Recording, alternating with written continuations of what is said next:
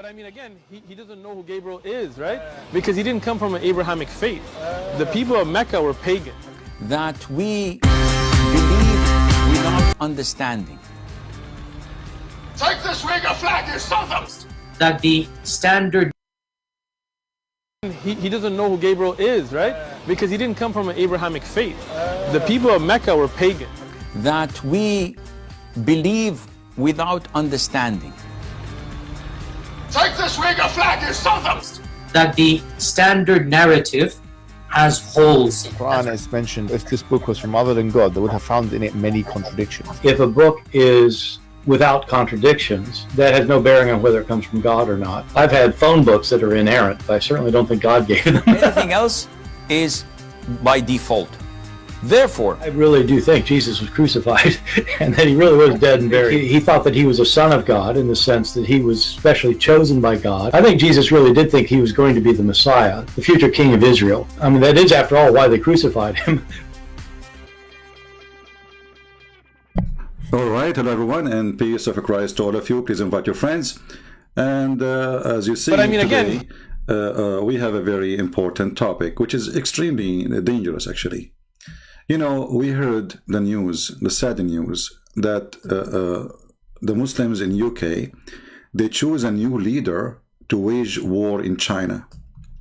And that is a third TiT war. Now, the Chinese, they heard the news, by the way, and they took it seriously. If you look at that girl there, she is from the Chinese army. And she was saying, I mean, this Abdul is so stupid cute. I mean, look at him. So supposedly there is a group of Muslims in China, they are oppressed. I mean, name for me one country in the world don't oppress the Muslims, and the one who oppressed them is the Muslims.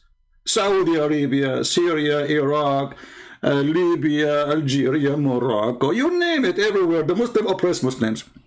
But Mimi Hijab, who is looking for a fame, he's a female fame.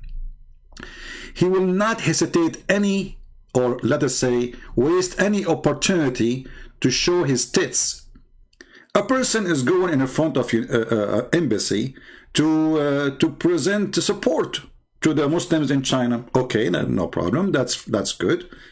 But why you take off your T-shirt? Because it is the tits war. It is time to take our war against China to the second stage. It is tits war. And now the Chinese, you know, they were ready for all kinds of wars, like nuclear wars, submarine war, tank war, missiles war. I mean, you name it. But tits war, that is a surprise. I mean, the Chinese been taken into a surprise war, a field they are not specialists with. The president of China, he met with the High Council of Security. He said, did you see the news? They said, which means, not really. He said to them, tits. They said, whoa, tits. You know, and supposedly they were talking about the tits of Muhammad Hijab. And now, the population of China, they start leaving China. Because, you know, I don't know if you watched the movie of, what's his name? The guy who is, I forgot his name. He's a British actor, where one of the women in his movie, she have like fire come from her nipples, you know? You know, I forgot the name. So, I think they are thinking about what is behind those nipples. What's exactly the plan? So the Muslims in England, they decide to do a strike, and they get an idea. Let us launch a tits war. And who can present the tits war better than Mimi Hijab, who love to show off his shaved hair chest? I mean, why you shave your chest a day before, you idiot? Are you telling me you have no hair on your body? Is that serious? You are Banut? You know, in Arabic, Banut is the one who have no hair, so they call him like girly.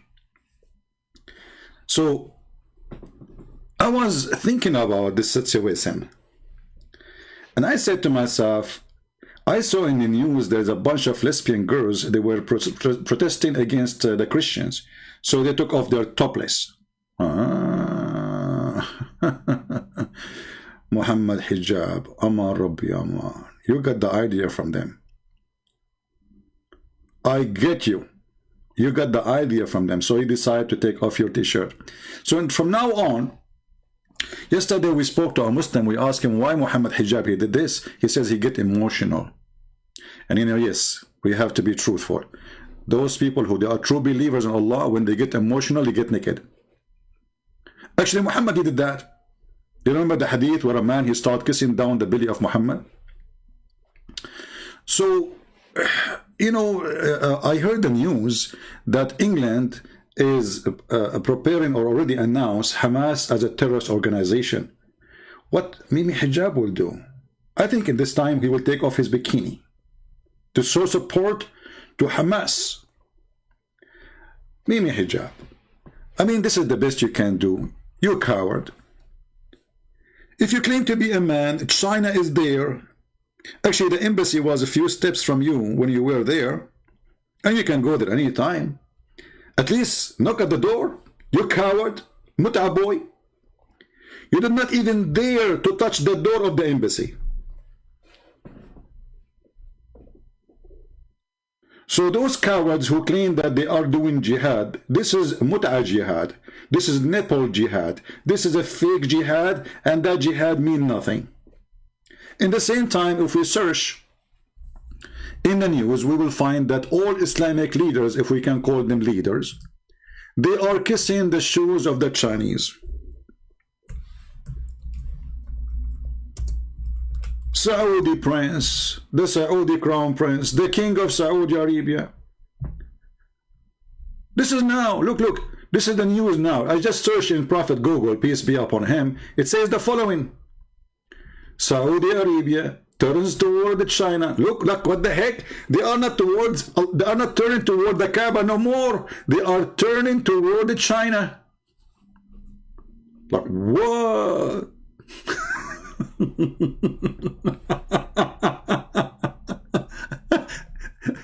Saudi Arabia.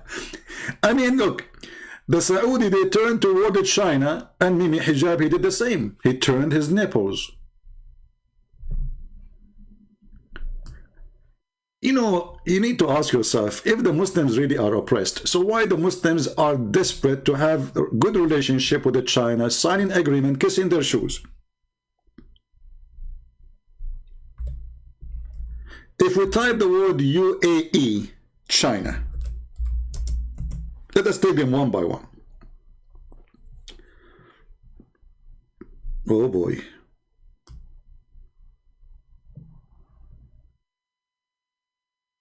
United Arab Emirates, soon they are going to give the Chinese a base. Like, what?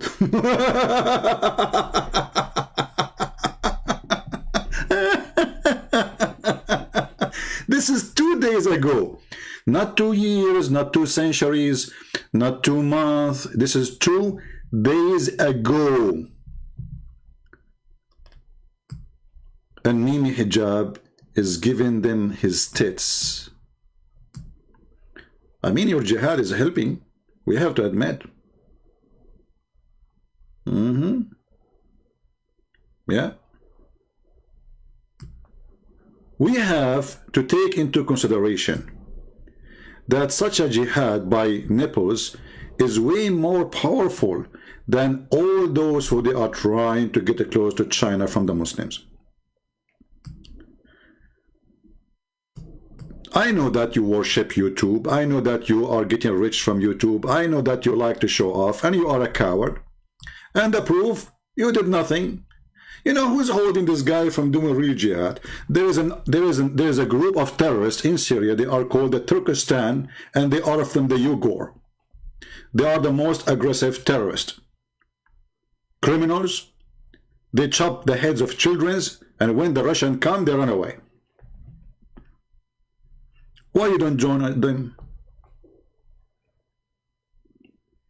Why you don't do? Coward. Tits boy. Let us type different country. Forget about Saudi Arabia, forget about Emirat. Let us see if we type China, Qatar.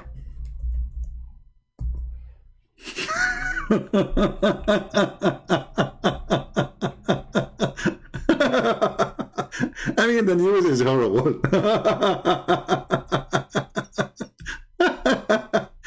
Look at this. China Qatar Corporation benefit both countries. This is the website of the government of China.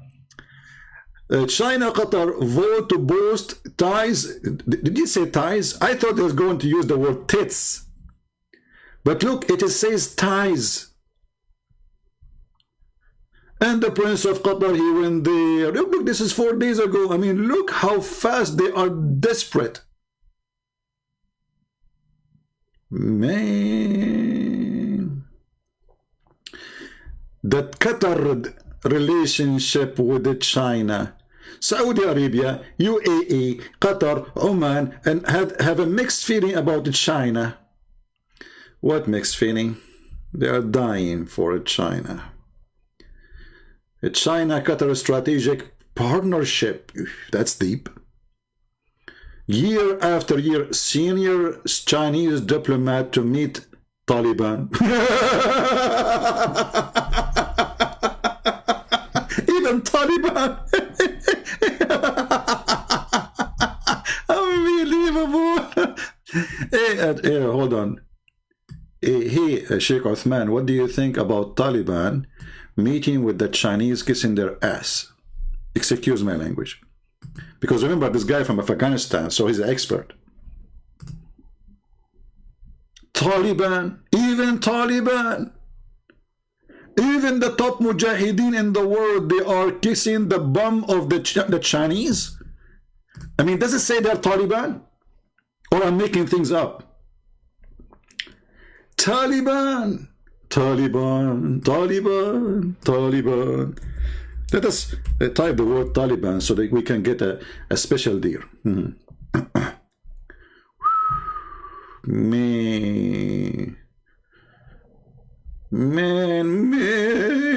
Look. The Uyghurs in China, in Afghanistan, fear China will push Taliban to do something to them. I mean, do you see how much the Muslims, they care for each other? Brothers and sisters, this is 11 hours ago. China backed Taliban. Its firm line up as a China back up Taliban regime. Chinese firms make beeline for mineral rich in mine. What? Okay, whatever. I mean, look at this. I mean, the Muslims, they are really against China. But hold on. Here it says, in a website, it says, foreign policy. It says, China is jihadi's new target. Eyewitness for that. We just saw it not long ago. The boy who sucked tits, he started that jihad. Can you imagine how many terrorists will be motivated by the speech of Mimi Hijab? How many they will take off their t-shirt to show support? I heard that Mimi Hijab, he took off his t-shirt because it's made in China. Hey, Mimi Hijab, I will shave my 25-foot beard if your t-shirt and your panty and your trouser and even your beard and the microphone you are holding is made in China. So you potato, how you claim that you are going to support the Muslims in China when you are buying the Chinese product? Isn't it the t-shirt you took off made in China? Go to any store in England, find me one t-shirt is not made in China. Just go. Try, just give it a try. Find me one microphone is not made in China. Find me one computer is not made in China. Even Apple phone and Apple computer made in China. So those coward potatoes, they claim that they are fighting China. You eat it. If you go against China, you will be naked. Actually, already you are naked. I will take it back.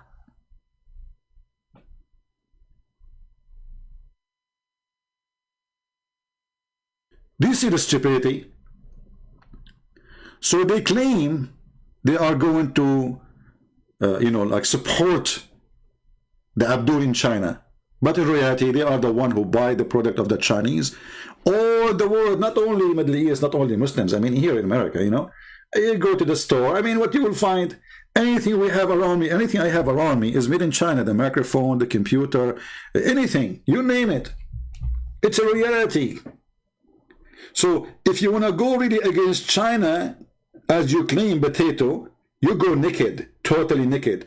Because the first thing you should do, you should stop buying their product.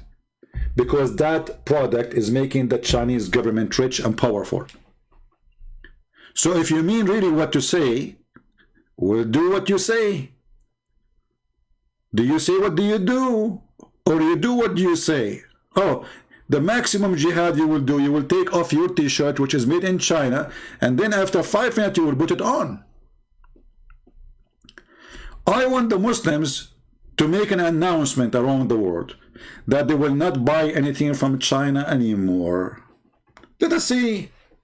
Let us see. I'm going to open my Skype. And again, welcome to your brother Christian Prince program. And this program is made for adult. So if you are under the age of 6 and you are a Muslim, you better leave, because according to Muslims, Aisha, she was adult, mature at the age of 6. In fact, she was dating at the age of 4. So if you are kids, keep them away from the Mujahideen. Welcome and invite your friends. But then the Prophet Muhammad sallallahu alaihi wasallam, Allah put around him those people that would console him, like his wife Khadija. And then when Gabriel started coming more often, he told him, I'm Gabriel, I'm bringing the message to you. And then he'll bring news to him of the past about like what happened with Joseph and Moses, things that he wouldn't have known. Because he couldn't read or write, right? Yeah, and then like amazing, miraculous things like linguistic miracles that the Arab poets couldn't respond to. So that's cool. That's so cool. He didn't know it was Gabriel. The angel didn't tell him it was Gabriel. He did, sure. Any later? No, even at that time, right? But I mean, again, he doesn't know who Gabriel is, right? Because he didn't come from an Abrahamic faith. But I mean, again, he doesn't know who Gabriel is, right? Because he didn't come from an Abrahamic faith. Those things are going to be shown every time we go live on air because they are priceless. So we are preparing for a new introduction in my program, and it's going to be fun. It's going to be a collection of action. Again, he doesn't know who Gabriel is, right? Because he didn't come from an Abrahamic faith. The people of Mecca were pagan. That we believe without understanding. Take this wig of flag, you son of That the standard narrative has holes in it. Quran is mentioned. If this book was from other than God, they would have found in it many contradictions. If a book is without contradictions, that has no bearing on whether it comes from God or not. I've had phone books that are inerrant, but I certainly don't think God gave them. Anything else is by default. Therefore, I really do think Jesus was crucified and that he really was dead and buried. He thought that he was a son of God in the sense that he was specially chosen by God. I think Jesus really did think he was going to be the Messiah, the future king of Israel. I mean, that is, after all, why they crucified him. All right. God is good, my friend, and the Muslims, they are abusing their religion. They bring people to interview, hoping that they can fight Christianity, and then in the process, they find themselves exposing their stupid God. As simple as that. It's very funny to listen to a dummy, and the dummy claimed to be wise. You see, there's one of the statement, the old Jewish tradition, they say, God, he created 2 ears and 1 mouth to listen more and speak less. But Muhammad is not like that. Muhammad, he speak more, he never listen. Even when Jibril came to him, Muhammad was not listening. This is why Jibril was squeezing him 3 times. I'm going to open my Skype. All calls from Muslims are welcome. I heard there's somebody, he is a Muslim, wanna call me today. So one of you send me email. I don't know if he's talking about today or tomorrow he will call me. I'm not sure. So we will open our Skype and Muslims are welcome to call. You know, Islam is a mockery by itself. But what makes it more silly, that the Muslims are working hard to do mockery to their own religion. One of the mockery of Muslims, they say that we have books full of lies. If you show them something, they will say to you, this is da'if. They are making mockery of their books. They are making mockery of their God. They don't want to accept what their God said and what their prophet said. It's a mockery cult. As an example, when we show them that Umar al-Khattab, he go out watching the wives of Muhammad doing poo-poo. You ask yourself, this hadith is written by who? Reported by who? If you ask me honestly, I believe that this hadith is written by Muslims who they are trying to make a mockery. But look like for the Muslims this is not a shame. So what? The companion of the Prophet, the best companion who became a caliphate, he was staring at the bum of the wife of the Prophet when they are doing poo-poo. And not only that, he was harassing them. Saying to Sauda, as an example here, when she was doing poo-poo, we recognize you. You see, the first one who came with the face recognition, I think it was the Israeli. But there is something we do not know until you read the Islamic books. There is something called ass recognition, and that was exist by Islam. All right. Let's see, we have somebody, he's saying he's a Muslim. We will see if he is.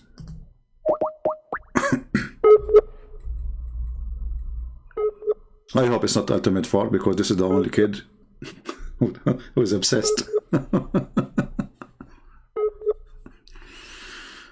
Okay, we're trying to call a Muhammad, and let us see if he is going to answer.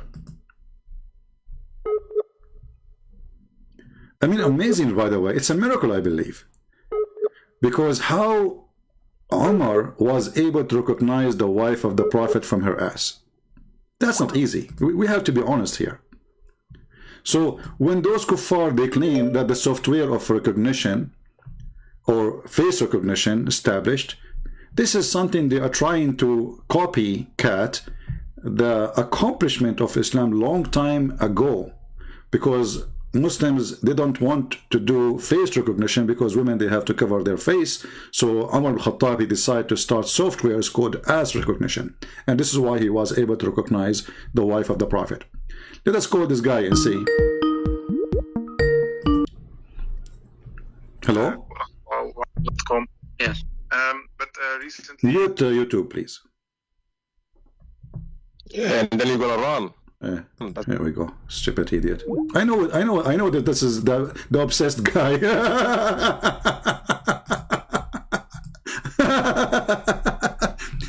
You know, listen, ultimate fault. I really am sorry for I did what I did to you. I mean, I made you made you to joke everybody, but I didn't mean it. It's you who keep calling me. So for the sake of your soul, and not to be humiliated over and over, don't call me again. I will not let you talk no more. That's it. We have you recorded. Go and be proud. Show it to your kids. Didn't you accomplish the mission? Why you keep calling? Potato, didn't you have enough?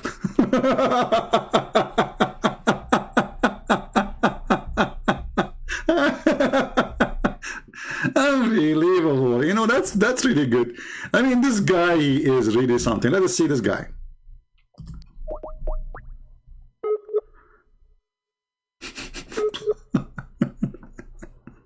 That's it. He want to take revenge.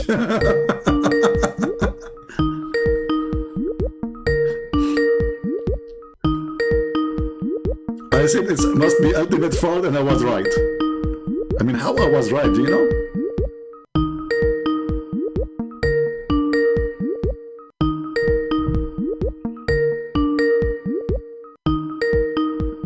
He's not answering, this guy. Okay, if you are a Muslim, text me please and I will call you. Alright? If you are a Muslim, text me and I will call you. And we want adult Muslim, not like this ultimate fraud.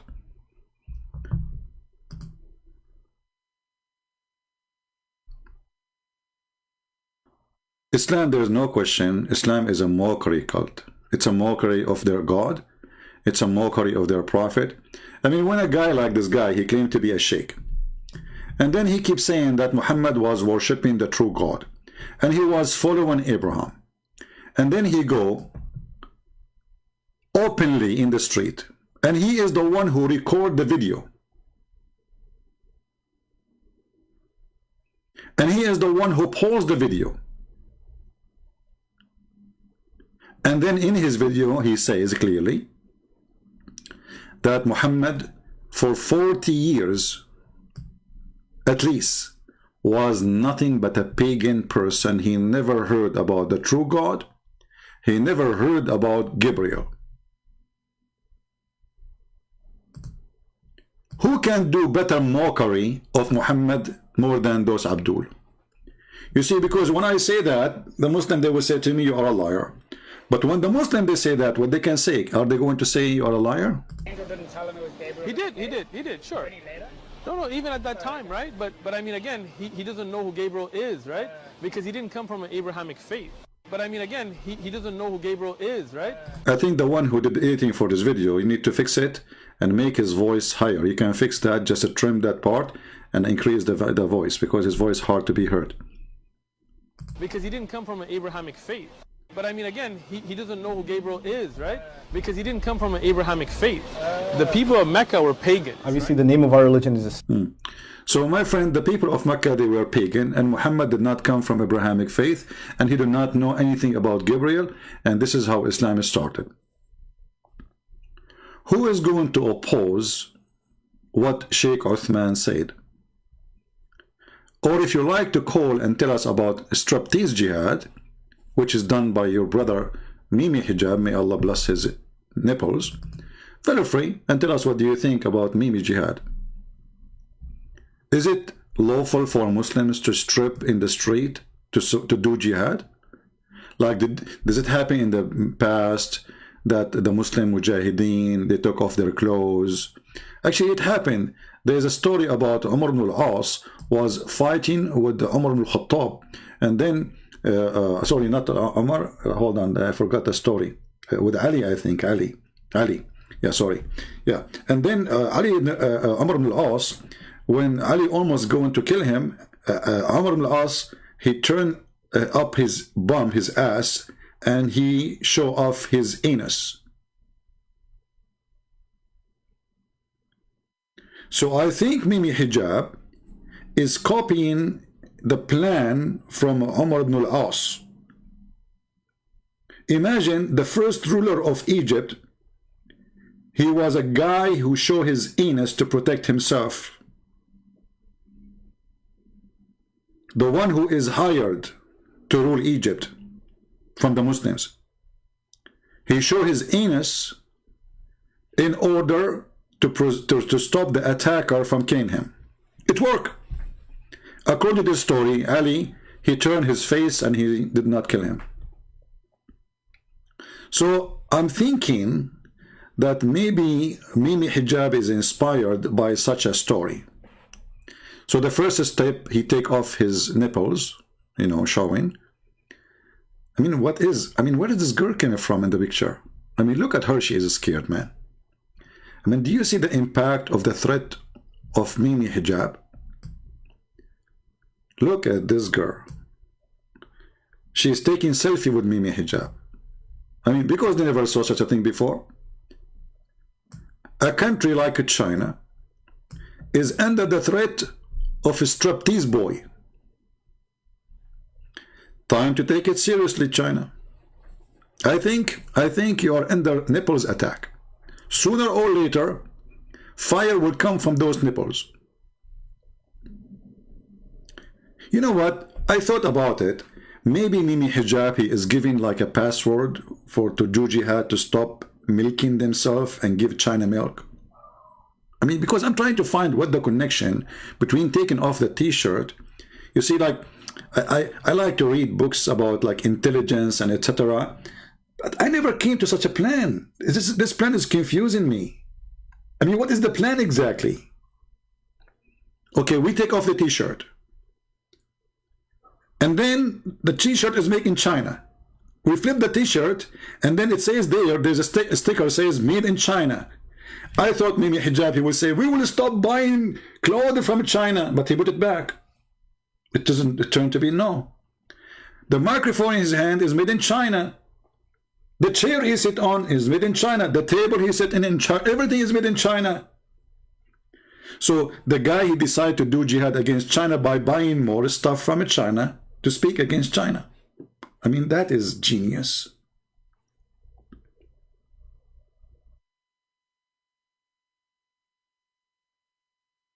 If this is the plan, I have to admit that nobody can beat you with such a thing.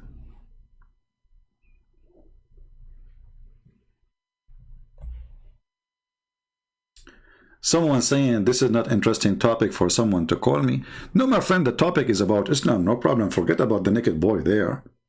I mean, we just put him for a snack.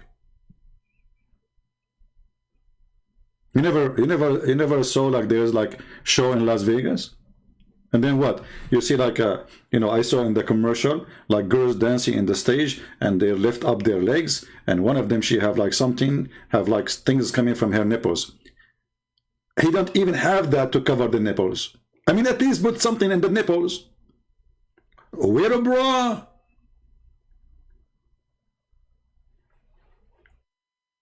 By the way, how many Muslim women they get tempted by seeing Mimi Hijab naked now? Especially this guy, he have an amazing body features to the point you see no muscles. I mean, the guy, look at you, look like a balloon. This guy, he always, you go watch his videos in the corner, in a speaker corner. He take off his t-shirt. He wears shirt showing almost everything. He is desperate just to show. The show boy. You know, the father of Muhammad was a gigolo. And if you read my book, you will see it. That the sister of Waraq ibn Nawfal, obviously she is a whore, she offered the father of Muhammad 100 camel to do boom boom to her. Now the story, obviously, there is no way. I mean, why in the world a woman, she will pay 100 camel to a guy to sleep with her? Doesn't make sense, man. I mean, maybe she gave him a chicken, but 100 camel? I mean, Muhammad himself is not worth a goat. So a woman, she is the sister of Waraq ibn Nawfal, which is obviously he is the father of Muhammad. She offered the father of Muhammad 100 camel to sleep with her. The father of Muhammad did not say no. He said, hold on, I'm going to Amina. Supposedly she is the mother of Muhammad, and I will be back to you, which means I will do Amina and I will come back. This guy is working officially as a gay girl. So maybe Mimi Hijab was thinking about doing business. But how much they will offer you? How many chicken? YouTube will pay. Who is a Muslim would like to call us? Who is a Muslim would like to show us that Muhammad really a prophet of God?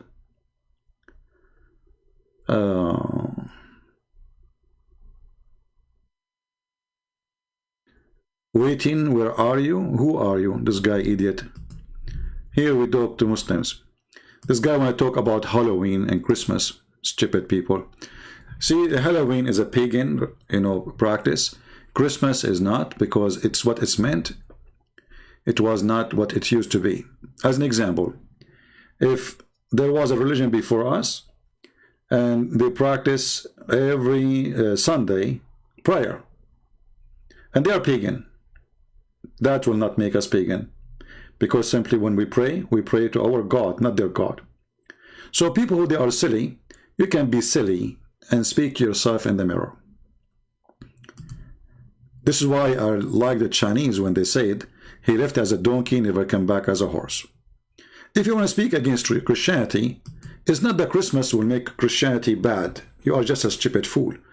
Actually, Christmas is the best time because the name of Christ on it. And that brings joy for billions of people around the world, including Muslims. In Christmas, people, they share charity, they visit each other, they take care of each other, they invite each other. Children get happy, everybody is happy. God is love, and he loves to see his people happy. And Christmas for us is every day. Every day is the day of the Lord, the Bible said. So the stupid ones, who they are desperate, try to find anything. Do we have any Muslim would like to say anything to us? Any Muslim would like to share with us something truthful about Muhammad, additional to TiT's for sure. You know, I mean, I'm convinced with the TiT story. You know, it is. Yeah, I mean, you have to think about it. Anyone have anything against TiTs? You see, actually, the God of Islam is the God of TiTs. Remember, if we go in the Quran and we search for TiTs, just search for TiTs, not necessarily the word TiTs in English, you know. Oh, I'm typing in English now. Unbelievable. So if we go in the Quran and we search for TiTs, but we will search for TiTs in Arabic. Kawaib. You know what is killing me about this Arabic language? That it says that they are a cube. Like a cube. Since when women breasts are cube? Because that will make the Kaaba breast too. Kawaib, Kaaba, breast. We are getting there. Look at this translation, by the way. And young, full-breasted, between two brackets, mature. The tongues of the Abdul now is coming out, brother. Brother, they are so young. And they are full-breasted, brother. Yummy, yummy, yummy, yummy. Even their God is the God of TiTs. When God, he promised us the TiTs of young girls, you ask yourself, what kind of God he is? Muhammad me saying, is Isaiah 53 say that he is the Messiah? My friend, don't worry about Isaiah, because your God already, he confirmed that the Messiah is the Messiah. So why you are worried about the Messiah, you idiot? I mean, why Muslims are so worried about Isaiah? By the way, why you don't have the book of Isaiah in your Quran? Can you show me the teaching of Isaiah in your Quran? Dummy. Dummy with certification. Is it saying that he is the Messiah? Don't you think it's too late? Abdul, don't you think it's too late even to ask this question? Your God, Allah, he confirmed that he is the Messiah. That Jesus is the Messiah. And Abdul is worried about Isaiah. They are not worried about full-breasted, mature little girls. He's worried about Isaiah 53. That's deep. I mean, we have to confirm that Muslims are people who think deeply. He did not see all the garbage in his Quran. My friend, if Isaiah is about Jesus or not, that will not change anything. Jesus is Jesus and he is the Messiah. And even your stupid God confirmed that he is the Messiah. So eat it. There is not. What is not? What is that? I mean, look, guys, look at the sentence. Sometimes people, they say to me, your English is not good. Even Muslims make fun of my English. But sometimes I read the Muslims' answer to me, it sounds like Quran. There is not. What the heck is that? Is that your answer? There is not what? I mean, imagine this guy become a professor in university. And he explained any problem by saying there is not. That's deep. We don't care, Muhammad. Even your name is stupid, Muhammad. I never heard of a guy's name is Muhammad. Muhammad, not Muhammad. Idiot. We don't care if you think about Isaiah 53, whatever you want. Who care?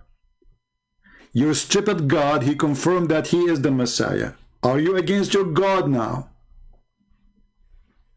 Are you against your God? Say yes and get one trip to the nipple land. Honestly, if you say yes, I am against Allah teaching, and you call me, I will contact Mini Hijab for you, and he will grant you a one-way trip to the nipple land. What say you? Huh?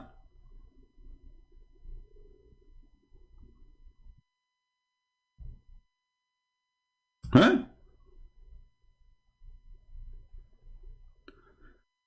Somebody saying change your information. My friend, those are fake numbers. Don't worry. Do you think Rita? But I don't even have a phone number. I use prepaid phones when I need to go somewhere, and that's it. So don't worry. Any Muslim dare to call me? Oh, we have somebody trying to call. My friend, you cannot call me. You have to text me first. Text me, and then I will take your call.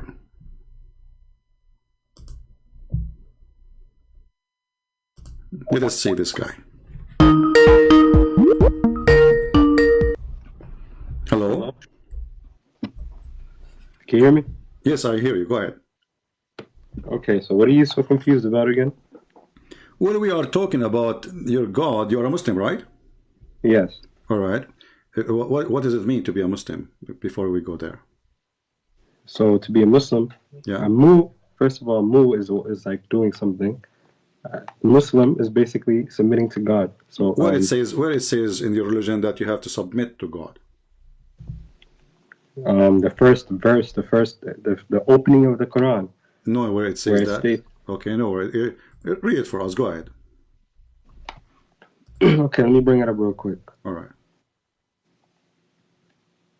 Actually, if you show it to me, so basically, that the first surah of the Quran basically explains the oneness of God. Really? And explains that no other worship is worthy except for that one God. But you said to me you can find the word submitting to God there, but it's not there then, huh? What does submit mean? I don't know. You are the one who chose. It means submitting is worship, is a form of worship, correct? No, because simply there is people who worship, but they don't submit because if I submit to something, that's me worshiping something, right? Because I'm idolizing it. Okay, let me ask you: do Allah submit to somebody else? No, it's God, and God did not submit to nothing. All right. So if Allah wanna forgive you, do He ask another God to forgive you? No.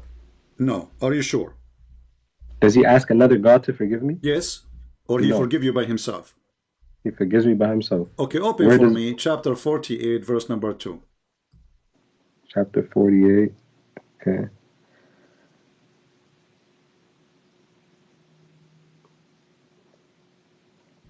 Verse number 2. Okay, read it. Go ahead, read it. You read it. My English is bad, as you know. Okay, it says that Allah may forgive thee of thy sin, that which is past, and that which is to come, and may perfect His favor unto thee, and may guide thee on the right path. So who's talking? God is talking through Muhammad. No, who's talking in the verse? Muhammad received the verse. Muhammad is not talking there. Okay. He's talking through God. So through God. Muhammad did not say anything. This is Allah talking right now, correct? How do we get this information from where? This is not the question, my friend. We know that Muhammad later told you that he heard this from the angel. This is not the question. Listen carefully. Who is the one who said this verse or this sentence first? Who says the sentence first, you said? Yeah. Yeah. What do you mean? I'm confused. Is that your God, Allah, or Muhammad, the first one who made it? I mean, how else are you going to get information from God unless somebody tells you something? I'm not asking you how you get it, who deliver it. I'm asking you who is the first one who said those words? Technically, Muhammad, yes. Muhammad's saying it. No, the first one is Allah. Are you saying that the Quran made by Muhammad? No. He's what do you I don't understand your question. I don't know why you cannot understand my question. Listen carefully. Who is the one who made this verse? Who made God. What is the name of your God? Allah. Okay, so if Or Allah there's is 99 talking, names. He has 99 names. that's so. wonderful, guys. Allah have 99 names. I'm so happy that he got many names because soon he will be out of them. Listen carefully. Okay. If the one is talking is Allah, so how Allah he say, may Allah forgive your sin? He's speaking in first person. Like that's I mean. What first person, my friend? If I say may Allah, I'm making a wish, correct? Yeah, he's saying if Allah, he says that Allah may forgive thee if they sin. He's telling you that if you sin, Allah will forgive you. He's not saying that. He's saying may Allah. He is not saying Allah will forgive you. you. He says Allah, inshallah, if he does, if God wills, inshallah, he will forgive you. Okay, hold on. Yeah. Did you say that inshallah? Did you say that Allah, he said inshallah? No, inshallah means if God willing. If he feels like you just said that. Okay, let's go back to zero. That's when what God willing means. When Allah he says that Allah may forgive your sin. The one who's talking supposedly is Allah. So when Allah he say may Allah forgive your sin, he is asking another Allah to forgive the sin of Muhammad. Because if he is the one who's talking, he should say, I forgive your sin. It's not a wish, because he is the one in charge. When we make a wish and we add a name before it, we say that Allah may forgive your sin. Obviously, I'm making a prayer.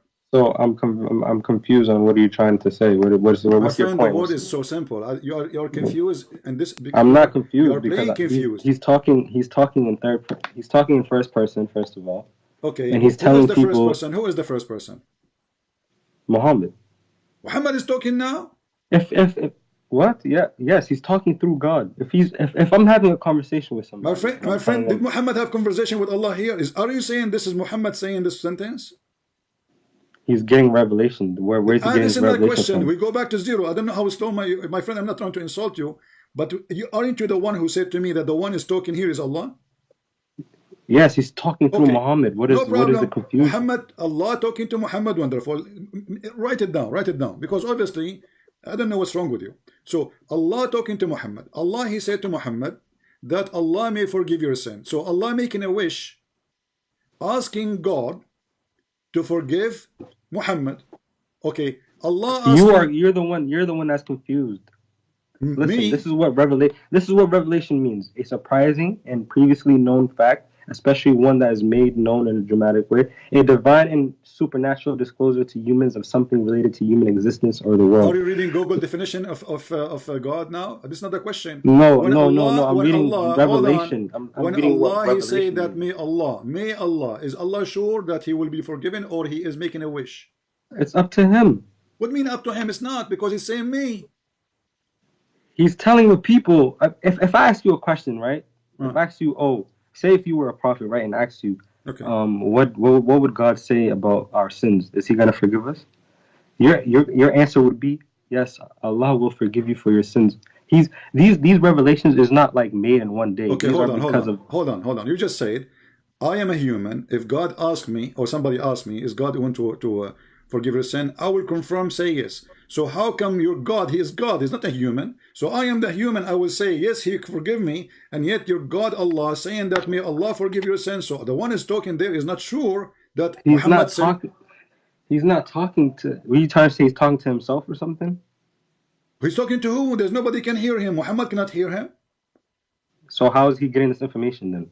Where's Muhammad getting this information? According to your religion, Allah he wrote this in the Samsung tablet. He did not write anything. The Quran got revealed within 20 years of Prophet Muhammad's life. My friend, are you sure you are a Muslim or you are from China?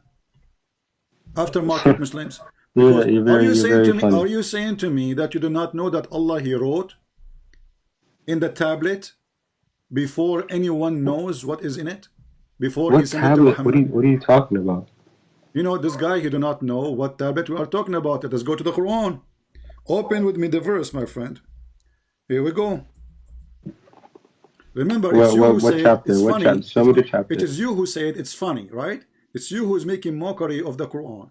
Who's making mockery? You said you are being funny when I said to you. I said tablet. You are being funny. Yeah, I said to me, what tablet are you making mockery? Here we go. This is the chapter I'm 85. I'm trying to find information. I'm not saying I have all the answers. This is another thing. Chapter you think 85. All Muslims don't.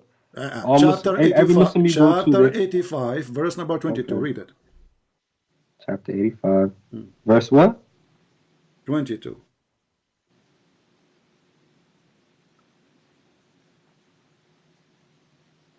Verse 22. Okay, I'm here. Yeah, so I'm here. You are here. I am there. Okay. Okay, and you said there's no tablet. Hold on. Let me see. Hold on. I missed it. Let me see. Hold on. It says, "Nay, but those who dis." What do you mean? I don't see where it says. I don't know. I don't see where it says tablet. Am I on the wrong verse or something? You don't see it. 85. Chapter 85, verse number 22. Are you using iPad or Samsung tablet? Because I think the translation will change depending on the tablet you are using. It says okay. It says okay. It says on a guarded tablet. So there's a tablet. So Allah was talking to himself. But is it? It says, but is a glorious Quran on a guarded tablet. Okay, so Allah did not send the Quran to Muhammad right away. Allah, He wrote it in the tablet, and you are the one who made fun of it. He did not say right in. You're understanding the Quran the wrong way, sir. That's not what it means. That's okay, which interpretation book you like me to show you? Interpretation done by Muslims, so we can read together. As long as I understand it wrong.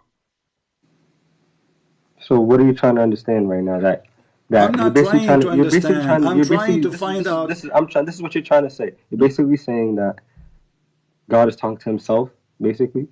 Yes, you are the one who said that, not me. Remember, when I said to you that Allah, He wrote it for Himself first, you said, are you saying Allah talking to Himself?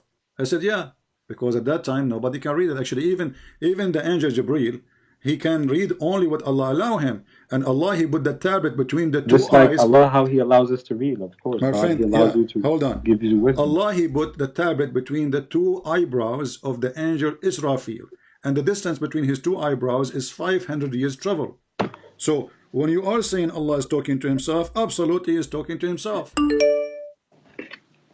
He's not talking to himself. You just don't understand the basis of the Quran. So he's talking to who? When he said the word.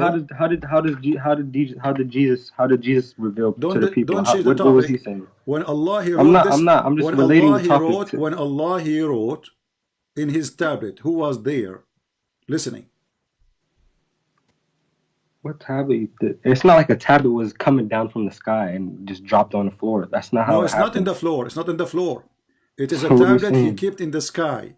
Obviously, you have no idea what you are following. You do not know what is your religion. Listen, I did not read the Quran from front to back. Okay, so first of all, that's not even important though. The question you're trying to say is important because we are trying to find out if Allah is God or not. Remember, we said if Allah is God, then how Allah the God, He asked other God, may forgive Muhammad's sin.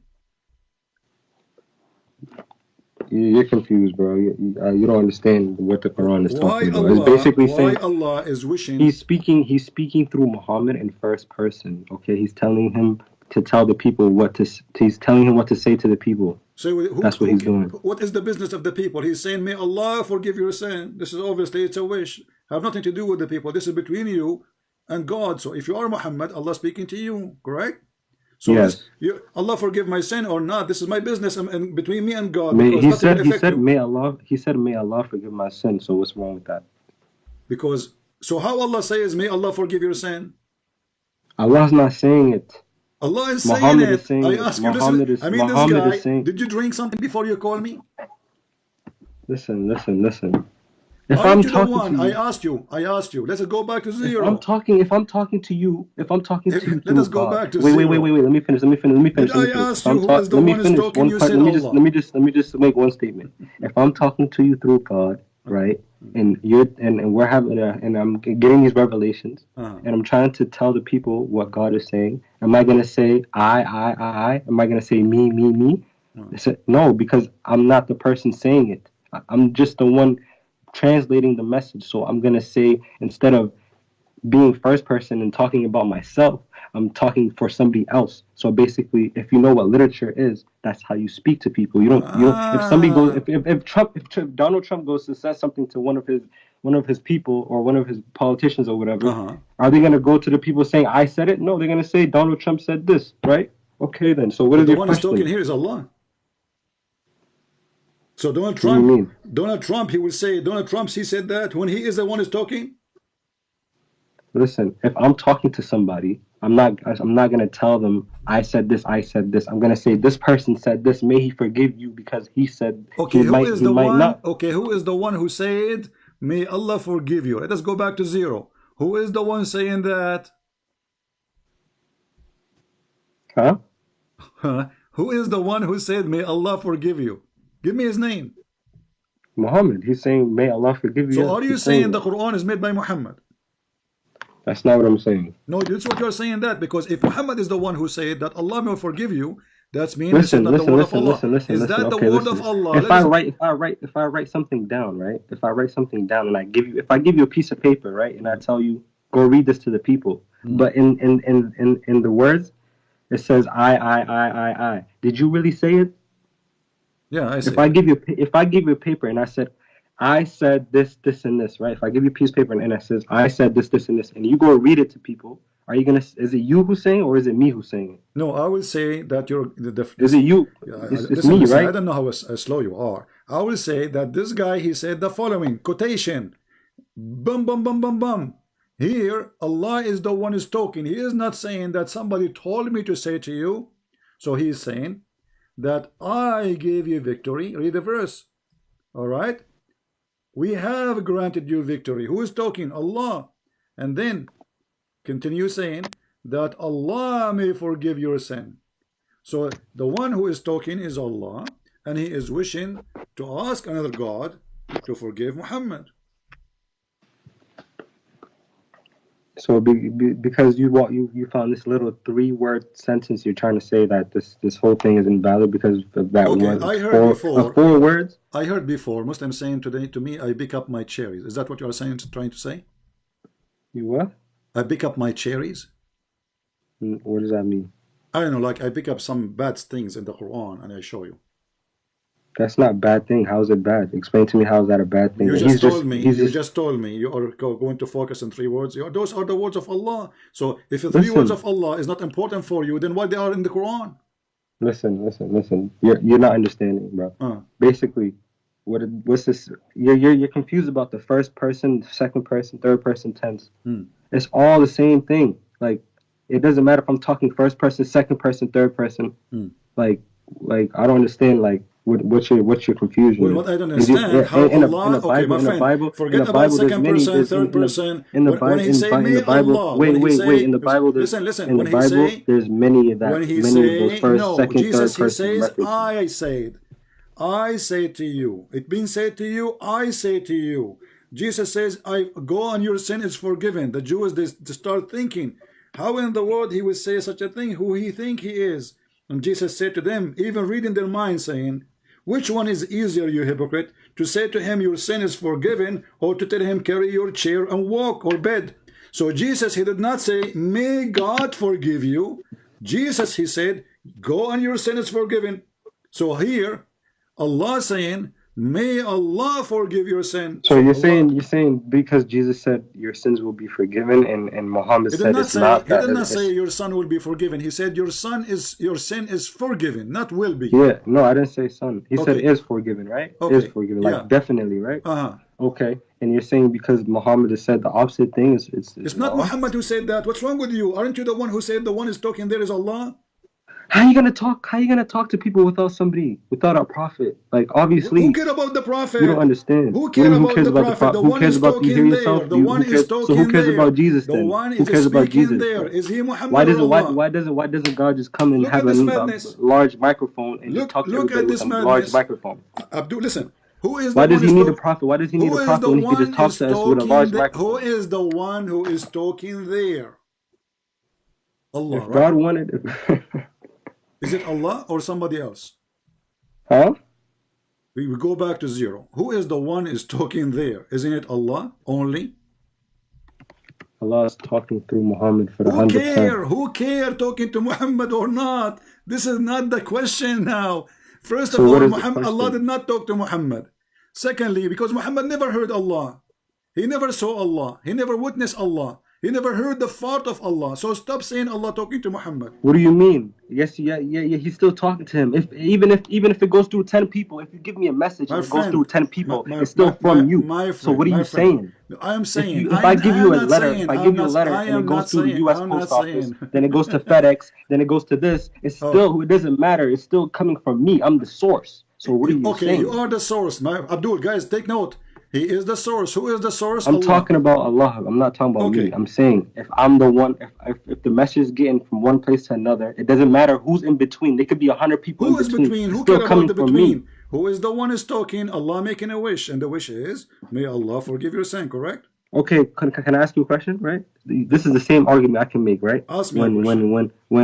when Jesus was getting his revelation, was he talking to God or was an angel coming down to speak to him? No, he was talking to, he is God. Why angel, directly? Why he didn't angel, need an angel. why angel will come and give him revelation? Nothing. Abdul, let me show you. Even in your Quran, Jesus, he did not receive revelation from an angel. When Jesus was born and he was supposedly a child in the cradle, Jesus right away he spoke, speaking as a prophet of God according to Quran, correct? Huh? Jesus, when he spoke in the Quran, in the cradle, did he receive revelation from an angel or he is just born? I don't know, man. What do you mean you do not know? What you know? What kind of religion you have? Jesus in the cradle, he spoke. He's 1 hour old, 1 minute old, and then he spoke to them in the cradle. Who? Jesus. Okay, so as a baby, Jesus right? do not need an angel to give revelation. Even in your Quran, when he is just a child. Okay, everybody's different, right? Just like no, not everybody is different. It is you who said. It is you who said. It is you who said to me. Look, guys. In the cradle, was all the other prophets speaking in the cradle? A second ago, he said to me, "Didn't Jesus receive revelation from the angel?" So was Abraham speaking in the cradle? Hold on, don't escape. Jesus, he did not receive revelation from an angel, and the proof the Quran says so. He spoke when he was a cradle. Muhammad, he was 40 years old, first time ever. He encountered an angel. Yes. So when the angel came to him, he says stupid things. As an example, the angel said to Muhammad, read, correct? Yes. Okay. Did he give him something to read? What do you mean? You don't need to get something to read. You just if Allah wants to give you the power, if Allah wants to give me the power to read something that I don't know how to read, then I can read it, even if it's not there. If it's just coming out of my mind. Thank you, guys. Did because you hear it's coming. It's the word of God. If Allah it's is the word God, of God. if Allah is God, and He gave me something to read, even if I cannot read, I will read it. Okay. Yes, because He gave me the power to read it. He said to Muhammad, Allah said to Muhammad, read. Did Muhammad learn how to read after Allah said to him, read? Yes. I thought Muslims believe Muhammad never learned how to read. What do you mean? What do you mean? You told him read, right? You just said. Just take a hike. You're just a kid. I'm wasting my time. I want somebody, a Muslim, he knows what he's talking about.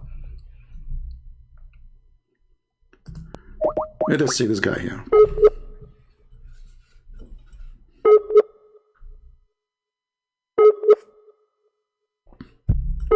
This guy, he have his own religion. He can say whatever he wants. You don't know that his God have a board. You don't know that his God. He the first thing he did, he wrote in the board. I have no idea where it says that. I never read this before. Okay, let us see this guy. Maybe this guy is ultimate fart. He changed his name again. It sounds like it.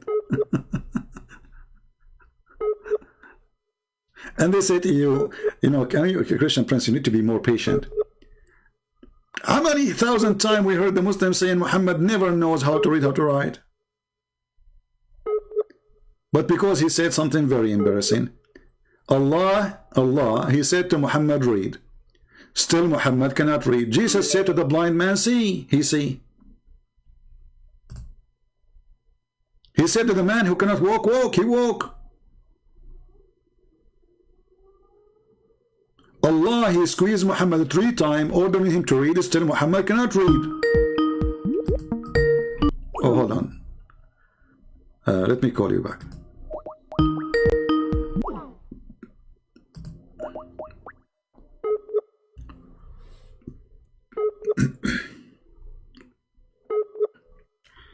Don't call me El Maliki, because if you call me in the same time and I call you in the same time, will not work. Oh. Hello? Oh, that answers you. Yeah, here we go. Son of Muta. Hello? I got one more question for you before you go. You got a question for me? You did not answer. Yeah, you know, did your prophet learn how to read? Yes or no? Huh? Did your prophet learn how to read? Yes or no? Can I just ask you one question? No, I want you to confirm. Did you search Google? What? Did your prophet ever learn how to write, how to read? I want an answer. No, he was illiterate. So why Allah, he ordered Muhammad to read, still Muhammad cannot read? If you can't read today and I want you to read tomorrow and I'm God, I can make that happen. So what are you saying? No, he can make it happen right now. And you just said Muhammad never learned how to read. So Muhammad, he became a prophet at the age of 40. He died after he became 60. So Allah, he have more than 23 years to make him learn how to read. Did he make it happen? That's not what's important. No, it's important. Why not? If God, he said to you, read. Jesus said to the one who cannot walk. Jesus, he said to the one. If God wanted to stop Hitler, he could stop Hitler too, right? The one he could who stop cannot Hitler, walk. though, right? But why didn't he stop Hitler? Okay then. You make no sense. I just have one question for you. Hold on. If you're a real Christian, why don't you believe what the Ethiopians believe? Because that's the real, true Christianity right there. They prostrate, they bow down on their heads. Still, the Ethiopian believe that Jesus is God, and you are a fool. What? Ethiopians still believe that Jesus is God. How come people denounce the Ethiopian religion, the Ethiopian Christianity? Who said that? Who said that? What do you mean who says that? Mormons go there. Mormons go to Ethiopia all the time. Mormons go to Ethiopia. How are you going to tell me Mormons go to Ethiopia all the time trying to change these people? Don't change topic. The Ethiopian, they don't change the topic. We're talking about Christianity and Islam, right? Do the Ethiopian believe that Jesus is God? Yes or no? What happened? What happened to the Ethiopian Christianity? How come people don't? That's the Orthodox. That's the real Christianity, right? Do they believe that Jesus is God or not? The answer is yes. So you are a potato. Now don't change the topic.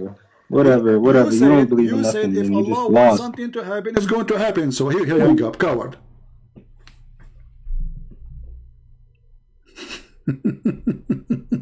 Potato. An ultimate fort. I will give you some toys to play with. Okay, don't call me, please. I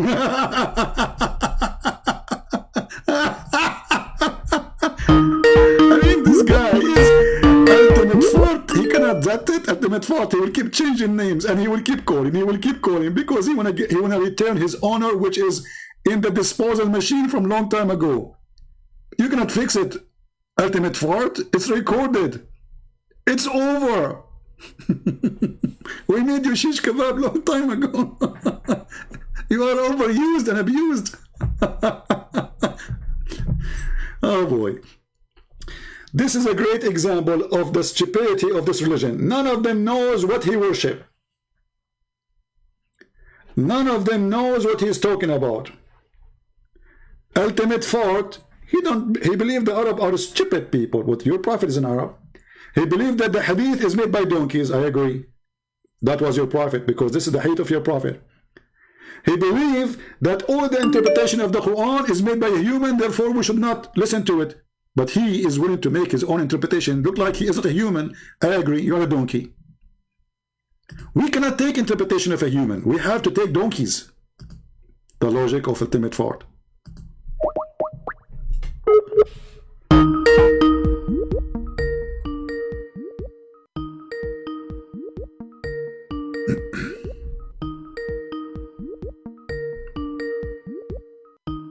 answer. Hello? Hello? Hi, can you hear me? Yes, my friend, we hear you. What do you like to say? What's the discussion about? Well, we are talking about your, your God. You Muslim, you say that Allah is one God, right? Yeah, but let's have an agreement first of all, okay? Okay. Agreement about what? Can we? Are we going to agree like Muslim scholars? Because the Muslim scholars they agree about not to agree. Listen to me. Uh-huh. Because we're not here to entertain one another, so let's not start mocking each other up. Let's just have a... I'm not mocking. Did I say anything to you? Did I insult you? No, because I've been watching some of your videos. My friend, if somebody is stupid, he says something stupid, I will say to him, you are stupid. You can say the same to me. What's wrong with that? If I say something stupid, say to me, you're stupid. Anyways, okay. Anyways. Yeah. So what's the discussion is your God, Allah is one God, or he is many? He is one. Okay, what is the proof that he is one? What is the proof that he is one? Yeah. What's your proof that he is a three? Well, here we go. As an example, chapter 48, verse number 2. Allah is speaking, saying that may Allah forgive your sin to Muhammad. No, I'm asking you, what's your proof that he is three? I'm not saying he's three. Do you believe in one? Do you believe in one God or in three gods? You see, you are changing the question. We believe in one God, but the question. No, I'm not. I believe in one God. You ask me. I will tell you what is my proof, but don't jump my question, please. What is your proof? I'm not jumping in question. You ask me how. No. Listen. You ask me how many gods. How many? Okay. Listen to me. You asked me how many gods I believe in. I answered you. I said we have one God. Now I will go back to you. So you have one God and I have one God. So why should I prove it to you if we both have the same belief? No, but because the Quran says you don't have one God. Read with me carefully. It says in chapter 48, verse number 2, that Allah may forgive your sin. So there is who is the one who's talking? Chapter 48, verse number 2. You can read verse number 1 if you want to. Just a minute. Chapter 48, which surah is that? My friend, I give you chapter 48. Just open chapter 48. He's asking me which surah is that. I'm asking you. If you don't want to answer, just say it. I don't want to answer. Give you the number. This is the easiest way because you might pronounce it wrong. You might get it wrong. The number is the best. For chapter 48, okay, verse number 48. 2. Which verse? Verse number 2. No, you're giving me something. Which says, say it in English. You read. Don't you have the Quran in front of you? Yeah, but yeah, okay, I got it. Thanks to Allah, finally, he got it. So, yeah, what do you... Read it for me. Who's talking there? Who's talking? God is talking. What his name? His name is Elohim in the Hebrew script. His name is Allah in Aramaic. His name is in Arabic is Allah. So his name is Elohim. So how come the Quran never mentioned Elohim? Why is Elohim mentioned in the New Testament? Yeah, I mentioned many times. Where? From the first. Go open the first book. Where? So which chapter? Tell me. Don't change topic. Don't change topic. Don't change topic. No. I'm not changing. I'm asking you where the word Elohim is mentioned in the New Testament. It is all over in the Bible. You can go right now. Search in Google. No. I'm asking specifically about the New Testament, not the Old. Don't change the topic. No. Listen. Don't change the topic. I'm not talking about the Torah. I'm not talking about the Torah. You said to me, where Elohim mentioned in the Bible, right? I said to you all over. No. I did not say Bible. I said the New Testament. I was specific about it. Abdul. I was specific about it. Abdul. I'm specific about it. Okay, let me ask you. When you said to me that Allah is the same as Elohim, is your God Allah is a spirit? Is he what? Is he a spirit? No, he's not spirit. But don't you know that when God he mentioned the word Elohim, he said, and he's a spirit? I don't know what you're saying exactly. I don't understand what you're saying exactly. Is your God Allah is a spirit? No, he's not. I already replied to you. So He's I not. am saying, when you say to me that your God Allah is the same as Elohim, Elohim in the Bible, he is a spirit. Is your God Allah is a spirit? Maybe that's your personal interpretation. That's not the Rabbi and Hakam's interpretation. This is the Bible. No. Bible. God created the heaven and the earth, and his spirit was above the water. So when I ask you, his spirit, yes, his spirit. Okay, He did not say God is a spirit. Okay, no, his spirit is not created. He is God and his spirit. Do you have a spirit? So, do you have a spirit? My spirit is not. You see, okay, I have a spirit, so that makes us two. No. Do you have a spirit? Yes, I have. Are you spirit? No. So the same concept then. No. Go ahead. Next question. Just answer yourself. I am not the spirit, but I have a spirit. I have a soul. So God the Father is not the spirit, but he have a spirit, which means God the Father, God the Son, God the Holy Spirit. Now I'm asking you. You said God is a spirit. When you said yes, God the Spirit, God the Holy Spirit is God for us. God the Father is God. God the Holy Spirit is God. Christ, the man who came to us, is God. So when we say God, we talk about the person. My friend. You said that Elohim is the same as Allah. You said, I asked you, is Allah your God, is a spirit? You said no. So our God is a spirit. Our God is a spirit. Your God is not. So don't fool yourself. You asked me if he's a spirit. No, he's not spirit. Okay, do he have a spirit? Do he have a spirit? He might have. He might have a spirit like you mentioned in the Torah. Okay. But that doesn't mean he's a spirit. Okay, no. Hold on. So why you Muslims, you have tons of fatwa saying that the one who believes that Allah have a spirit is no Muslim? I don't know which fatwa was that. Here we go. You know, do God, do Allah. I don't know which fatwa was that. I don't know which fatwa was that. No problem. I will show you the fatwa. Don't run away from the fatwa. So you did lie or you told the truth. Have a spirit. Here we go. No. Listen. You're playing here with words. See, you are not. Are you a scholar? You're playing with words. First you ask me if God is a spirit, and then you play with the words. You say, does God has a spirit? You said to me, I said, God is a spirit. God is a spirit. God is a spirit. How many times I need to repeat? Are you deaf? No, listen. Is that sorry? Is that the Jewish interpretation? Yes, this is the Jewish interpretation. Now shut up and listen. This is your fatwa saying. Listen. Let me read, Abdul. Let me read.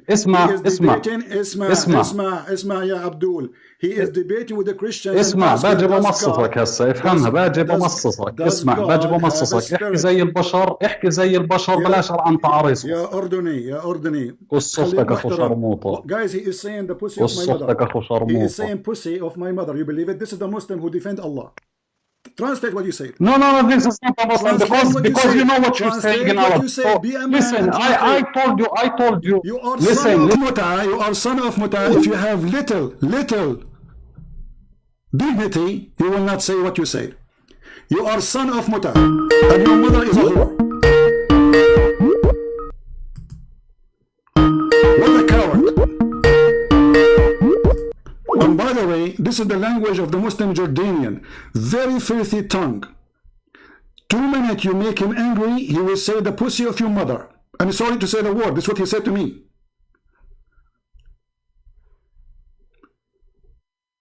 This is how filthy this cult is. They are the one who defend Allah, but they are filthy as a vagina,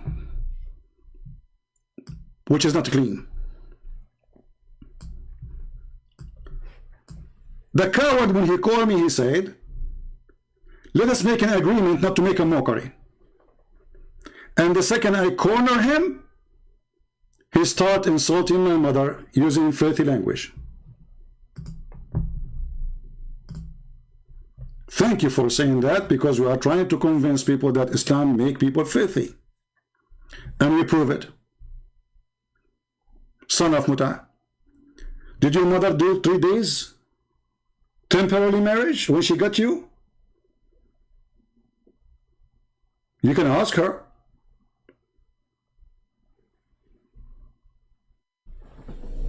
In Jordan, the government of Jordan, they forbid any taxi driver from having a cassette tape in their or CD in the taxi. Do you know why?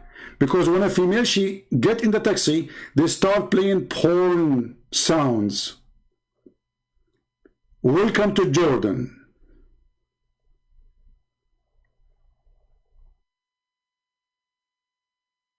This is how polite Islam make the Jordanian.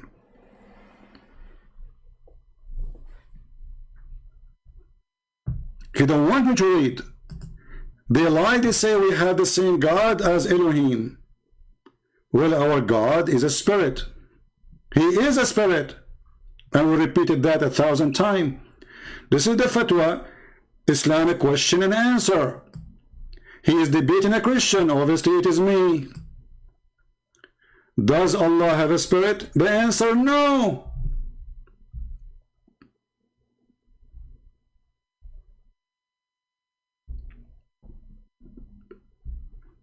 All this reference saying so. Spirit is not one of the attributes of Allah. It is not. So when a coward like you get upset because we got you busted, because we showed a fatwa proving that you are not a believer, or you are a liar trying to fabricate a new religion that your God have a spirit, and you will notice that there's no Christian will try to insult his God, says Allah or the God of the Muslims is the same as Elohim, because that is insult to our God. But those who have no dignity, like a whore, when she tried to attach herself to somebody have an honor, this is what happened with Islam. They are desperate to attach their God to our God, for they are the counterfeit God. Read carefully. The spirit or a soul is not one of the attributes of Allah. Rather, it is one of the things have been created by Allah. We asked the coward. This is why he didn't want to read. He went so crazy. But thank you for speaking filthy language, son of Muta. Thank you. You proved my point. If you are following a true God, doesn't matter what his name is, you will not say what you said to me.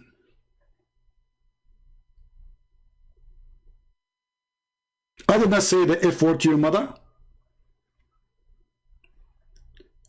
And there is no need for me to say it. Your mother is not part of the conversation. And even when I say son of Muta, I'm using a term Muslims use. You Muslims believe that you can do Muta. Your prophet, he have a chapter in the Quran about it, chapter 4, verse number 24. So I'm not even insulting. You Muslims, you go, you rent a woman for 3 days, 3 nights. You will say to me that your prophet, he forbidden that? Still, it's in the Quran. And if your prophet, he forbid that, why? Is that because he noticed that this is prostitution? Huh? The funny is, when you read for them what is in their book, they get upset.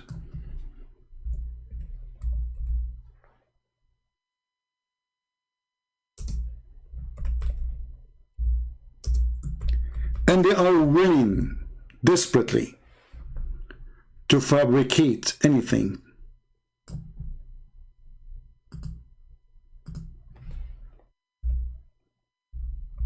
Let us put the Hidayat of the Muta.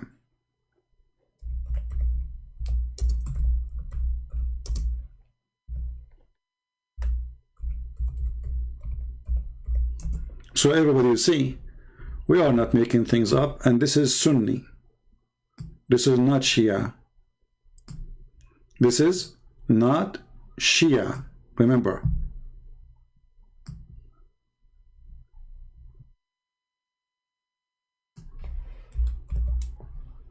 because they might say, oh, the Shia practice that. And the funny, when you ask the Muslims, how many Muslims there is in the world, they count the Shia. The second you say the Shia believe in this, they say, oh, the Shia are not Muslims. But is Muhammad a Shia? Was he? And we have tons of hadith about Muslim practicing the caliphate after the death of Muhammad, practicing the muta. This is why the Muslim Shia, they laugh at the Muslim Sunni when they deny that muta is part of their cult.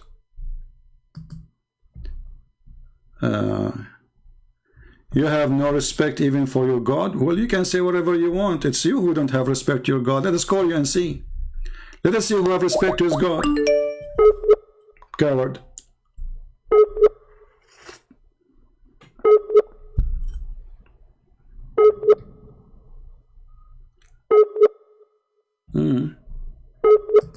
Look like your God is not helping your internet too.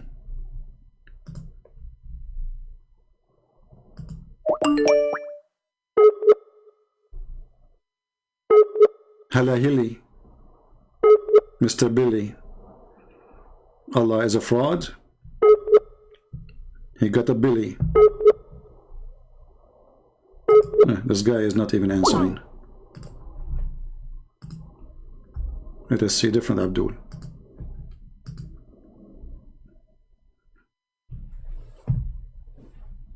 Allah is one God. By the way, who cares if Allah is one God or not? I mean, if he's one, he is 10. He is what he is, but still at the end of the day, he is a stupid God. Did you ask yourself what kind of God he allow a man and a woman to have sex for 3 days, 3 nights for fun? And even he called it muta, which means sexual boom boom. There's no marriage. He didn't even use the word marriage. He said muta. The Muslim, they make fun of the Buddhas, they make fun of the Hindus, they make fun of everybody, claiming that they have honorable religion, when this religion is the last one to speak about any kind of ethic. A Muslim, he can lie. To me, to you, to his wife. The Muslim wife, she can lie to her husband, to you, to me, to her friends. This is Islam. And we can prove it right now. Muhammad, he says, a Muslim man, he can lie in 3 cases. To his enemy, to his friends, to his family. Who's left? Who's left?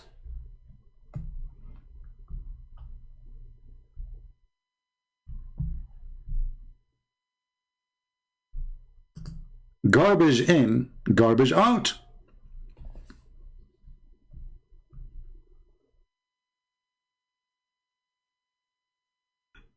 As simple as that. Well, this is why I had to hang up, because it's just, you see, this is why when I go live, I lose my voice, because I have to shout, repeat the question 1,000 times. Because, and by the way, some of them, they play slow in order to avoid the question. So the second we show this guy the verse, Allah asking Allah to forgive Muhammad, you have to jump to speak about Elohim. Is your God is a spirit. Elohim is the same as Allah. The word Elohim, you stupid idiot, means gods. The word Elohim, just how stupid you are. Because if the word Elohim is the same as Allah, that means you just agreed that there is a word which is equal to Allah, which is gods. The word Elohim is not a singular word. You are a certified donkey, like your prophet. So the second you say that Elohim is the same as Allah, you just admitted that you Muslims don't agree with the oneness of Allah as one person. He must be 3 or maybe more, because Elohim is a word meaning gods. Gods. So when you say to me, is that the interpretation of the Jews in the Old Testament, you stupid? Yes. Go right now, open any Jewish interpretation for the word Elohim. Don't open a Christian website. You are a certified idiot.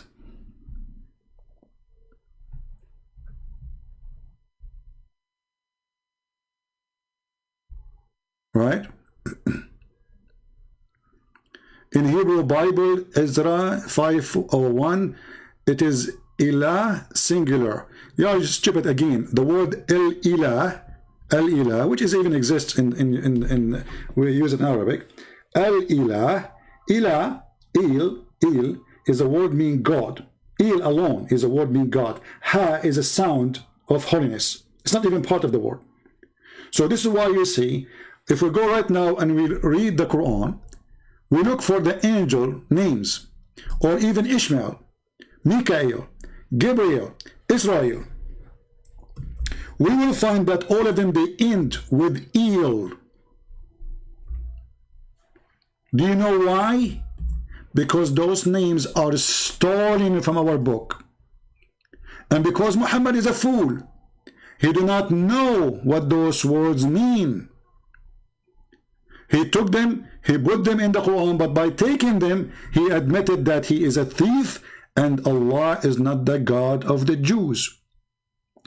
Do you remember in the debate where Hidayat, he said, God, he struggled with Isaac, with Jacob, Jacob, he's wrestling with God, you know how funny, how stupid. Did that, he made fun of the Quran. Because when the Quran accept that this person, his name changed into Israel, he accept the story. But because those dummies are thieves like their God, they do not know what Israel means.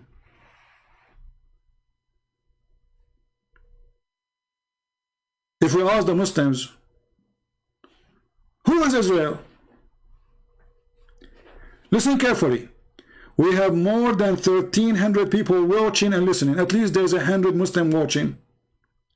I challenge you to tell me who is Israel. Any Muslim?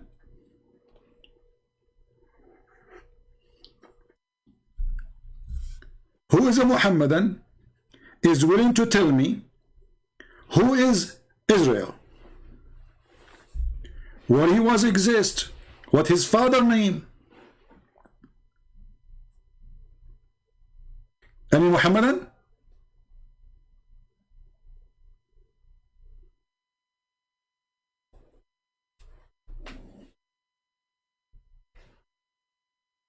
Any Abdul?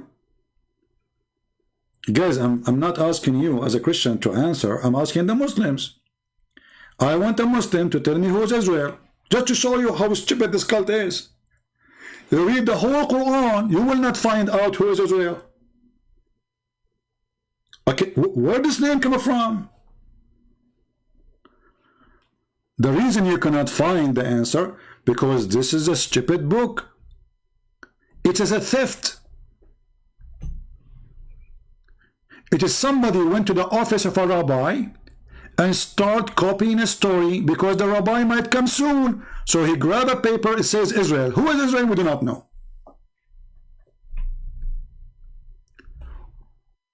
Who is a Muslim can open his Quran and tell me who is Israel? The second you say Israel, you are talking about the God of the Christians, the God of the Jews. El is not one of the names of Allah. Didn't this guy, he said to me that Allah have 99 names? Okay, wonderful. Not even one of them is El. So how Israel is Israel? How Mikael is? Mikael, this angel belonged to El. Gabriel, this angel belonged to El. Ishmael, this person belonged to El.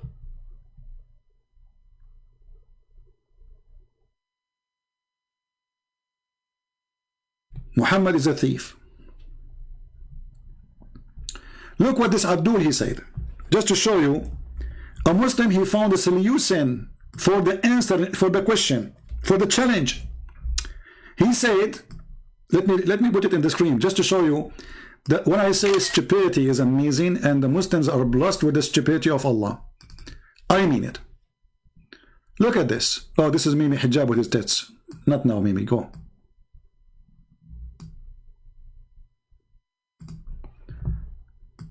Read and laugh.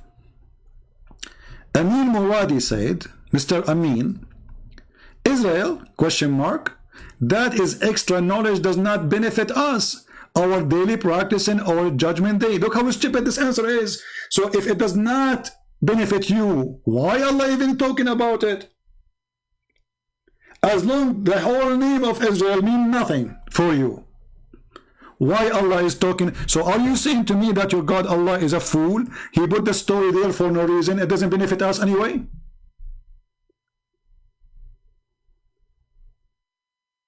This is what you just said. This story does not benefit us. So why you stupid God wasting our time and sending the Jibreel, the angel with gas? Do you know how the price of the gas? 1,000 years to go, 1,000 years to come back. For what? For a verse doesn't make any difference. Do you see the stupidity?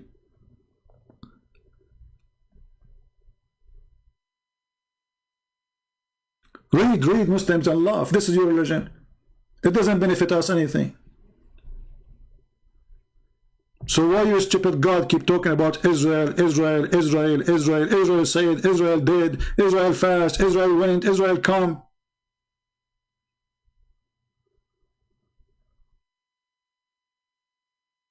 As long as it doesn't benefit you. But look what happened. Because they have no answer how such a stupid book is even come to be together. If this is a book of God, shouldn't he introduce to us who is this guy? His name is Israel. You go in the Bible, you see the story that this person, Jacob, he was given a name by God. Now we understand that Jacob is Israel. And when Mimi did that, he make fun of the story that Jacob is Rosalie. He just made fun of the Quran. Because when the Quran adopt the name Israel, this is what the word mean. The one who struggled with God.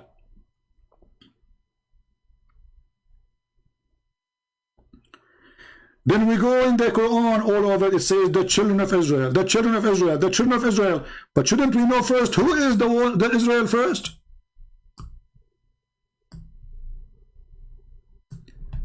How far the stupidity of this cult can go? Like now we are reading a book, suddenly the word Santa Claus appear and say the children of Santa Claus. Okay, who is Santa Claus?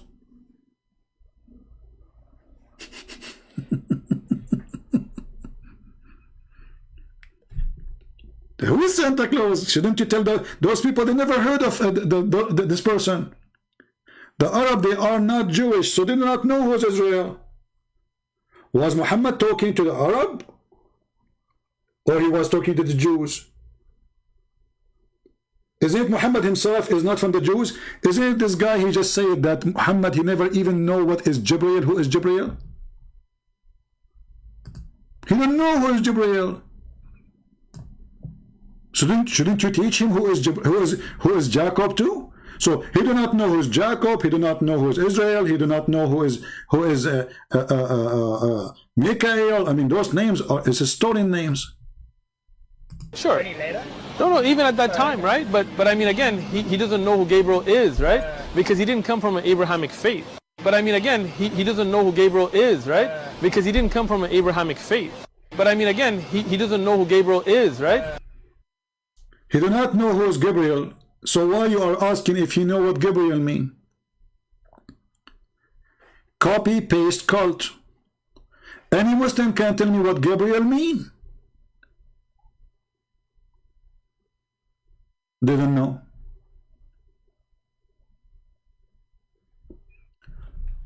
The only one who can refute us, and I hope he will not call us right now. I'm really afraid that this person will call us. This is the only one really we fear. I hope he will not call me right now, because I'm afraid he will use his tits to refute me. It's very practical.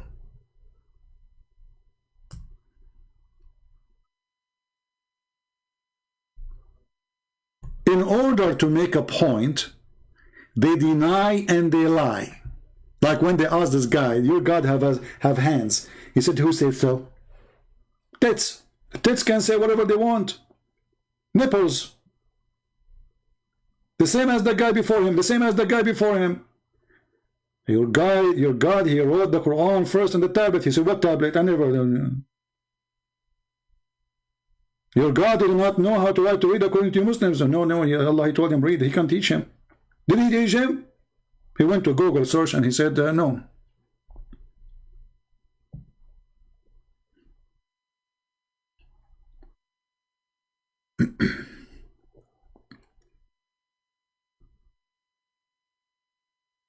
By the way, you guys are taking the point of Mimi Hijab wrong.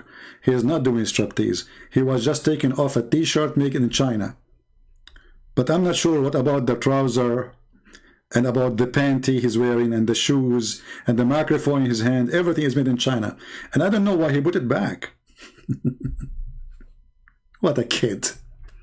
What a stupid kid. But remember one thing. When we allow Muslims to call us, and I say only Muslims, it's just to give you an example about the hypocrisy of this cult. Those people, they want to defend their God. They claim that their religion teach ethic.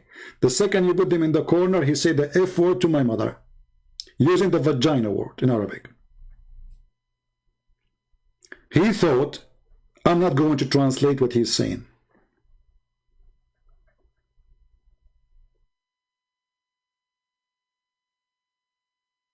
This is how filthy this cult. And he is the one who called me in the day. He says, let us make an agreement not to make a mockery. I said, the maximum I say you're stupid if you say stupid. And you can say the same to me.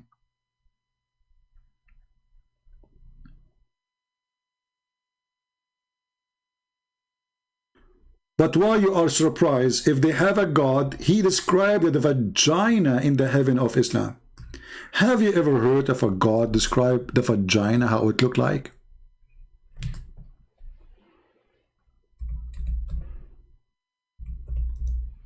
Read and laugh. This is the religion of Allah. Allah is describing the gate of the vagina. Read it.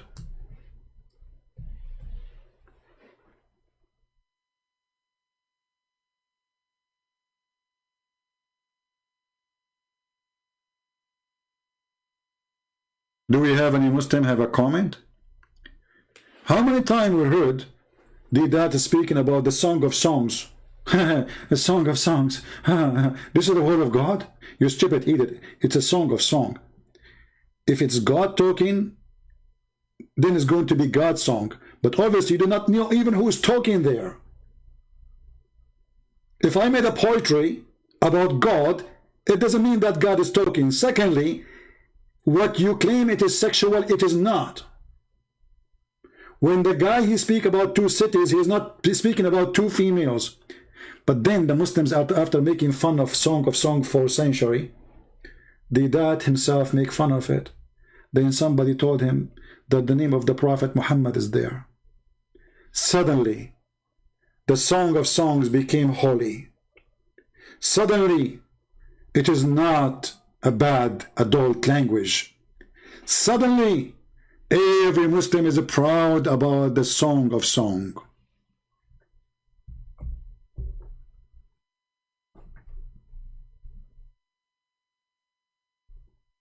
You see the hypocrisy? Yesterday it was a porn. A week after it is holy. Just because an idiot he told him that Muhammadim is there.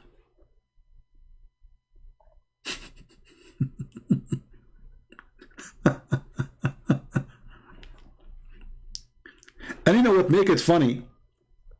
That the Quran said that the name of the Prophet will come after me. Isa saying his name is Ahmed. So how Ahmed became Muhammad? I want to know. What is the name of your Prophet? You Muslims are confused. His name is Ahmed because it's not the same. You might say to me it's close by the meaning, but still not the same. A name is a name. If you change one letter, it's not the same name. So Isa said, there is a messenger will come after me, his name is Ahmed. So his name is not Muhammad. So if we find a name in the Bible, it should be Ahmed. Read it. How come the Muslim they found Muhammad? Muhammad they found is found even Zakir Naik, he have a video about he found the name of Muhammad in the Hindu scriptures. But you go and read the Hindu scriptures, it says that this is an evil spirit. Yes, the word Muhammad exists. It's an evil spirit, the spirit of evil. They are so desperate to find their prophet anywhere.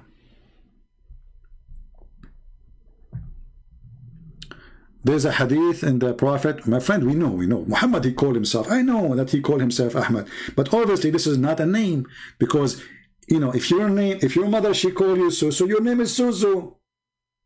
You don't change your name every 2 seconds. But because it is a title, so the real name of Muhammad is Qatham. Qatham. When he was born, his uncle gave him a name, or his grandfather.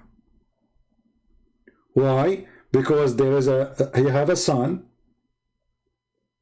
He passed away just before Muhammad was born. And what the Arab they do, the first baby come after the first one died from the family, they name the new baby by the same name of the person who passed away. This is the real name of Muhammad. Muhammad means the praised one, and this is obviously clear evidence that Muhammad is a filthy person who is trying to be God, because the word Muhammad means praised one. So if Muhammad is the praised one, who is Allah? Do you understand? Muhammad is trying to hijack the names of Jesus.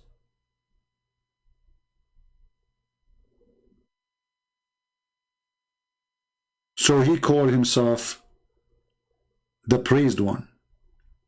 So when the Muslims they say we believe in one God and they follow a man, his name is the praised one, obviously they are cult following a cult leader.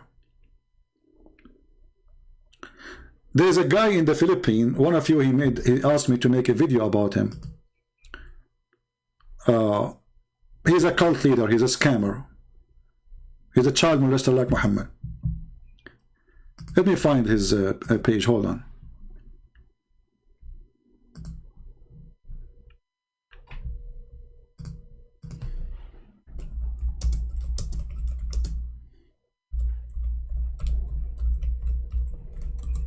And later, now they have many cases against him. He's raping women. He's doing sex trafficking. He's a scammer. He's a fraud. He have all kinds of crimes. But this guy, he called himself the Son of God.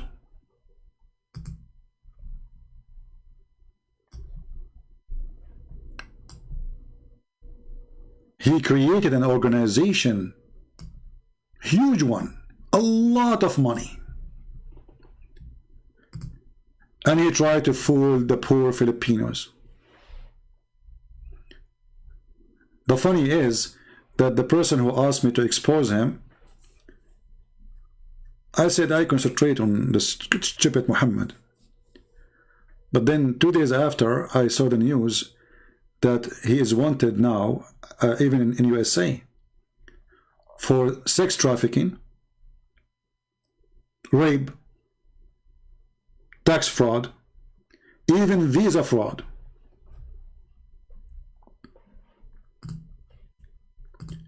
It's a great example of all cult leaders.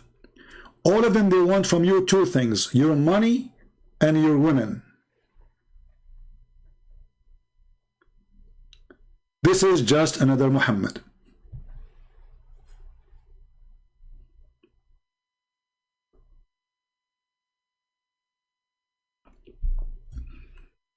And I'm so glad that soon this person will go down and he will be punished for lying to the poor.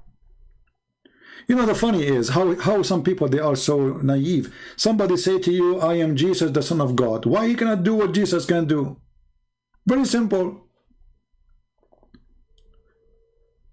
If you are Jesus, the Son of God, then you don't go and have sex with women.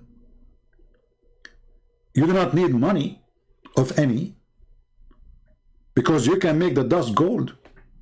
You can make the water wine. You can make the sky rain diamonds. You can send down from heaven food. This is why we as a Christians, we should warn our children that there is a lot of predators waiting for you. The Lord, He warned us, He says, be aware of those false prophets, false teachers who come to you in the clothes of a sheep, but they are wolves.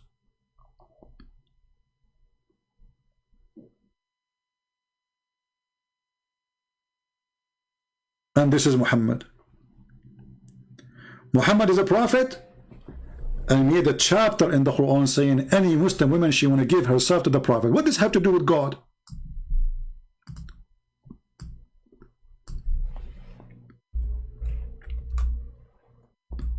Any Muslim can tell me what this have to do with God?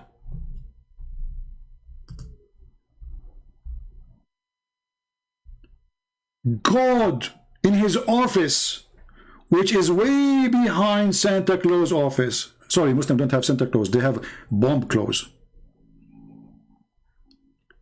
He go to the office and he decide to write long verse about how many women Muhammad he can excuse my language, literally. And the genius Allah discovered that after Muhammad became almost 55, 60 years old, he decided to tell him, by the way, it's lawful for you to have sex with your wives. Look how deep it is. Don't you think Allah is too late? The guy is iffing all those years, and now you are telling him it's made lawful for you to have sex with your wives? So Muhammad was doing it before what? Not lawful?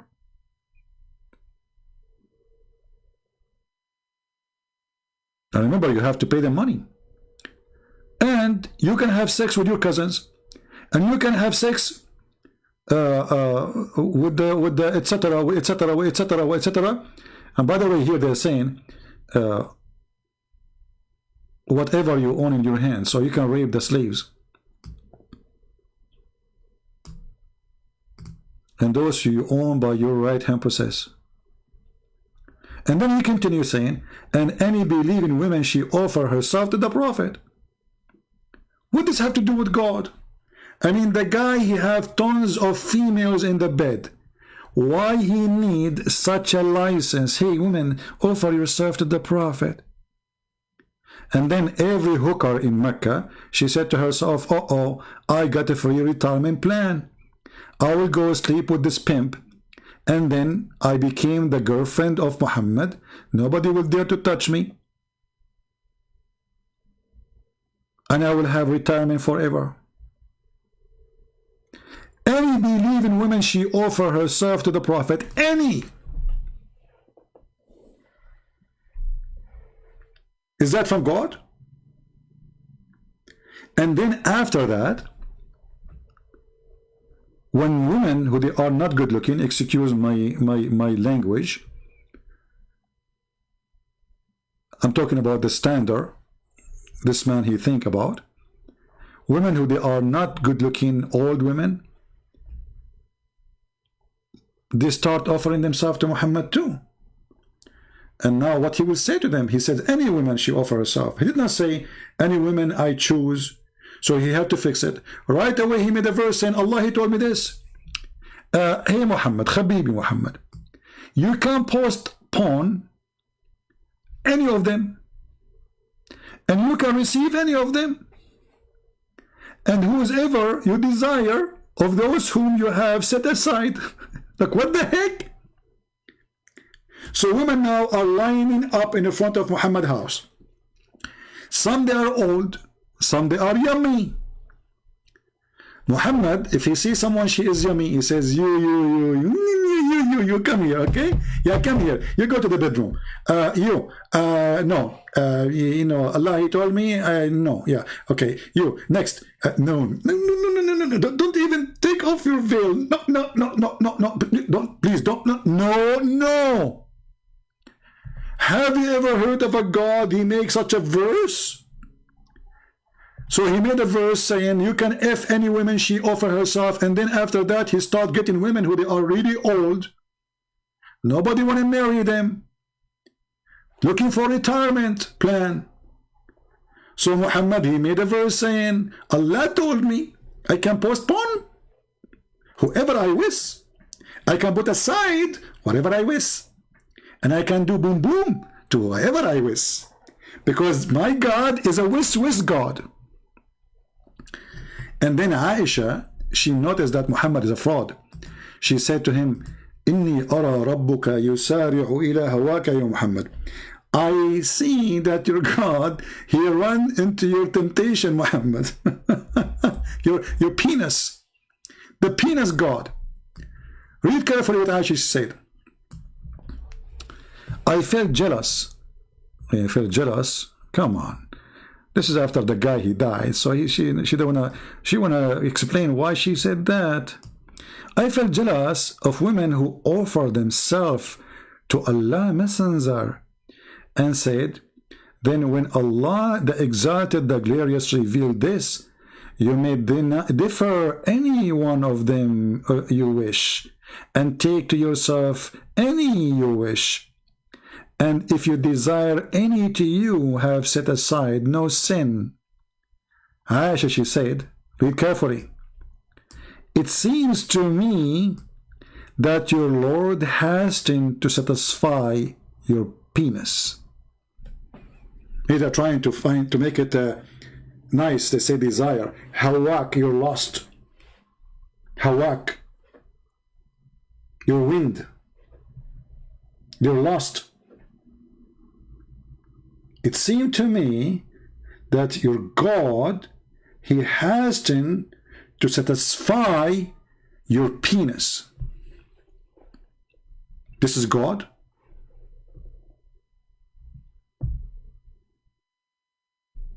Muslims, is that God?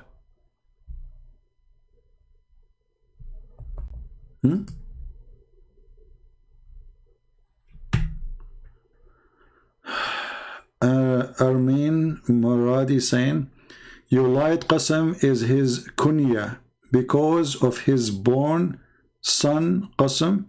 Abdul, Qatham, not Qasim. You are a stupid donkey like your prophet. You see, they don't even know Arabic. They don't know how to say anything. Qasim. I'm not talking about Qasim. Qatham, potato. Open Ibn Kathir and read. Who care about Qasim? And secondly, your prophet never have a son. Your prophet, his penis doesn't function. Even the Quran witness for that. This is why the Quran says that Muhammad was not the father of any of your men. Why? Because he never have one.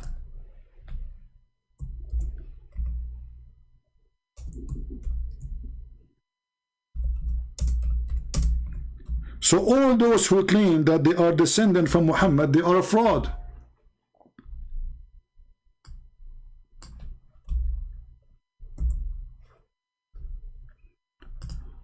Chapter 33. Muhammad was not the father of any of your men. Do you see it?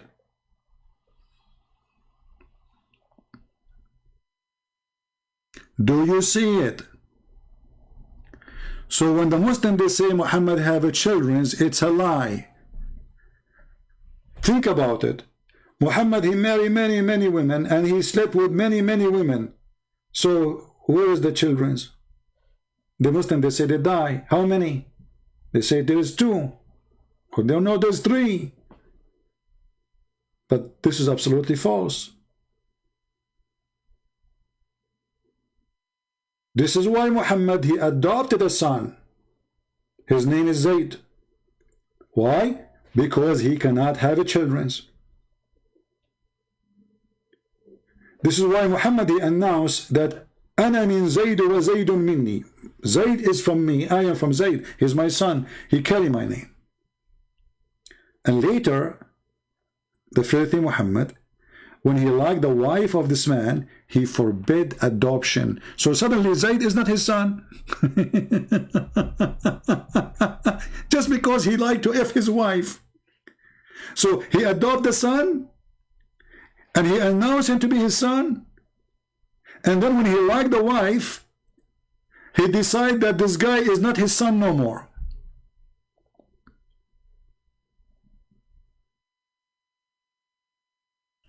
And even their book says that when the prophet, he went to his own son when he is not home. At that moment, he was his son, supposedly. He went, and Allah, he sent the wind. Look how nice Allah is. What a decent God. Allah, he sent the wind, and she was wearing see-through Victoria's Secret. The Prophet said, Subhanallah mu'alliful qulub.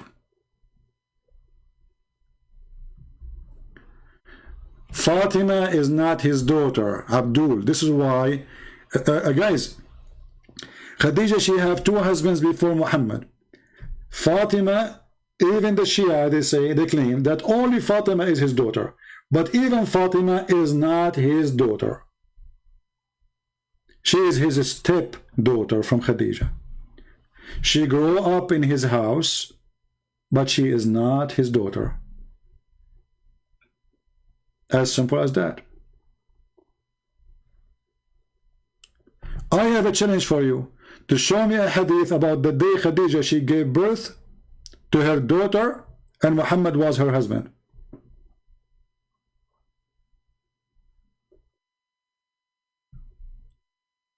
This is why the daughters of Muhammad, they are close to the age of Muhammad himself, of Khadija.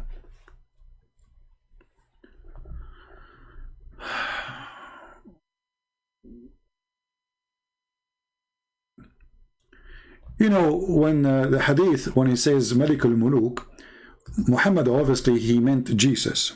He hated Jesus, because we know that Jesus is the King of Kings in the Bible.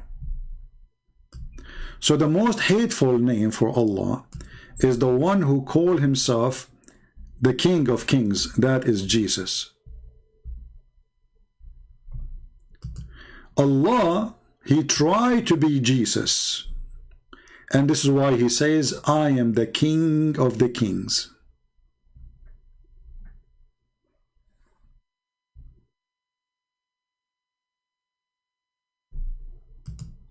I am the kings. We're the kings. You see the translation here says, I am the Lord. It doesn't say that. He says, Ana al-Malik. Not I am the Lord. False translation. I apologize today. You know, when I use those words, when this guy, he insulted me, and I translated what he said to you, because I felt I have to show you how those who grow beard in Islam, they are the most disgusting. The second you corner them, the truth come out. So he come to us in the clothes of a sheep. He said to me in the beginning, please let us not make mockery of each other. I said, what mockery? Did I say anything to you? If I say, I will say you are stupid. If you say something stupid, you can say the same to me. The second, we put him in the corner, showing him that his God is not a spirit.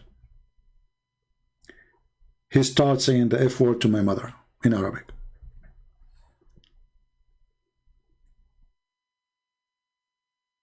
What the Lord said? From their fruits you shall know them.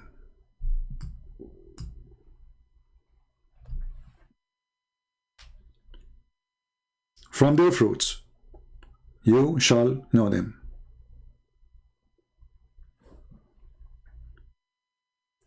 Now Muslims, they say that Muhammad, he have a children. Who's a Muslim can call me and tell me why Allah kills the children? Let us discuss this. Okay, guys, Muhammad, he have a children.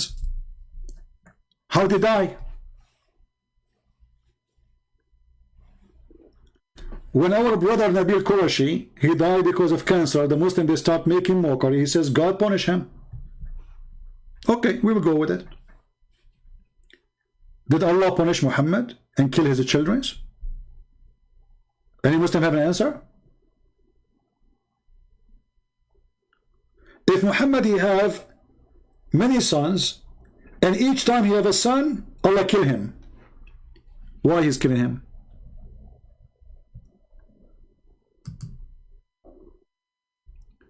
Stop making lies by yourself. There is no dispute among Sunni and Shia that he had his own daughter Fatima. You know, you Muslim Sunni, you claim that all the daughters are daughters of Muhammad. Shia, they say only Fatima, so you are stupid again. However, if Fatima is the daughter of Muhammad, how Muhammad he do such a thing to her? Is it true that somebody left the skirt of Fatima to check her private part? What Muhammad did about it? Do you want to call me? If you are a father, and then your daughter, who was young, somebody left her skirt to check her vagina, to see her legs, and then the daughter, she come back to her father, what the father should do?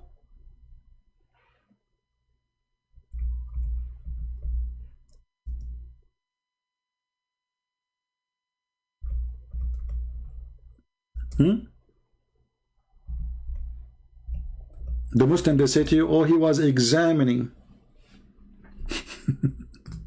He was examining.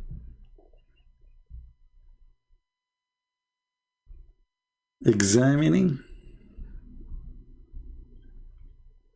Who is examining? Examining what exactly?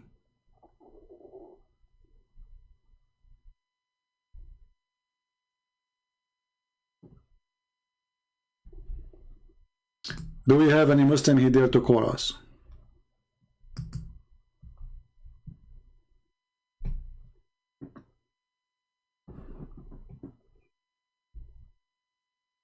Any Muhammadan?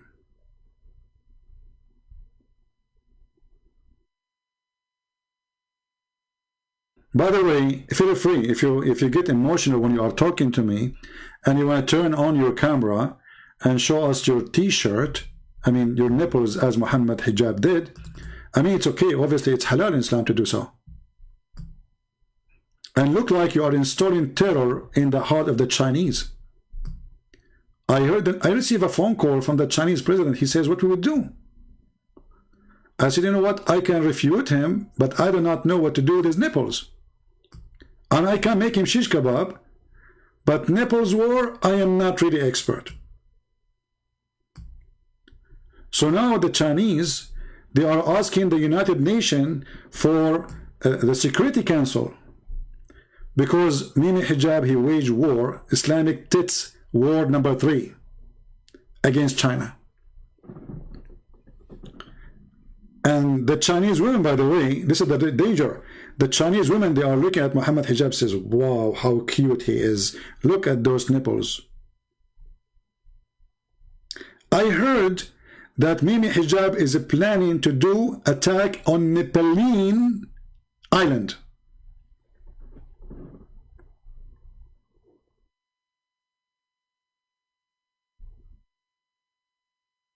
If you don't believe me, take a look. And look, the Chinese men behind says, no, no, please. They are scared. Those Chinese army, they are terrified. I mean, look at this. They said, like what the heck? No, please, man. And the funny, the guy is challenging the Chinese government, and the Chinese government is across the road from him. He did not even dare to touch the wall.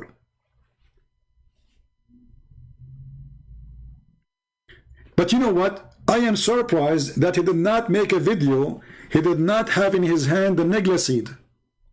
I mean, how he wasted such an opportunity? Shouldn't you sell the negla seed with you?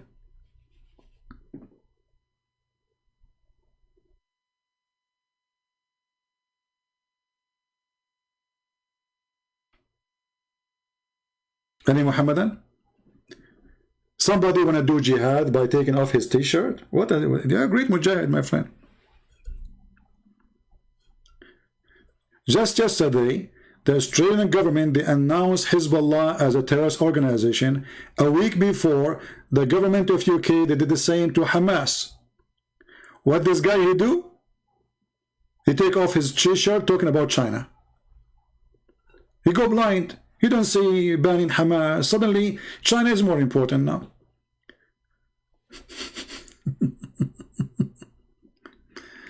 But my friend, the necklace seed is a solution for anything.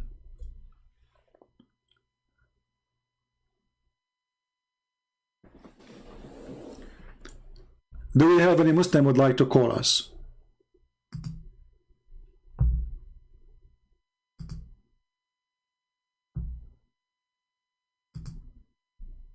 Anyone? We have this guy, he tried to call, but I could not take his call. I was talking. Yeah, let's call him. I don't know how to stop this speaker ring. You know, it's very noisy. I have to take down the sound, the audio, when I call.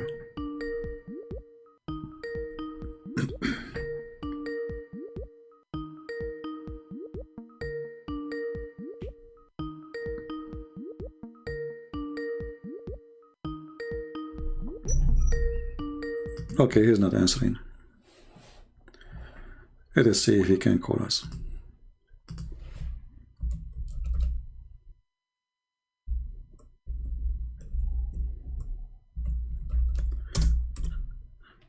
When the Muslims they say that their God is one, first we laugh at this claim because obviously the verses in the Quran does not prove such a thing.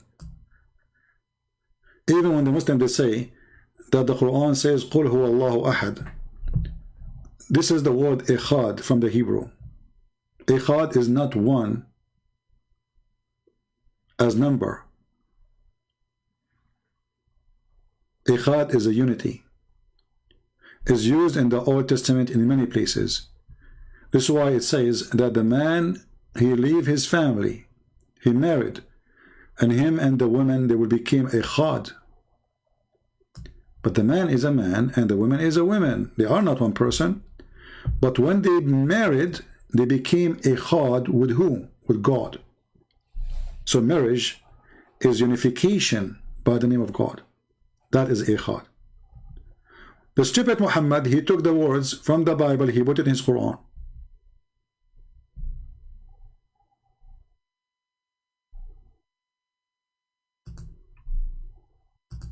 And the Muslims are so confused with it.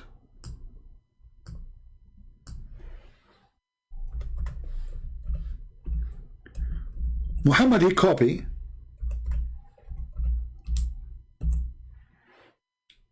from the Aramaic prayer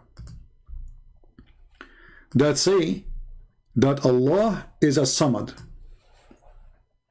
The Aramaic didn't say Allah, they say God. Okay, what is a Somad? You ask the Muslim, they put for you between two brackets, the self-sufficient, the master, who is the create, all the creatures need. He is neither eats nor drink. All of those is one word. All of those, I mean, all of them, they are one word. Are you serious? But because they don't know, they try to find an answer. This is not an Arabic word. Samad, you can go and ask anyone. There is something until now we use in the Middle East, it's called Masmuda. Masmuda simply is a little thing made from clay, and you make a hole in it and you collect coins inside. I don't know what they call it in English. So this is usually what kids do, you know. So like in order not to break it and get tempted to, you know, to spend your money, you buy this clay thing, have a hole, and then you put the coins inside, or even whatever money. And in order to get the money, you have to break it. This is what Samad mean. Then we find that there was an idol, his name is Samad. There was an idol around Mecca. And the funny is, just to show you how corrupt this religion is, the Muslim, they took it from the book of Ibn Kathir.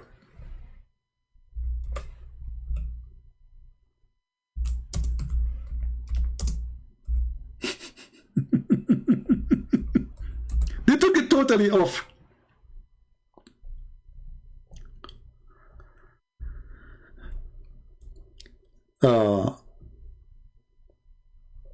Let me show you. The good thing is that there's many people, they took images of the book before they delete the word. Let us see. Here we go. What a cowardly religion.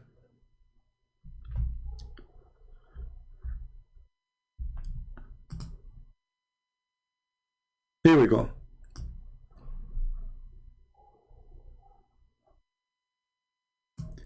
Around the Kaaba there was, and this is the book of Ibn Kathir. This is copy page as it is from the book. So if we zoom here, let's go down. There was an idol, his name is Sada, and the other one, his name is Samud.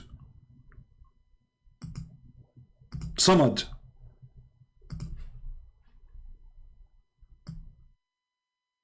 If we open right now Ibn Kathir in the government of Saudi Arabia website, it is gone.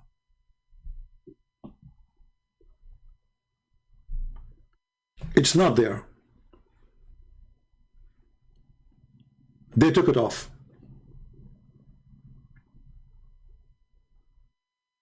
And I challenge any Muslim to say we are lying.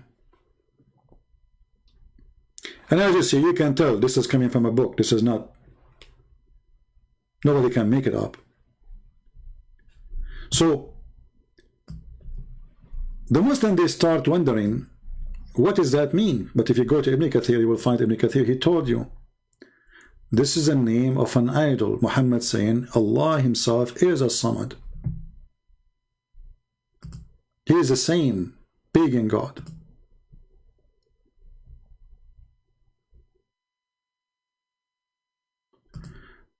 Somebody saying to me it exists in Ibn Kathir. I don't know if we can find it. Let us see, because I looked many times before. I could not really find it in the website. Let us see.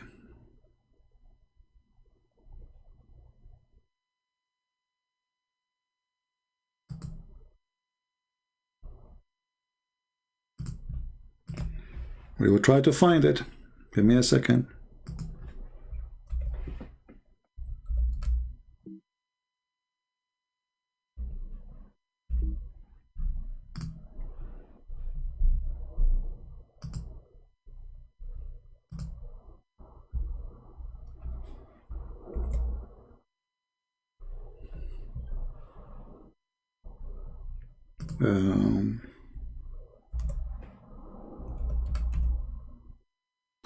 Actually, I found it.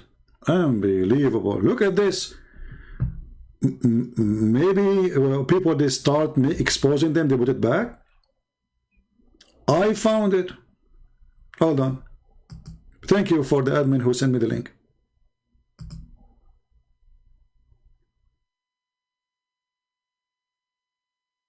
But if you open Ibn Kathir in English, it's not there too.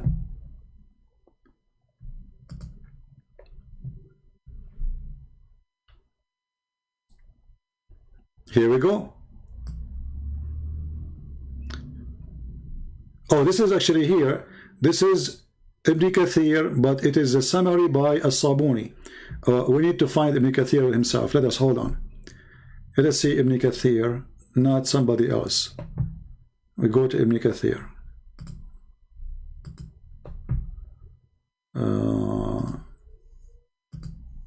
Ibn Kathir, Ibn Kathir. Okay.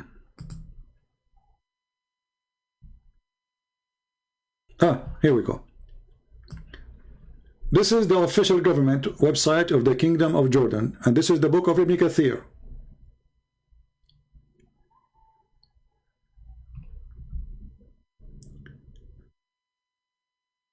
And here we go.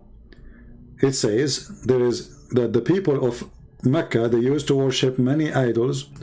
One of them, his name is Sada, and the other one, his name is Samud. Let us translate to English. we need to go out of the frame, I think, to be able to translate. No, it's not translating. Hold on. Let us go from here. It's not showing translate. Oh, hold on. Because I need to use Google browser. Hold on. Give me a second.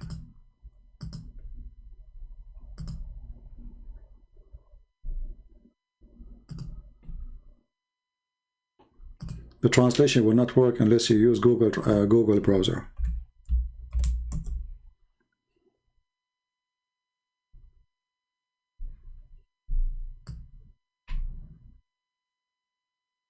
Okay, this is now Google browser. Translate.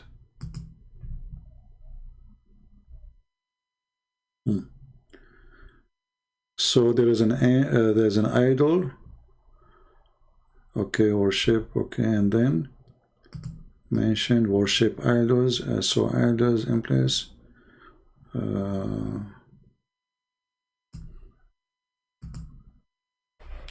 don't see it in English. Maybe Google got it wrong. Let's see. Samud. Yeah, Google did not get it. Google translation did not do good with this thing. But what we can do, we can copy the text and take it to Google and translate. So let us do this. Give me a second. Because sometimes if you translate the whole page, it doesn't work. Google translation.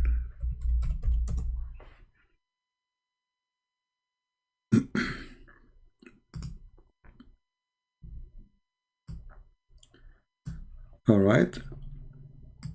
So now this is Google translation. I will copy the text from their website.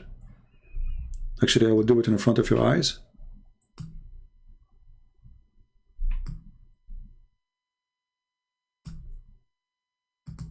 Copy. And now we take it to Google and we paste. They used to worship an idol. So an idol is called Sada, and the other one is called, this is the second one, is false translation. It's called, should be Samud. Steadfastness. Yeah.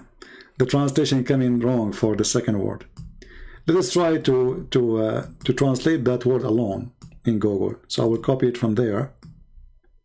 But I mean, it's this is what it is, and anyone who speaks Arabic, even Muslims, they cannot deny it. But I'm surprised really to find it, because before I looked for it and I could not find it. I remember I was making a video and it's gone. And actually I think in Ibn Kathir in English we cannot find it too. Let us try, shall we? Because they try to hide everything. So this is chapter 7 verse number 72. Let us open Ibn Kathir in English. Give me a minute.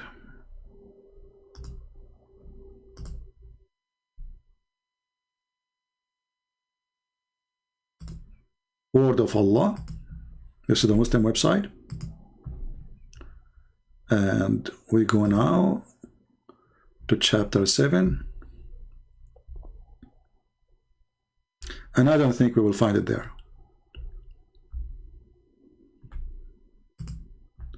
Verse number 72.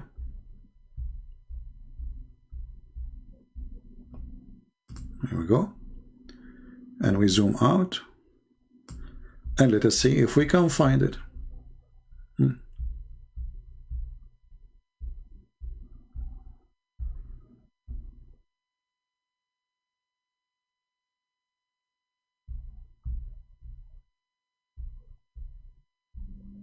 Until now, I don't see anything. It should be in the top, actually. Let us see here. We search first for the word idol. Ah, here we go. Ah, we found it actually. Do you see it? Do you see it? I am really surprised that they have it.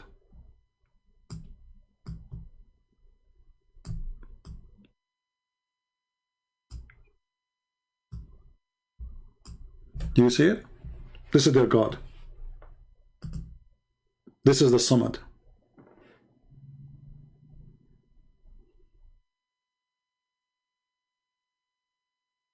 No, I'm very sure, because before, I remember I was debating somebody and I looked for it. I could not find it. It's gone. This is why people, they make articles about the scandal that the Muslims are hiding. They changed the book of Ibn Kathir.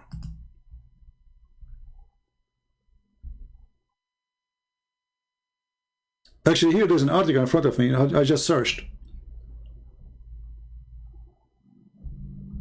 This is why Muslims, this is why even atheists, they are making fun of the Muslims. How in the world you delete it? What a shame.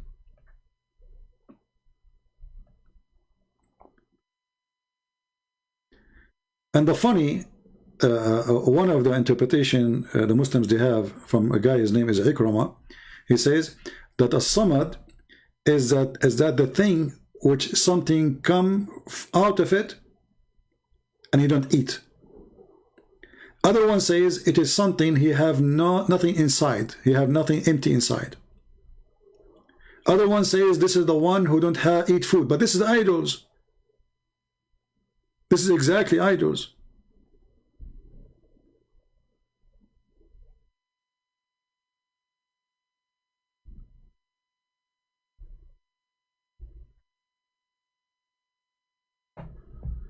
Do we have any Muslim have any comment?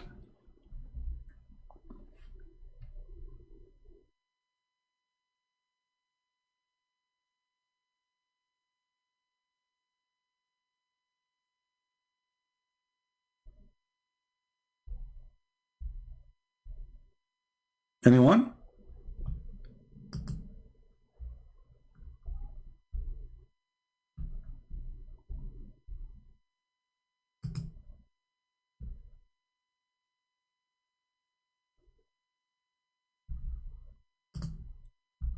Any Abdul? Too bad, you know, I was expecting some Abdul to call me, convert me to Islam so I can get women with big boobs. I always wanted to have a God who appreciates tits. This is the best example for all gods. This is what works these days. True gods is the one who promised you tits. Not like you Christians, your God they promise you will be happy in heaven, that's it? No tits?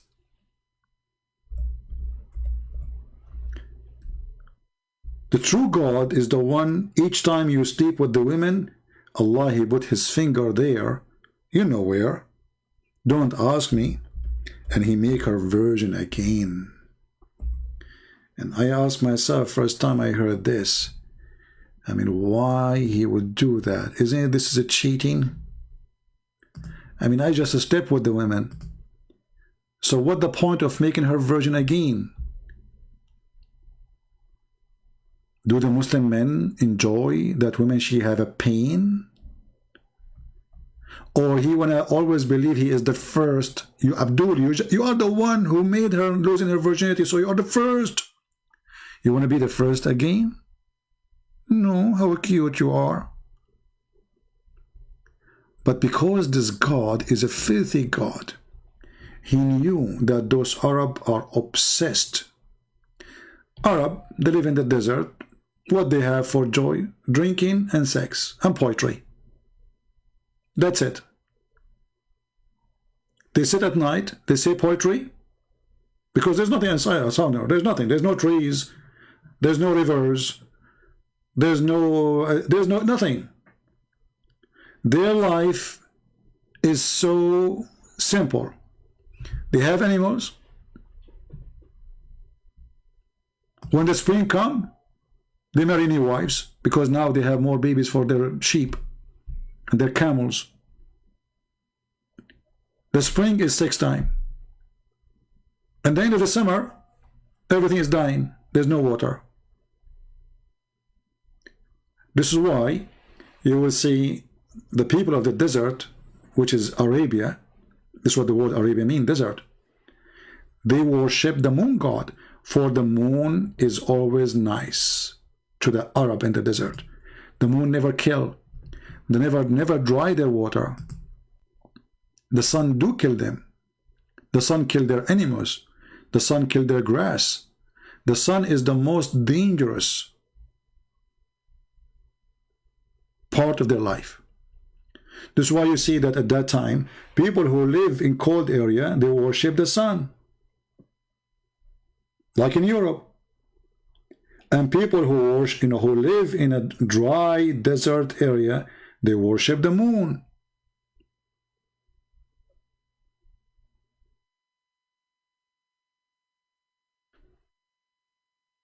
And just to tell you that Muhammad, he's a person, he tried to merge between the two gods, Allah and Akbar. Akbar is a name of a god too. According to the Quran, Akbar is a name of a star. Which one is that? Is the sun.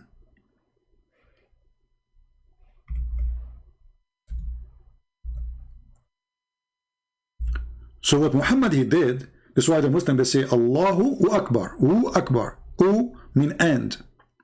So when Abraham he saw the moon rising, he said, "This is my God." The Quran says that Abraham he worshipped the moon. And then when he saw the sun, verse number 78, when he saw the sun, he did not say, "This is only my Lord." He says, "This is Akbar." You see the translation here says the word the greatest. It doesn't say that. Akbar is not the greatest. Akbar means bigger. You see the word Akbar can be used depend in the location of the word. As an example, I can say in Arabic that this person, Akbar from this person, I mean his age. When you see it to use it with a person, you talk about his age. If you say the word sha'n before it, sha'nahu akbar, that means he is he have a bigger value. If you speak it with object, it's about size only. Anything is not alive, it's about size. Or even it's about animals. So if I say that this apple, or if I want to say this apple is bigger than the other apple, I will say Akbar. Doesn't mean it's older, it means size. This one is a size, Akbar, being bigger, not greater. Here is the sun.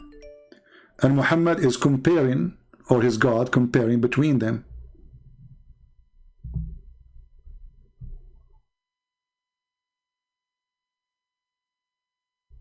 Claiming that Abraham, he worshipped the sun and he called it Akbar. This guy is calling me again. I don't know why. I mean, he do not know what he's talking about. And instead he want to call.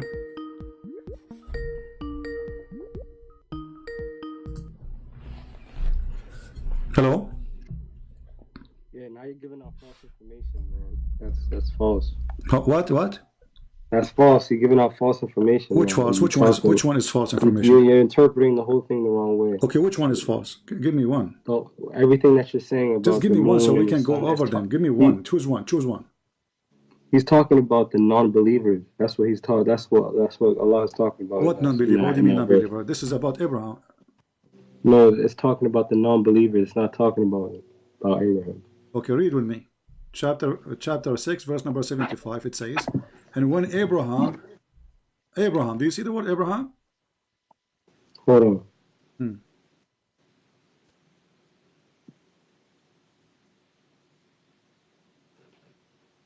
This is about Abraham. Just mute YouTube, please. Mute YouTube so we don't have double sound.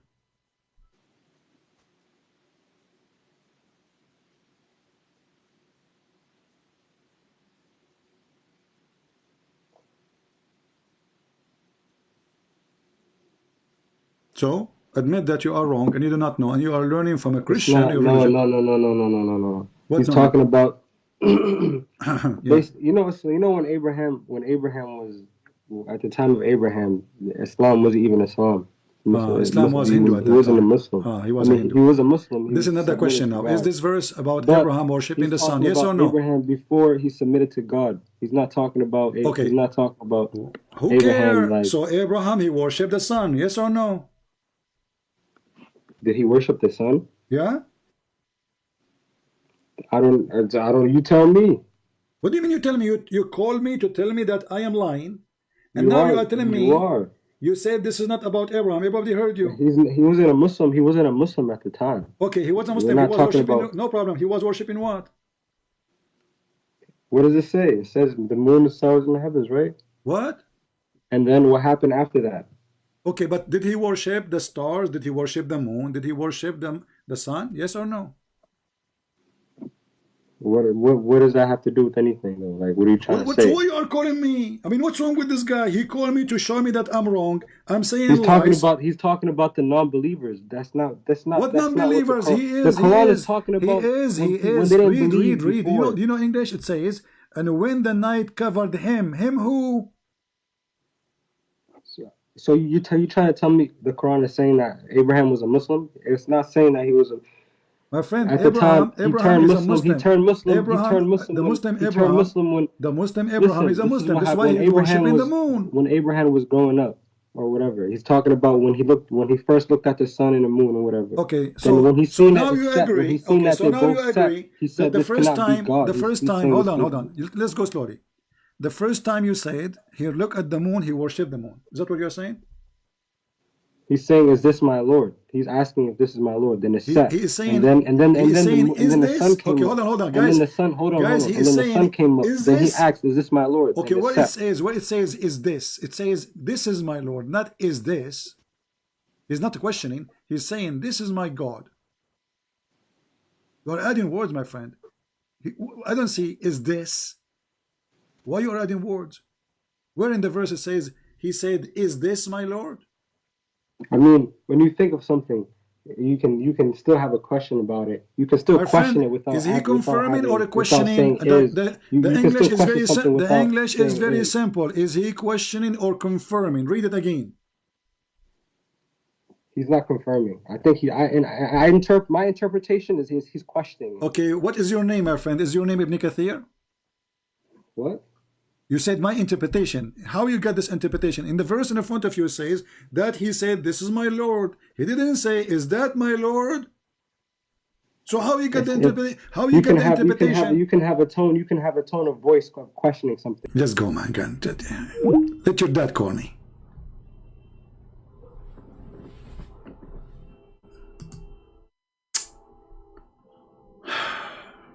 From a billion something Abdul. This is what I get. He is saying, this is my Lord? So Abraham, he sat at night, he put his finger in his nose, start looking for boogers, thinking. Because this is what Middle Eastern do when they think deep, like they dig deep in the boogers. So like he dug booger. Is that my Lord? And actually, if you read, you see how stupid this verse is. Because when the moon disappeared, he start worshiping this Lord. Why? Abraham, all his life, he did not notice that the moon disappeared. Like, what happened? Suddenly, Abraham, he saw the moon? Maybe Abraham and his family, they were living underground for millions of years. And then when he came first night, brother, he came in the top, it was nighttime. You look, moon. Are you my Lord? But he didn't say that. He said, you are my Lord. But for sure, Abraham at that time was digging hard in his nose. And then Abraham, because he never saw the moon sitting before, it was a surprise for him, disappointing, brother. You know, by the morning, the moon is gone. Abraham, he said, oh no, what kind of Lord this Lord is? He disappeared. He disappeared. Then, hold on. The same happened with the stars.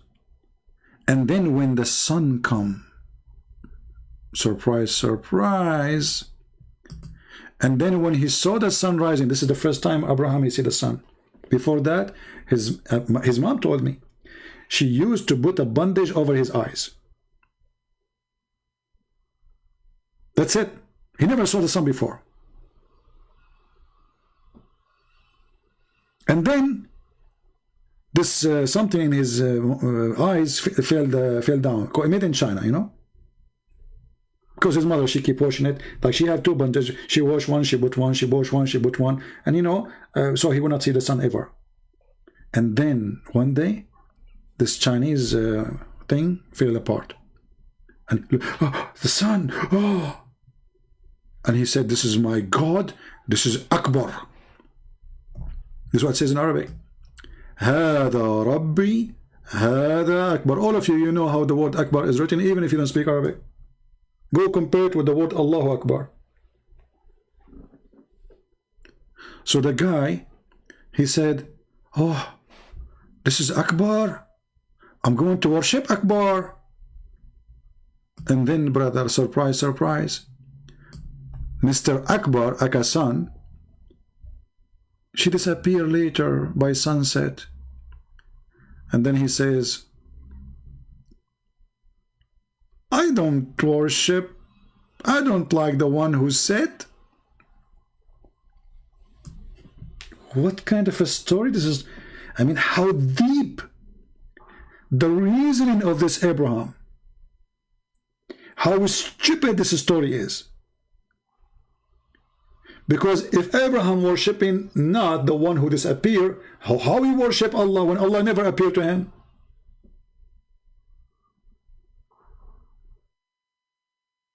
Do you see the logic? If this guy will not worship something, do not appear or disappear, like appear and go, Allah never appeared anyway. So how he knew about Allah anyway?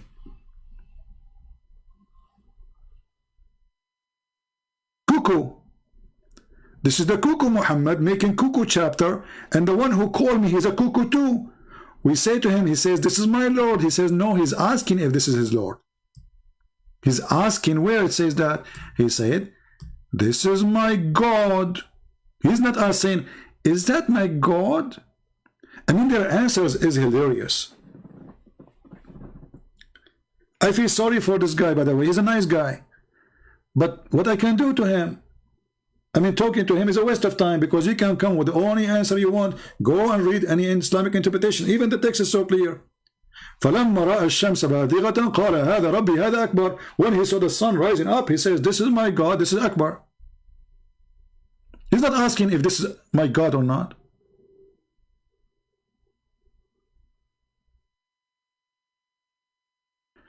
And what make it more funny, Allah, he forgive not those who do associate with him. So how Allah will forgive to Abraham? Allah forgive all sin. Allah forgive all sin, except associating somebody with him. If a Muslim says to you, oh, he repent, that's mean Allah he forgave then. Do you see the stupidity? Guys, do you see the stupidity? If Allah will not forgive, if you say, I will not forgive, and then you say to me, if he repent, he will be forgiven, that's mean Allah he forgive, and this verse is wrong.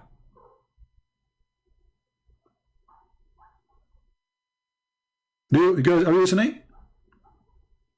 Because all the sin, in order to be forgiven, you have to repent.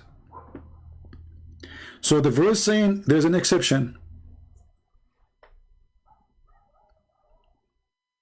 Allah forgive anything except committing shirk, which is associating someone with him. So if Abraham, he worshipped the moon, he worshipped the sun, he worshipped the stars, he worshipped three with Allah, not only one.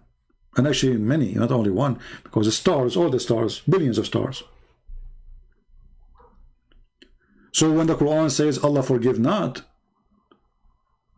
those who take partner with him, if somebody convert to Islam right now and he accept that Jesus is God when he was a Christian, based on the verse here, he will go to hell, because Allah forgive not.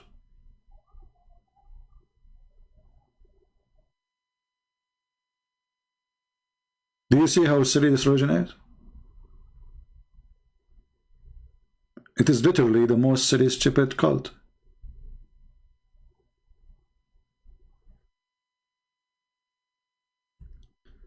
And then, if you read the verse after it, you will see how stupid Islam is. Allah says they invoke in His stead only females. Are you saying Allah is a male?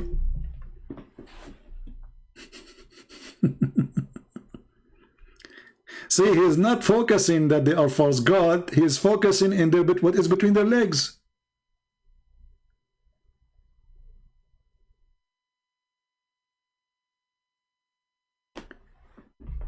In different verse in the Quran, Allah have a complaint saying, what? You take the male for you as sons and you give me the female? Have you ever heard of a religion like this before?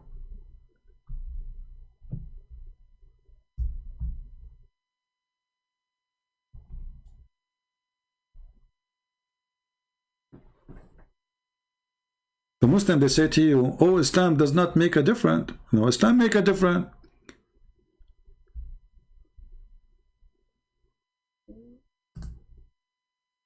Allah complaining that, hey, Arab, you took for your own sons and you give to Allah women, daughters?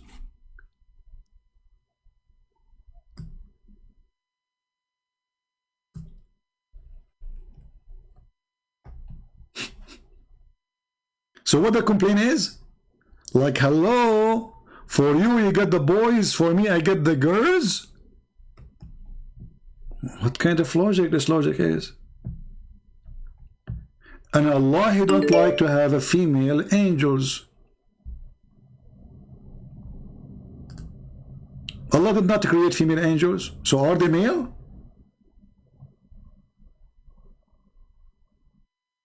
Hey Muslims, what is the gender of the angels?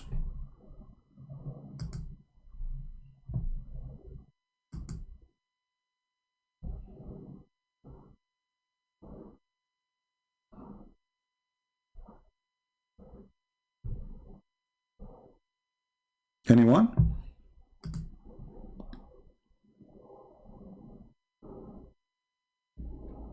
Allah have a problem with the gender.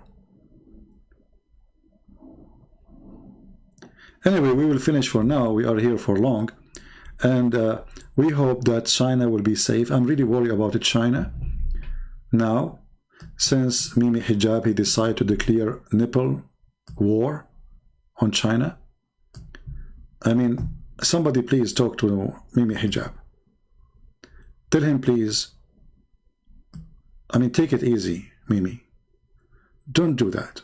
Chinese, I mean, this is too much.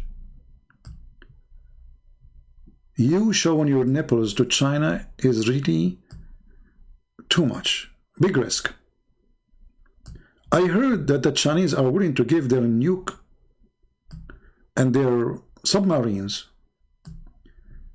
just in exchange of you just putting your t-shirt on, which is made in China. So please, Muslims, speak to Mimi Hijab. I mean, do something. We don't want all of China destroyed by the anger of Mimi Hijab nipples. It's true that the King of Saudi Arabia preparing himself to fly soon to China. It's true that Emirat is going to give a base to the Chinese. It's true that Qatar, they are desperate to have Chinese weapon and Chinese even base to protect them. It's true that Iranian government is the same. It's true, it's true, it's true. All of you, from you name it, even Somalia, they want the Chinese to come. But all of this will not protect China from the anger of the nipples of Mimi Hijab. When the true lions of Islam, they get angry, they show their nipples. I heard today in the news, and this is a true story by the way, as you know, Prophet Muhammad don't lie. I heard today in the news that Chinese are buying everything's in the shelves. Actually, I heard it in the news true, the Chinese government, they told them to prepare themselves for what is coming. Let me show you in the news. Hold on, maybe you might think I'm making fun, you know. Hold on. Here we go. Let me search for it.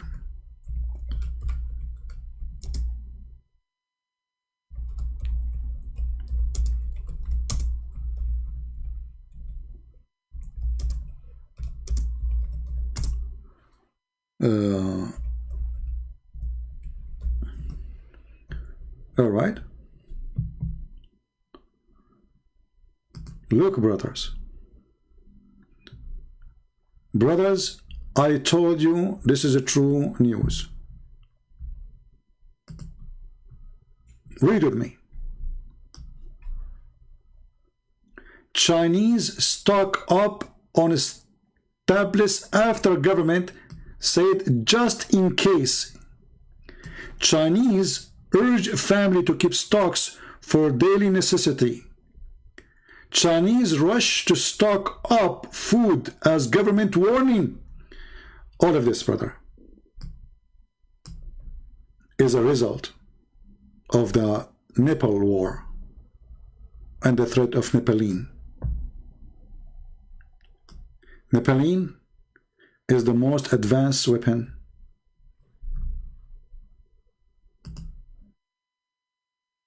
it uses laser,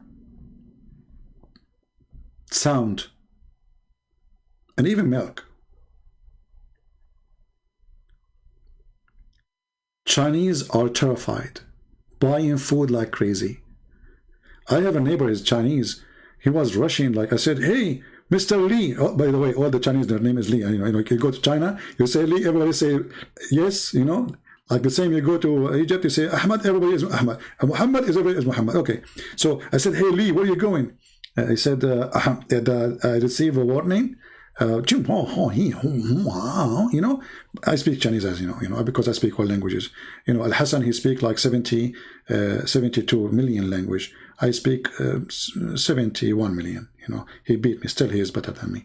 So I said, what happened? He says that I received a text message from the Chinese government, and they warned me that I have to buy food as soon as possible.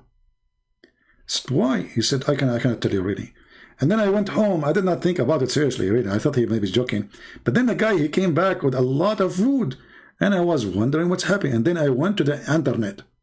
In the internet, I saw a video of a Muslim threatening China and took off his t-shirt. And by the way, the Chinese government, they asked the UK government to bring machines to measure the radiation around the embassy, because his nipples is like a, you know, they have radiation, like they are covered by, they are full with uranium. I mean, don't go that far, Mimi. Hey Mimi, are you saying next time you go to do protest against the Chinese government, you're going to take off your pant? I mean, you should. It's made in China. And Mimi, why you are using a microphone made in China? What about your phone? If you say to me, I use Apple, it's made in China. If you say to me, I'm using even Samsung is made in China. What is your phone? What is your computer? Where it's made? Your panty is made where? The shaving machine you used, you made where? Man. And what is making me upset, this girl behind Mimi Hijab, she jumped from the middle of nowhere when I take selfie with this cute kid.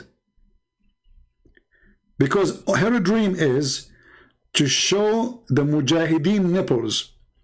You know, people, they go join Al-Qaeda, join ISIS, do jihad, etc. Mimi Hijab, he take off his t-shirt. What do you want more? Who can beat that? Actually, me myself, I wish that all the terrorists in the world, they do this. That's it. Actually, I heard that Hamas, they are learning from Mimi Hijab. The coming war with the Israeli, they will take off their t-shirt. And the Israeli, they are giving their soldiers are welding glasses because they don't want them to go blind when they see those tits. We have somebody saying he is an ex-Muslim. We will take him for a 2-minute or 4-minute call. Let us see.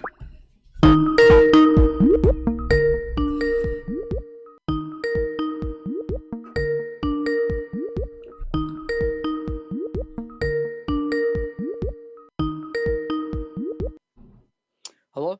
Yes, my friend, you are live on air. What do you want to say to us?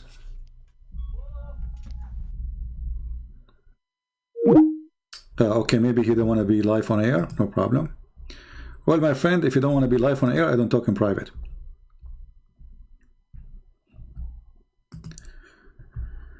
He's an ex-Muslim. No problem. Do we have any Muhammadan? Last call. We have time for one more call. Any Muhammadan? But just don't show us your tits, please. I mean, it's enough what happened with the Chinese. Enough is enough. Too many tits will kill you.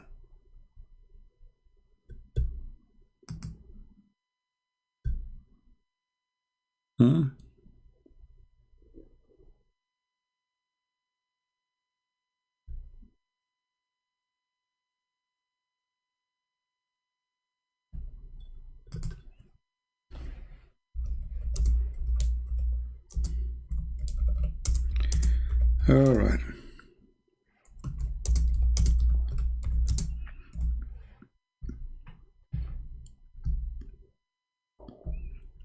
Let us see. I'm trying to find if there's any Abdul here. Look like we are out of Abdul.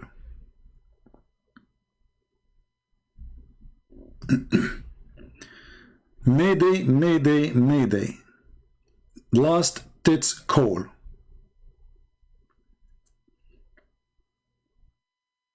You know, did you think about before, have you ever imagined that the world will come to an end by tits? Me, myself, honestly, I never thought about it. I mean, this guy, he took us into surprise. The funny, the Muslim, they say he get emotional. My friend, the guy, he knew what he's doing. He is an idiot. He shaved his chest, don't you see? Have you ever seen a Middle Eastern have no hair? This guy, he shaved his body. It's a show time. And what he's shown us, like, what is that?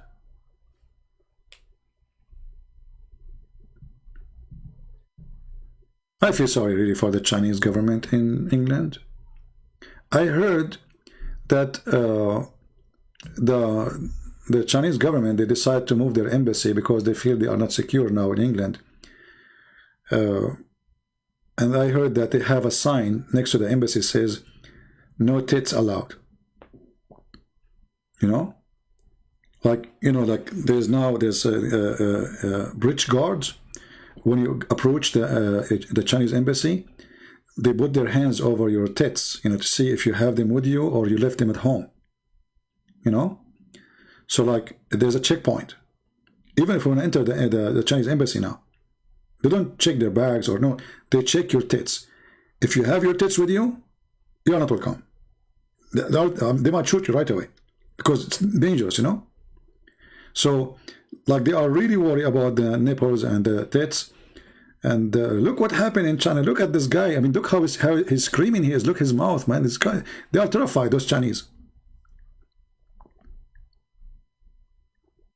Abdul, those Chinese, if they decide not to eat bread, they can eat you and your army with you. Just by using hands. This guy, he think really he is something. I mean, a Chinese kid, he can kick you, he can make a mockery of you.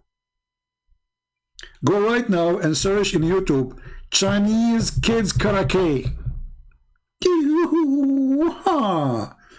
Mimi Hijab, not only he will lose his tits, he will lose his pant when he see a Chinese kid coming to him. But this guy is obsessed. He think like he is a Hercules. He think, you know, he's a potato. If you really have missiles, then use them, potato. Show us what you can do with them. Taking off your t-shirt, showing us your nipples, doesn't make you anything except a striptease boy. By the way, I heard, I don't know if it's true or not, that Mimi Hijab, because he is so handsome and so good looking as muscles, he got a job in a striptease club for blind women.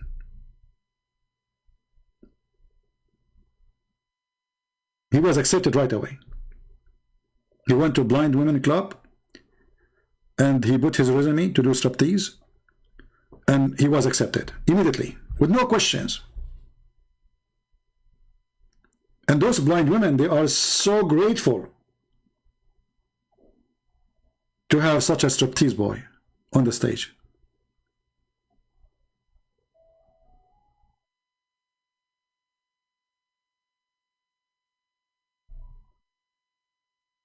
I wish I can get such a job.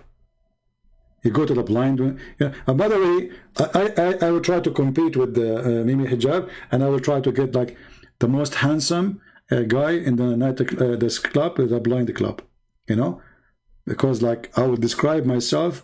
I will play for them the video of this. They will say to me, okay, we are blind, can you describe yourself to us? So I will play for them this one. Hold on.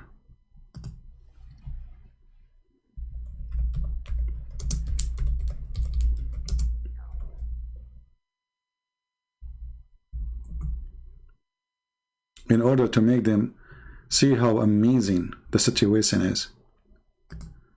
Okay.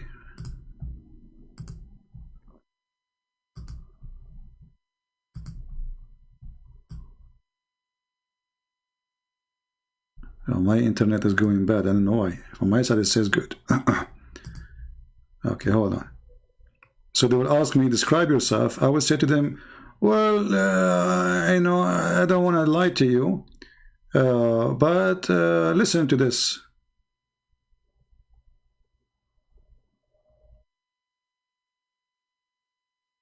Look at this. This is the Prophet Muhammad.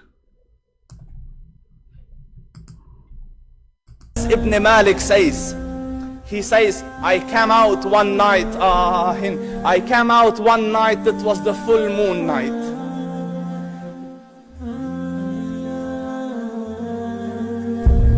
And I looked at the moon, and in the desert, understand, the moon is an awesome sight.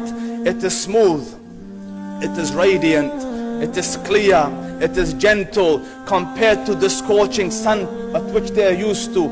So the moon was the epitome of beauty. So he says, I came out at a full moon night and I looked at the moon and I saw it beautiful, handsome. The moon is beautiful, handsome? The moon is beautiful, handsome. Oh, okay. I'm learning. Beautiful, handsome. So I said, let me go see if the moon is more handsome or my prophet is more handsome. Let me see if that is more beautiful or the prophet is more beautiful. So I went and I saw him standing afar. So I looked at his face and I looked at the moon and I looked at his face and I looked at the moon and I looked at his face afar. So I looked at his face and I looked at the moon and I looked at his face and I looked at the moon and I looked at his face and I looked at the moon. So I looked at his face and I looked at the moon and I looked at his face and I looked at so I looked at his face and I looked at the moon and I looked at his face and I looked at the moon and I looked at his face and I looked at the moon. Stop! I mean, seriously, I'm getting dizzy. I mean, why this guy even need to look many times at the moon, at Muhammad? Are you saying to me they are close in beauty? Are you saying to me you're insulting Prophet Muhammad, who is the most amazing pretty girl? Shouldn't he get a decision right away from the first look? Shame on you! You're insulting Prophet of Allah, who is the most handsome pretty boy. It's enough to look one time at the moon, and then you will see how beautiful the nipples of a Prophet Muhammad. I do not need to look twice.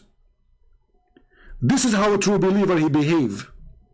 Why I want to look twice at someone have the most pretty nipples?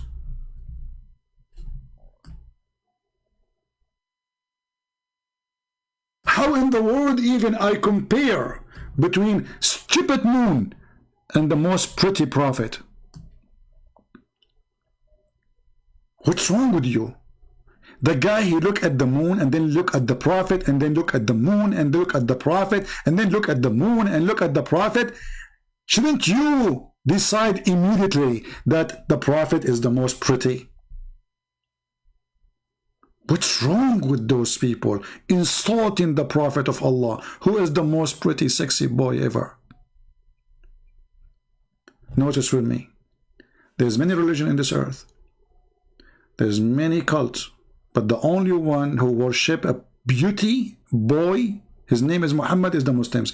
And by the way, all those descriptions obviously are a fraud, because women, they were running away from this guy.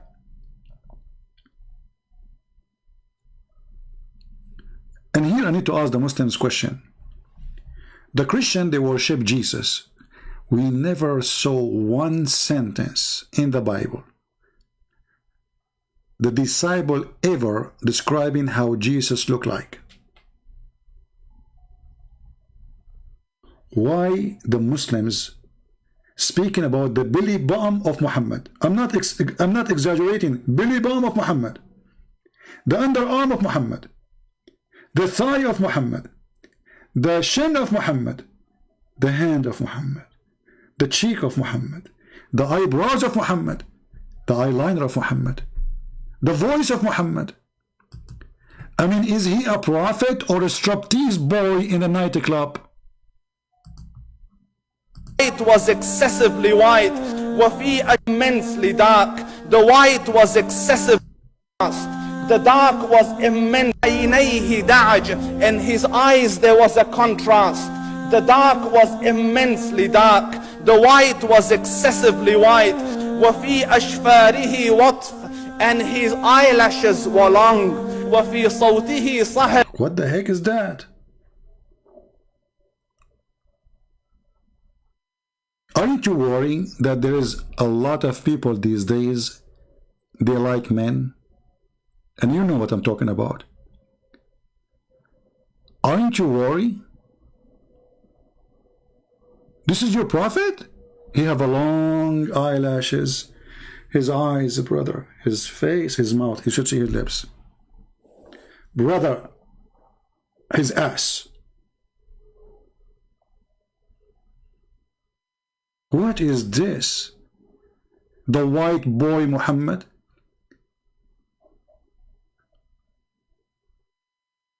How white his underarm, how white his thigh, how white his ass, how white his cheek. And now he is comparing how white he is comparing to the moon. And now after all this, should we accept Muhammad or not to be a prophet? Abdul, let us say for the sake of argument, Muhammad is what you are saying. There's a lot of handsome men these days. Should we accept them as a prophet too? سمعوا لقوله. When he used to say something, they used to hearken to what he used to say, and they used to compete to fulfill the command. This is Muhammad Rasulullah. This is Muhammad. This is Muhammad Rasulullah. Anas ibn Malik says, he says, I came out one night. I came out. You know, this when you hear this, what is that? What are you doing? Out one night, it was the full moon night.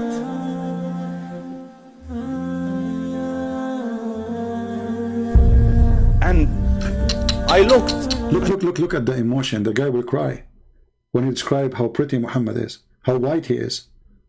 Do you see the emotion? And look at the music in the background. What is this? Boom, boom. Boom, boom. What's happening? Is he really a man? Or playboy man?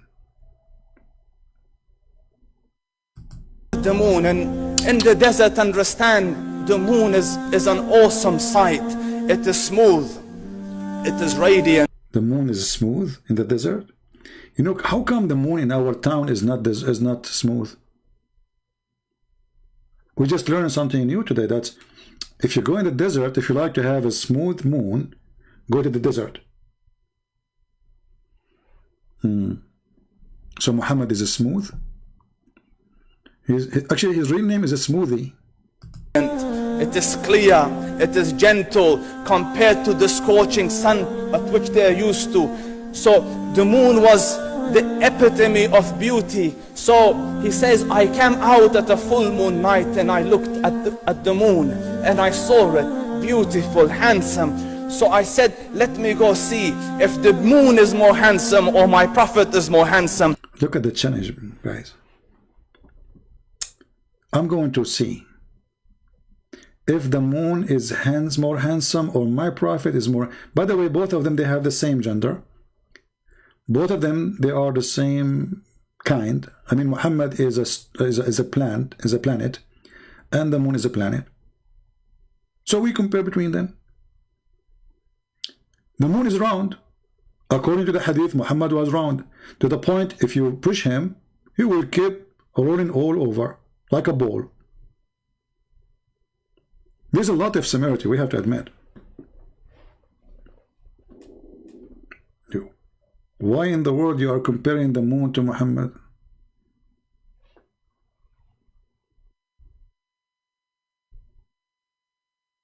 And look at his finger. He's pointing at the moon. Hey, Abdul, the moon is behind you.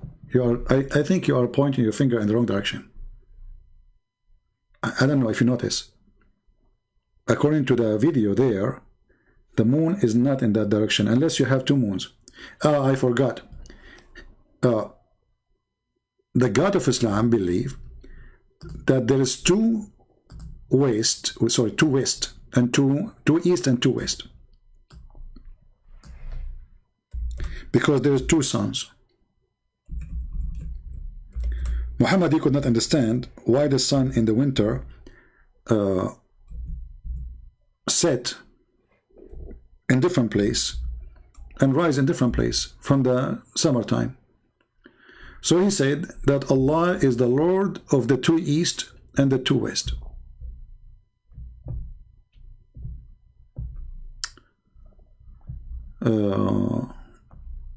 Let us see. Hold on, let us see the verse.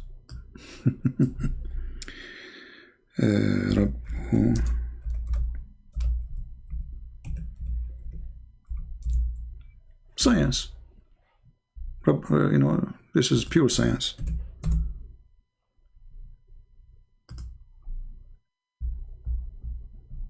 He is the Lord of the two east and the Lord of the two west. This is how Allah explained the change of the location of the sun in the summer and the sun in the winter. So there is two east and two west.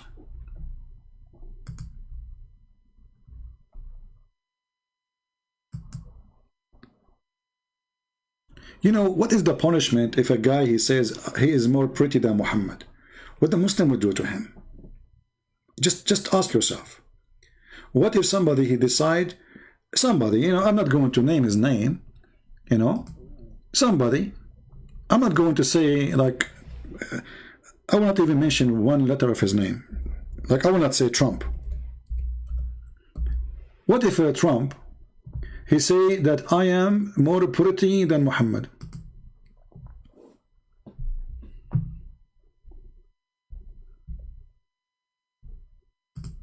Look, what is this? Donald Trump with the Chinese doing karate? I told you, Mimi Hijab, he scared the hell of everybody. Now the kuffar, they gather together to take a course for karate because they heard the threat of the nipples of Mimi Hijab. Here we go. The Chinese, is that the Chinese guy or who is this guy? I'm not sure. You know, for me, I don't know. Like, So,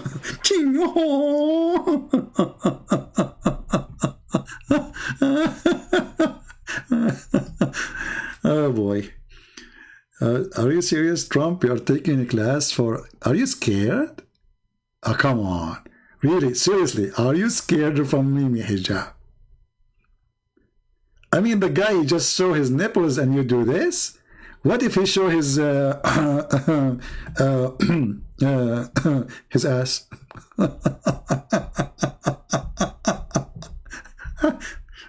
I'm so disappointed with you, Trump. I mean, look how he scared the hell of everybody. You know, too bad. Muhammad was the last prophet. So we cannot have a prophet who can predict when the coming nipples invasion will happen. I don't know if anyone of you have a connection with someone who's a prophet, because it's good to know, so we can, like, you know, prepare. Do you think the nipples invasion will happen soon? Next month? Next year? I don't know.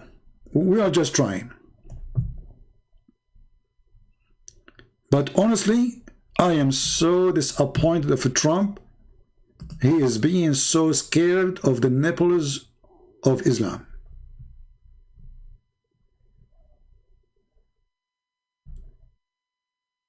How he do that to us?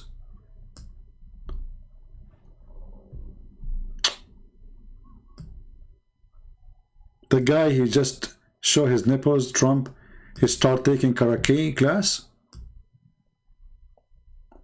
Are you saying to me you cannot face the nipples? And what, you are going to the Chinese to teach you?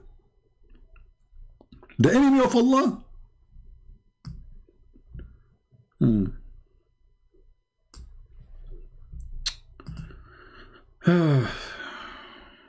Very disappointed. You know, do you think now the Chinese in the airport, like, they will change their customs rules? Like, the first thing they check nipples? What do you think? Like, now in the X-ray machine, are they going to make like a special X-ray for nipples? So you go in the airport of China. I posted a video before of me in China, right? You remember it? When you go in the airport, there's no English. No English. Most, like, maybe there's a sign or two. But I think they will put a new sign, like Islamic nipples from here, especially because they discriminate the Muslims, right? So Mimi Hijab is coming with the army of Nepalese, and they are really scared from the nipple. So they will design a new machine, Chinese machine, who can scan nipple.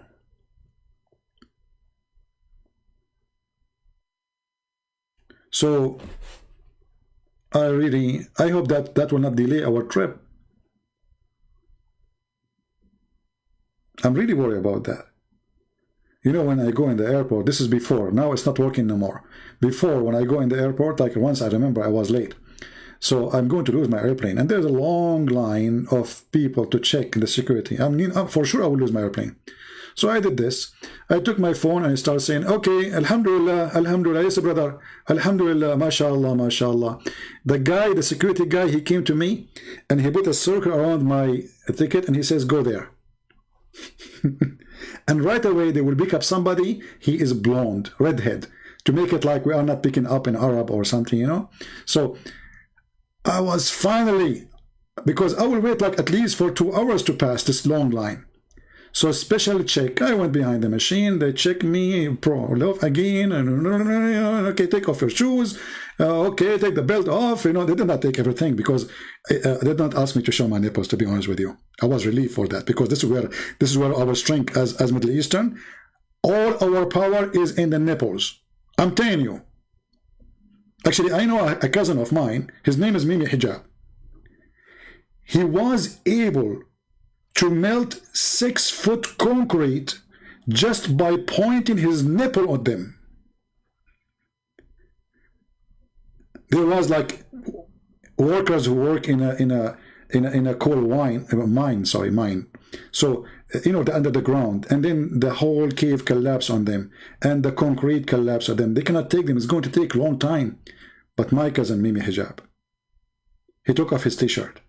He pointed his nipples in the concrete. Bzzz. Everybody converted to Islam when they saw that, because this can happen only if you believe in Allah. If you believe in Jesus, your nipples have no power. I'm telling you. Hey, hold on. Zakir Naik have a comment. Christian Prince, for the last 3 hours, you are talking about nipples. So respect. Hey, hold on. Okay, I'm not saying anything. I mean, your boy is the one showing his nipples. Why you do that? Christian Prince, first of all, we Muslims, we respect the nipple of every brother. Okay, this is your brother, and you respect his nipples. Oh, by the way, you said you respect his nipples. How you do that? As an example, we have a rule in Islam. We have rule of shaking hand. Okay, shaking hands, I get that. And we have another rule. As an example, we shake nipples. You shake nipples? Are you serious? Yes, the Prophet, he said that a woman, she can give her breast to adult, and he can take it and he can suck it. Okay, but this is a guy. Are you going to shake his nipples and suck his nipples? Christian Prince, first of all, nobody knows his gender, because he's wearing the clothes. So it's possible that he's a male or a female. Yeah, I got your point, actually. You got a point there. He might be male or female, we don't know. How we will know, you think? Very simple. Look at his face. He has a beard. Yeah, well, he have a beard. That means he is a male, correct? Exactly. But at the same time, if you look at his face, he has no hair. Okay. So he's a female. What the heck? So is he male or female now? I think he's a male, female at the same time. He's both. Hello? Hey, Zakir, don't leave me here, man. Oh, we wanna go. Where you go? I mean, look what Zakir Naik did. We look at the face, there's a beard. We look at the chest, there's no hair. The beard says he's a male. The chest says he's a female.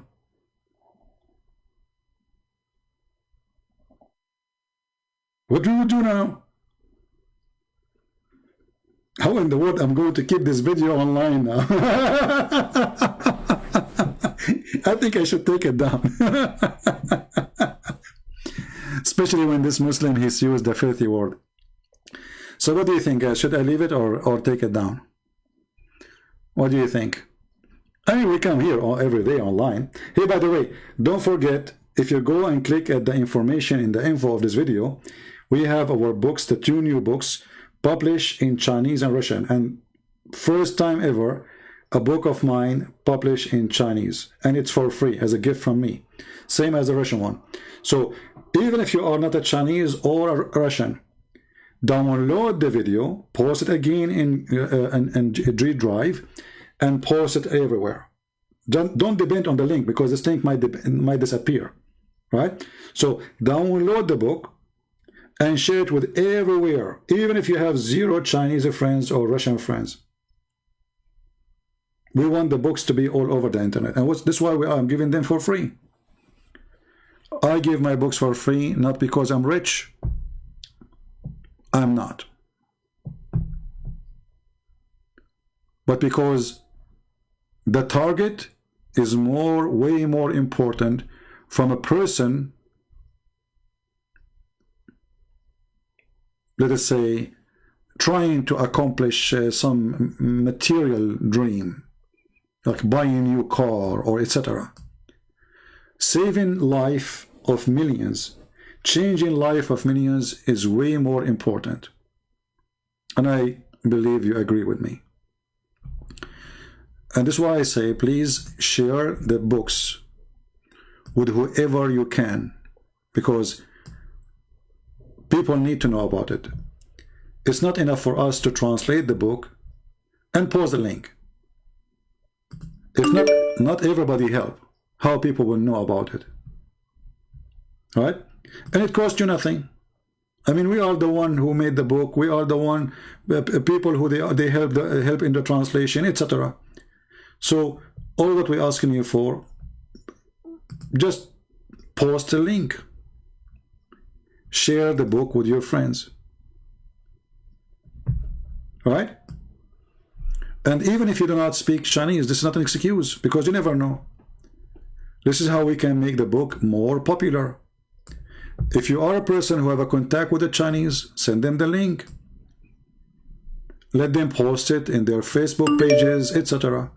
And this is how we can make the book very well known. And because it is for free, so it's legally for free. It's not like you are hijacking. I am the author, and I am the only one who have authority over the book, and I am giving it for free. You know what I mean? So nobody have the right to question or to say, oh, maybe he's downloading illegal, maybe this is dangerous, maybe I will go to jail. This is my book, and I give it for free. And you know, honestly, yesterday I was really happy. I mean, I have my books translated in many languages: German, Spanish, Portuguese, you name it. But I could not really believe that one day that my books will reach all the way to China. It was something I never dreamed of.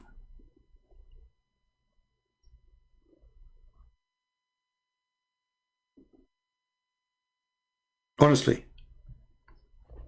you know, when I started, first people make fun of your English. You are not born in USA. You are not a British citizen who was born in the country, speak a perfect English. And then how in the world you are going to accomplish such a thing? And look today, we have our books translated, and I say ours because the people who helped me in the translation, they are part of this book now. Indonesian, we made a revolution in Indonesia. Christian there, they have no answers. Poor Christians, they are left alone. They don't know what to say to the Muslims. Today, every single Christian in Indonesia, he can refute any Muslim so easy. He can get him busted, not only refute him. Malaysian language, Indonesian language.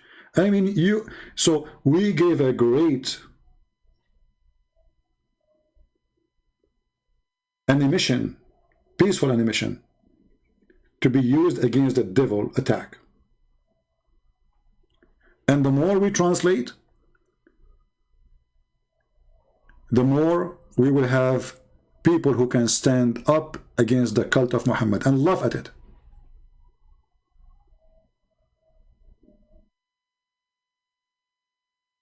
So me, myself, I never thought that time will come and my books will be translated to all languages in the world. Think about it. This is like something you cannot even imagine. There's many famous authors in the world, but their books is not translated to all those languages. Soon I will have my first book published. It's already done in Persian. So what is left? Persian. Get ready, Persian people. You will see my book soon published to you as a gift for free again in the Persian language.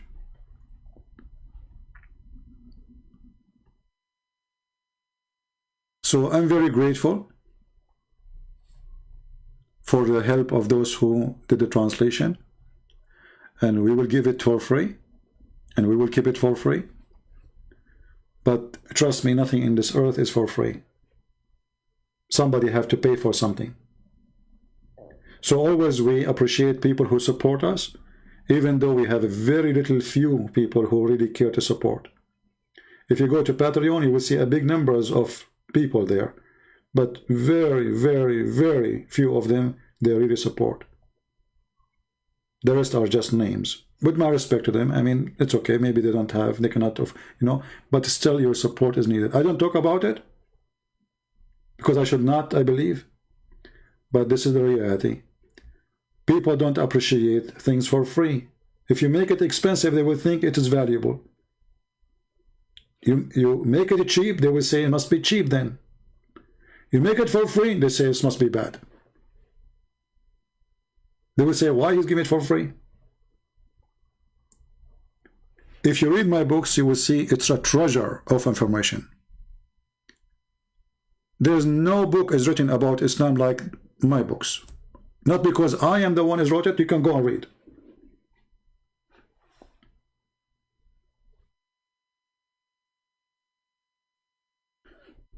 But people, because when they give them for free, they think things for free must be bad.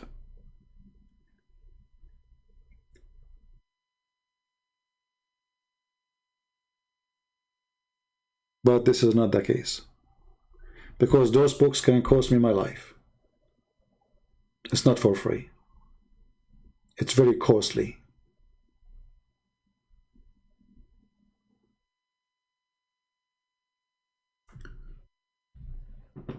But even if my life will be taken, what I did is something I will never regret. It's something I'm so happy to do. Every single Muslim, he left Islam because of the work we did. Is a treasure for me. So I really appreciate all of you, those who support us and those who cannot, and they wish they can. At the end of the day, the Lord always, he sent the good ones, and the good ones, they come in my way. Like the one who offered to translate to Chinese or Russian or Portuguese or Albanian or Croatian or Indonesian or. Those are good people, and they did not get paid too. Those are the unknown soldiers.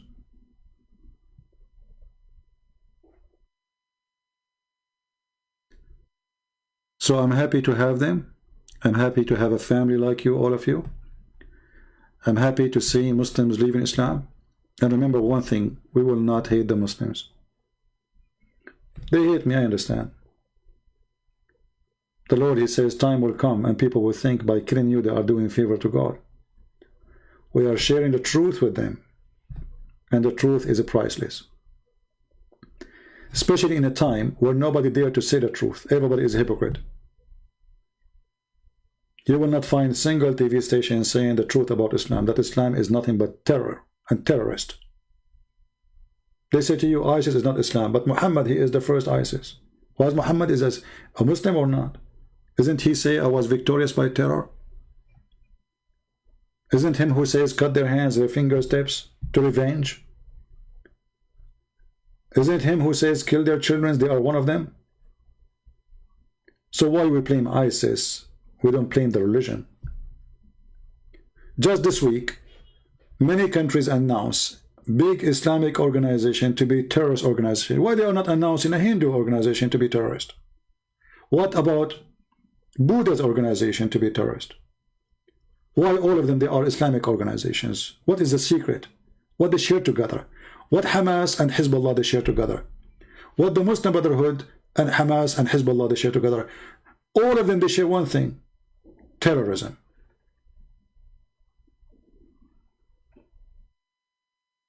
They have one guru, the guru of hate, Muhammad. That is the truth.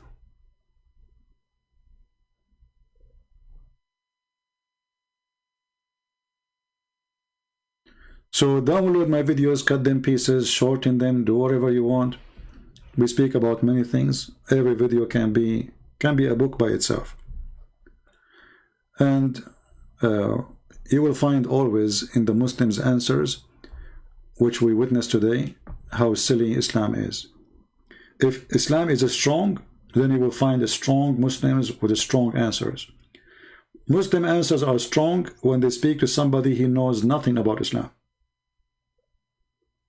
The second they find out that you know, they start saying the F word to your mother,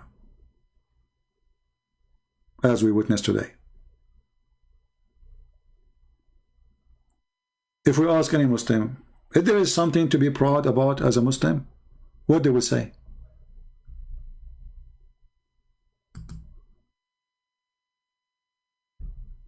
What they can say?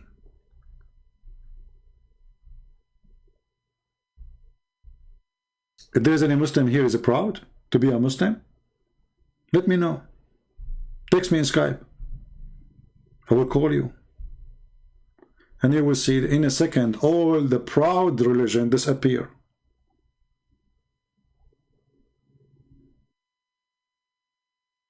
The most corrupt, the most unethical, the most unhealthy. I mean, this guy Muhammad, even garlic is his enemy.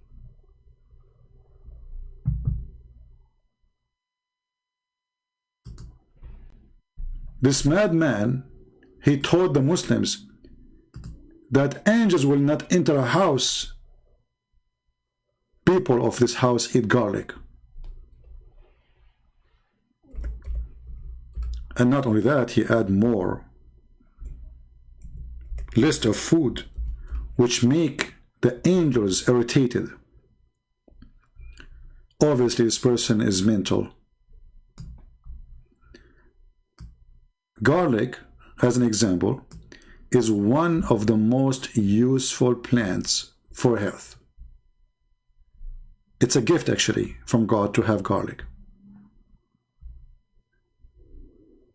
All those onion, you can't eat onion. Why? Because angels will not accompany you if you eat onion.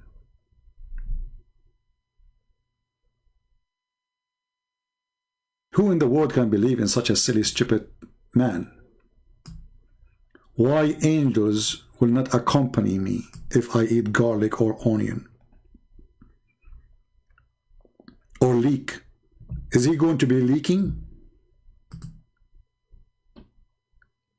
So Islam is a religion as long you don't know. Islam is a serious religion as long you do not know. Islam is an amazing religion as long you do not know. The second you start reading, you will see that this guy is mentally ill. What does this have to do with angels? Garlic will be irritated and they will run away from garlic. So I can stop the angel of death from coming to me, Muslims, by having garlic every day? How the angel of death will come to me? Don't you Muslims believe in the angel of death, which Allah will slaughter in the last day? All what we need, we eat garlic or leek or onion.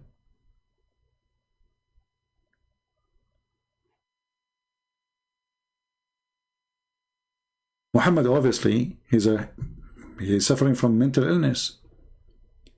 When Moses, the angel of death, he come to him. Moses, he hit him in his head, in his eye.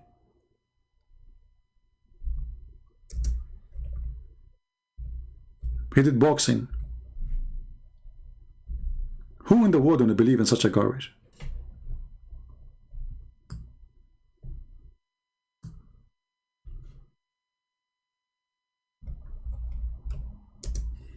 Let us find the hadith, hold on. Because they might say it's not true.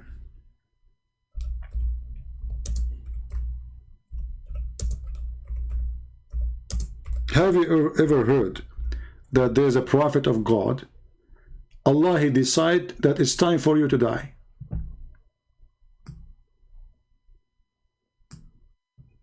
Moses don't like to die. So what he did? He hit him a box on his head, and he hurt his eye, and he made his eye come out.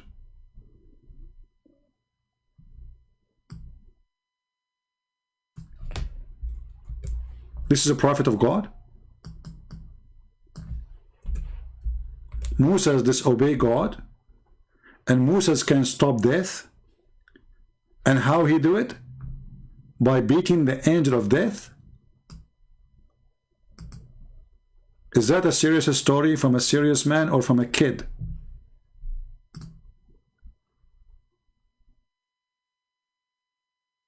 I am suspecting, based on this story, that Moses was a Chinese. He played karate. There's no way that a Jewish guy, he can do that. I mean, think about it. He did beat an angel. He make his eye come out like boing, like a rasur.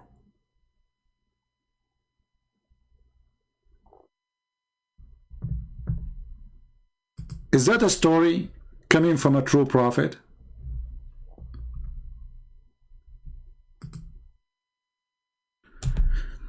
There's a person saying, I'm Muslim, I have this agreement. We will take his call. I hope he's serious, not just a kid.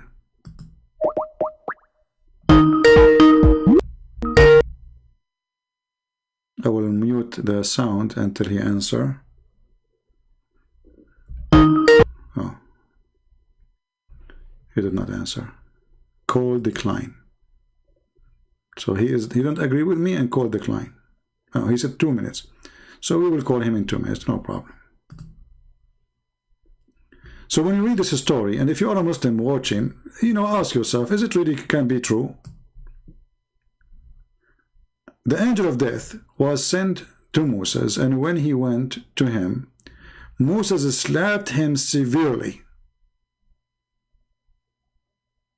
I did that before, but it was not the angel of death, to be honest with you. It was the angel of union.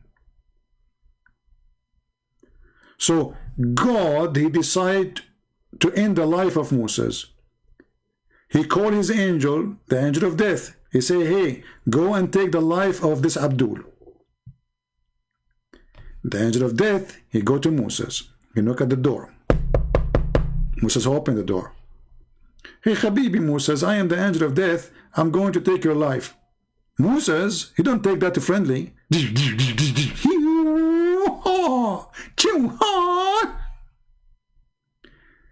The angel eye came out like boing, boing, boing. The angel, he retreat and run away. Because obviously you cannot fight Bruce Lee. Angel of death is very weak. And by the way, I am not sure how the hadith says that Moses slapped him, but it's possible to slap him in Islamic way, which means he used his nipples, because obviously Muslims, they use that.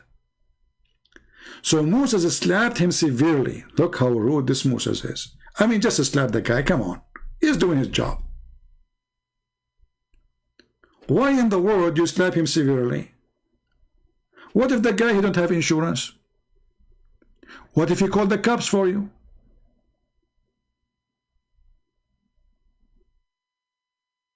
Put yourself in his shoes. Imagine Moses, Habibi Moses, you are an angel and you are going to take the life of somebody, and then this body, he hit you. Actually, I believe that Allah, he should do more training to his angels, especially the angel of death.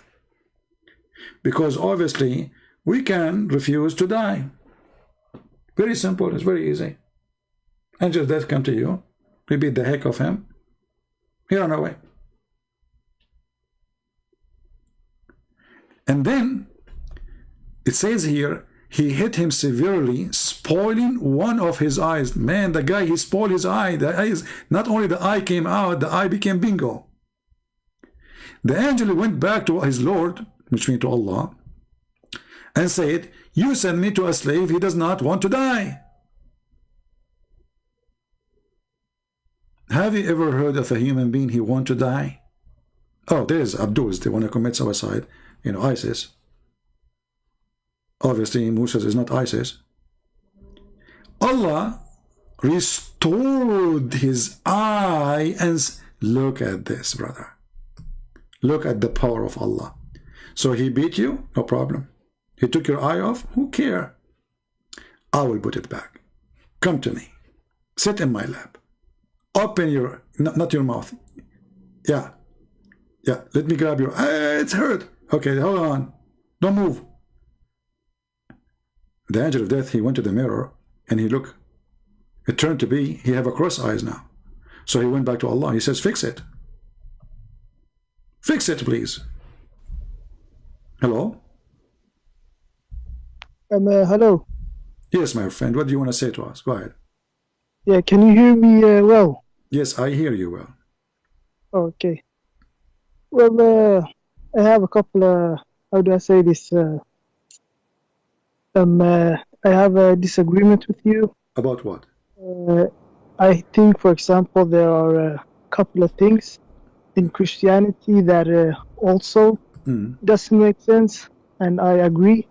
There are a couple of things in Islam that also doesn't make sense. So you're a Muslim But, or not? You're a Muslim? I am, yeah. Okay, so when you say in Islam doesn't make sense, does that mean you decide to leave Islam? Well, not really. You also probably agree. There are things in Christianity that is not 100% logical. Okay, well, I'm not the one who's talking about logical, but you see, when your logic speak against your logic, that is stupid. So I can say now, is it logical that Jesus is born and he have no father? No. Well, it's not logical, but it's logical in my belief. Why? Because if we believe that Jesus is a son of God, so it's logical that he is special and he is different. Therefore, his birth is not like anyone else. But in your religion, it's not logical. So when we speak about logic, if a logic speak against its own, that is stupid. If the logic match the faith, well, that will make sense. Okay. Let me give you an example. Okay.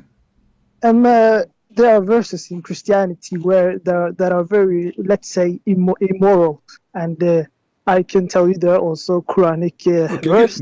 Give me an example of immoral. From the Quran or from a Christianity. Go ahead. Well, I'm sorry, I don't have it right now, but I'm sure there's a couple in the Old Testament. This is your assumption. Obviously, we Christians, we read them and we have our explanation for them. So when you say it's immoral, we laugh. But you but as long you agree that in Islam there is things is not right. But can you agree with me both in the Quran and in the verses of the Bible? There you will find a couple of things that are not. No, for me, you see, when you say, I can say now, Jesus, he said to the people, hypocrite. Somebody will say this is rude. I say this is fine. Somebody will say that Jesus will come in the judgment day, and he will say to his angels, slaughter them. You might say this is a crime. I say no, he's the judge. So it's how you see and how you observe. And if we believe that Jesus is God, then he gave life, he take life. There's no problem. Okay. Well, so that's what if the Muslims say the same from their point of view? No, they don't say that, because simply the Muslims, everything against. As an example, if I ask you now, we are talking about Moses when you call me, is Moses a Muslim or not? Well, it depends on the definition of a Muslim. Okay. Do Muslims believe in the original sin? Well, to be honest, a lot of Muslims they will lie, but I would tell you that we have a concept of the original sin. But all of us, we knew that Muslims don't believe in it, right? Well, a lot of them, they just don't want to be judged, so. No, this is not the question. You see, we're talking about religion, not about your opinion and my opinion. So, according to Islam, do Islam approve the idea of original sin or not? Well, I'm pretty sure there are hadith, so that would indicate that, yes. They will indicate, but the teaching of Islam is against it. Who is against it exactly? Islam and your prophet.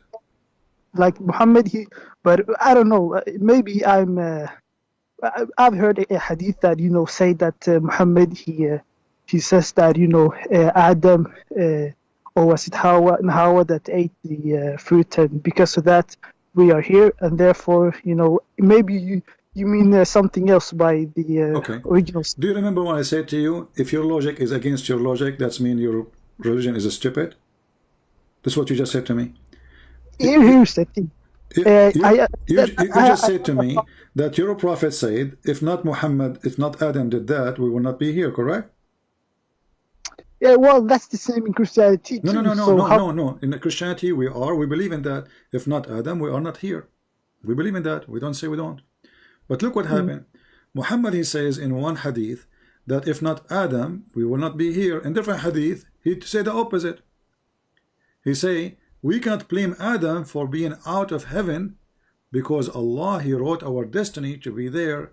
And then he claimed that Moses and Adam, they have a debate, an argument, And then Muhammad, he says, when Moses, he said to Adam, because of you are out of heaven. Adam, he said to him, are you blaming me for something written by Allah for me before he created me, 40 years before he created me? And then Muhammad continues saying, and this is how Adam got the better argument, and he confuted Moses, and he repeated that 3 times. So according to the hadith here, Moses was not a Muslim. He believed in the original sin, which a Christian believe. Adam is a Muslim because he don't believe that because of him we are out. Muhammad, he agree with Adam against Moses. But you are the one who said to me that there's a hadith says, if not Adam, we will not be here, correct? Well, to put it simply, in Islam, we do believe that the reason we are here on earth instead of, Jannah or whatever is because of the actions of someone else, namely Hawa and Adam. No, my friend, no, you see, this is a contradiction here. Because if we are here because of the action of somebody, then this will be the teaching of Islam. But the teaching of Islam, here we go, it's in front of your eyes, I'm putting the hadith. The teaching of Islam is that Moses was wrong when he said to Adam, because of you we are out of heaven. Well, that's the idea in Christianity too. No, isn't it? No, in Christianity it's consistent. We believe that because of Adam we are out, and nobody says no. Here we have different message. In one hand, because of Adam we are out, and one hand says we can blame Adam for being out. So what kind of a prophet? He say 2 opposite things. Well, okay, that's very interesting. No, my friend, this is not interesting. This is interesting in stupidity. Because if I say to you, there is no ice in Arizona, and then I say 2 words after, there's ice in Arizona. So either there's ice or there's no ice. Here we talk about belief. So there's no way to misunderstand. Either because of Adam we commit sin and we are out, or not because of him. So which one? Okay, I will give you there's an inconsistency there in the belief, Okay. I'll give you that. So, but let me go to back to what I was saying. Firstly, I need to, for this to go to this, I need you to agree that both in the Quran and the Bible, and maybe probably in Torah too, you find a couple of things that by today's standards we would say is immoral. My friend, can you agree? You see, this is not our topic now. You see, and if today today is not moral, you can say whatever you want, but this is not about moral and immoral. We are talking about the basic belief. A belief speak against each. We are not talking about somebody came 10,000 years after Muhammad. This is the same Muhammad. It's not a prophet came 1,000 years after Muhammad and he opposed what Muhammad said. We are talking about the same guy. This guy, he says something in the morning, he said the opposite afternoon. I give you that there was an inconsistency there, but my question that I originally called to ask you was, you make a lot of points against Islam that, while I do agree with a lot of them, they are all based on morals.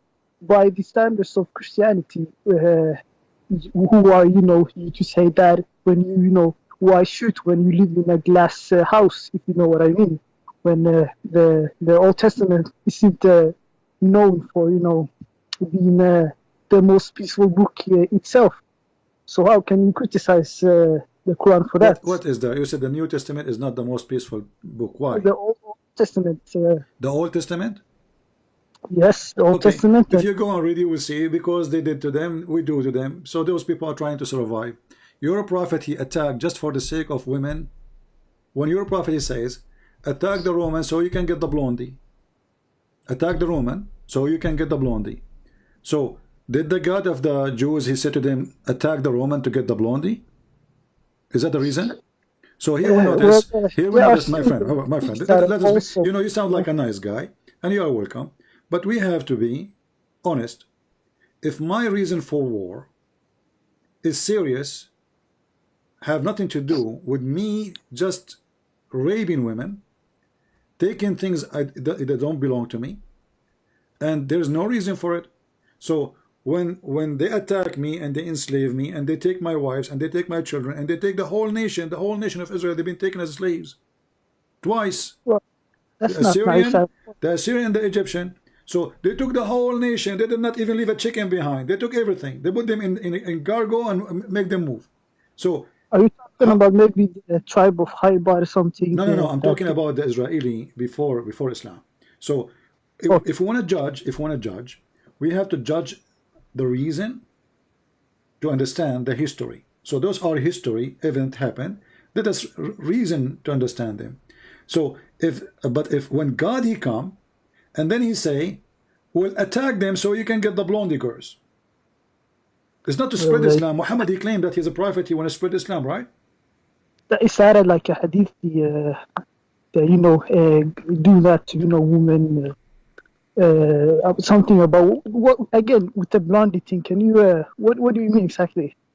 Well, when you're a prophet, he says, attack the Roman and get the blondie girls. There's a person, he says, don't tempt us, prophet. You're a prophet tempting his men to go to war, just for the purpose of having blonde women. He did not say, let us attack the Roman. Slaves stuff, sex slaves. Is that what you mean? What is a blondie mean? When I say to you, let us attack our neighbor, he have a blondie girls. What does that mean? That means you conquer them and rape them, right? I don't wanna. I don't have the heart to. Okay, so when you're a prophet, he says, and this is your Islamic interpretation, and this is your Quran, and this is your statement in the chapter of At-Tawbah, verse number 49. It says, "Ighzu Tabuk taghnabu banat al-asfar wa nisa ar-rum." Attack Tabuk, you will win, you will gain the daughter of the yellow, which means the blonde, and the women of the Roman. Then a guy, he said to him, don't tempt us by women. The Quran made a verse about him saying that this guy is a bad guy. So the one who have decency, the Quran call him a hypocrite. The one who is encouraging people to go to war, kill each other just for the sake of women, he is the prophet. I admit that there's, of course, things that, listening to you and someone else, I've seen that, there are things in the Quran and such that are not 100% moral, and I understand that, But at the end of the day, I wanted to ask you, the big question I came to ask you is it necessarily something that, it is not true because it does not meet the moral standard of every year and every century, and as moral is constantly subjectively changing, 100 years from now, a lot of things we do now that are my friend, is it lawful 100 years from now or before that you will attack the neighbor just to take the blondie girls? Are you serious? Well, I'm not talking about that one specifically. Forget about that. Is it lawful? Is it okay that a prophet of God who come after Moses, he come after the one you call him Isa, and then he says you can take a woman and have sex with her 3 days 3 nights? Is that acceptable? Is that what Jesus taught? I agree with you. However, if you look at all the prophets were not exactly pacifists. If you heard about David and Solomon, they had a bit too few. They were not exactly the most. Okay, my friend, you see, I said to you, you should not use a logic against your own logic. If you go in the Bible, you will see that God, he punished David. Even he took his son from him, the son from a relationship. David, he took a woman. She was married to a man of his soldiers. He sent the guy to war simply to make him die so he can take the wife. He took the wife. He have a child from her. God, he took his son. God make him lose. God condemn him. God punish him. And this person, he cried to God asking for forgiveness. So you see the difference here. When we say the Bible, there's a story about a person. He's a very well known. His name is David. He do something bad. The God of the Bible, he's consistent. He said to him, shame on you. What you took from others, I will take from you. What you build will be destroyed. You took the wife of somebody, somebody else will take your wife. If we go in the Quran, we find the opposite. The God of Islam praising David for doing his crime. So the God of Islam, the same crime is mentioned in both books. The difference is the criminal in the Quran is a good guy. The criminal in the Bible is condemned. Well, I never said that. You know, while I think that all three are Abrahamic religion, I never say that it's Islam and Christianity is the same. And you know, that's an example of one of the differences that you will find. No. You see, I want to be consistent. Is it all right if David he commit a crime? Is it all right because he is a big deal guy? It's okay for him to commit a crime in Islam or not?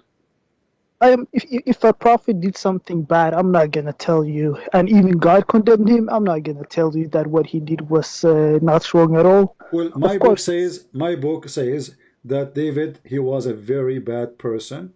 He committed a crime. He was not decent.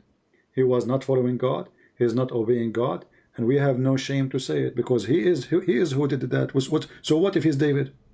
He's David. Well, David, he commits sin. Why we have to cover up for somebody? It's clear. It says he did commit sin. Just because he is a big name, big guy, he's mentioned in your book. He's a prophet, so we don't dare to say he was a bad person. My Bible says he was a person. Your Quran said the opposite. So you see the difference. In my Bible, the bad is bad, the good is good, the filthy is filthy, and God say it as it is. In your book, the bad is good, the criminal is good, the rapist is good, the one who take the wife of others is a wonderful person. Hold up. First of all, when it comes to David, I don't know exactly how Christians view him. Is he viewed as someone that's like someone that you're supposed to look up to? You know, my friend, we don't care. First of all, we don't look up to a prophet. Secondly, David for us.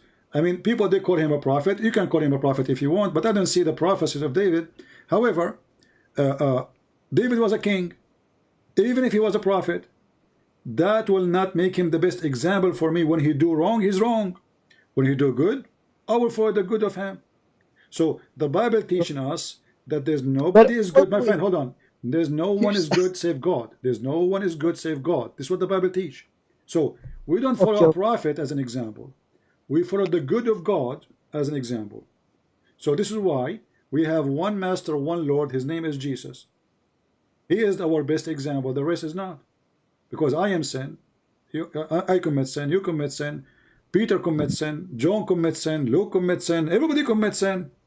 Every single human commits sin. So if we say that we will make the best example of us, a person who is a human being like me who commits sin, that is a foolish of me. Muhammad was a very bad person. Not only he is an average sinner man, he was the worst. I mean, name for me one thing. Hold on, no, Chris, let me give you something. Let me say something quick. You said that David was still a prophet and someone important in Christianity, even though he had his flaws. You named a lot of other prophets that had their flaws, but still were prophets. I don't understand what you are saying. You are speaking an accent I heard from you. Speak again about David. What you said? Yeah, sorry. When it comes to David, you said that even though he has his flaws, he's still a prophet. Same goes for other. I did not even say he's a prophet. You are the one saying he's a prophet. Fine. Okay. There were other examples. You Muslims, you have a weird religion. Anyone is famous, you name him prophet. Zulkarnain is a prophet. Okay, my bad. Saleh is a prophet. Idris is a prophet. Who are they? We do not know. I don't know Christianity 100%, so you can correct me. Okay, let's say Noah. Is Noah a prophet in Christianity? Yes or no? Well, we can say he is. He received message from God. Yeah. Yeah, and there are accounts in the Bible where he did something that is not very nice. Okay. But still, he's a prophet. Why can't you say the same about Muhammad, even though he had his flaws? Can he still not be a prophet? I just told you. Doesn't matter who is the person. If he do wrong, he did wrong. The Bible says that. The Bible condemned the behavior of anyone who do bad. Doesn't matter if it's Noah. Doesn't matter if it's Adam. Doesn't matter if anyone. No limit, no protection for anyone do bad. In your Quran, show me where Noah he did bad. Go ahead. Well, there are not exactly, but there are examples in the Quran where Allah says, for example, if you relate to the people the verses that are not for me, or you make up the Quran, then I will punish you. Allah says that to Muhammad. So that's an example that Allah will hold Muhammad accountable if what Allah he said about this. if you do fabricate Quran, what he will do? Yeah, exactly. The verse went something like, if you do fabricate verses, then I will then I will hold you accountable, something like that. What exactly you would do? What exactly the verse says, you mean? Yeah. Well, I'm sorry, I don't recall every Okay, I will single help you. verse. Chapter 69, verse number 46, it says, if Muhammad fabricated Quran, I will cut his artery. All right, yeah, that's holding him accountable. Okay. So. Okay, how Muhammad he died? Well, how Muhammad died, I'm not too familiar with how he died. I don't know if it was old age or whatever. He died by cutting his artery. Is that like in the Sirah, or if you know about the Hadith? Sirah? This is Sahih Bukhari. Okay, Sahih Bukhari. Muhammad, he promised, saying that God told him, his God, if he is lying, fabricating, claiming things is not true, Allah will cut my artery, and I give you the chapter number and the verse number. And this is the hadith in Sahih Bukhari. Muhammad, in the element of his death, he said, O Aisha, I feel the pain caused by the food I ate at Khaybar. At this time, I feel as if my aorta is being cut from that poison. So Muhammad, he predicted, if I'm lying, Allah will cut my artery, and this is what happened to him. Isn't death happened by Allah only permission? Well, I don't exactly understand how food will cut his artery. That's my friend, are you saying Muhammad is lying here too? I mean, the guy, he is saying my artery, and Muhammad, he said, وَمَا هُوَ إِلَّا وَحْيٌ يُوحَى. Anything I say is Allah is inspiring me. So when Muhammad, he says so, you are going to accuse him, says, how in the world you die from cutting your artery? Are you questioning your prophet statement? Well, here's the thing. You will, whether I question or not, that's I'll say that there are probably things in the hadith that even though I believe in them, I don't believe in them 100%. I take them with a grain of salt, even if they're sahih, because at the end of the day. Okay.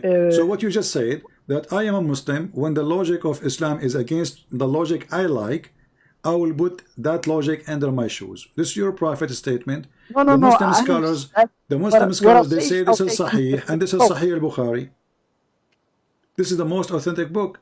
So because you don't like it, what do you do? I am not going to accept it.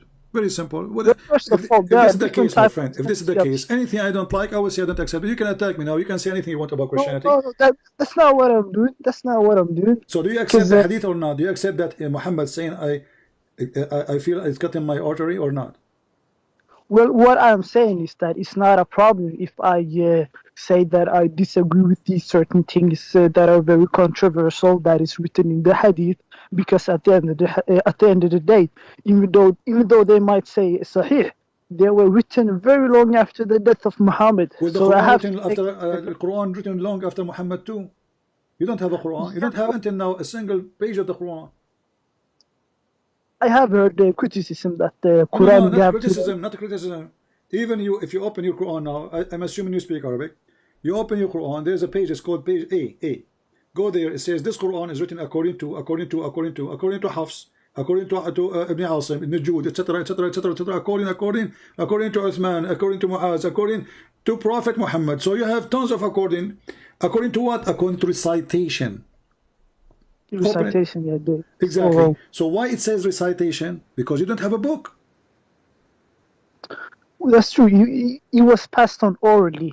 Exactly, and this is the same as the hadith. So the excuse you gave me, my friend, a second ago, that the hadith is written long time after. Well, the same for the Quran. It was recitation. The hadith is recitation. Somebody taught somebody. Somebody taught somebody. Somebody wrote. After somebody, we write it down.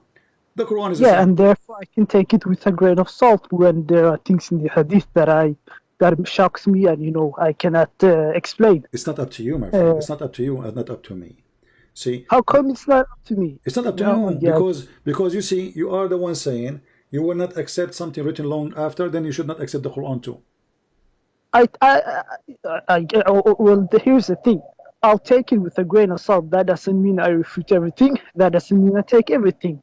That means that I'll do what I can with what I'm with what I'm given. So Yeah. what we learn from this now?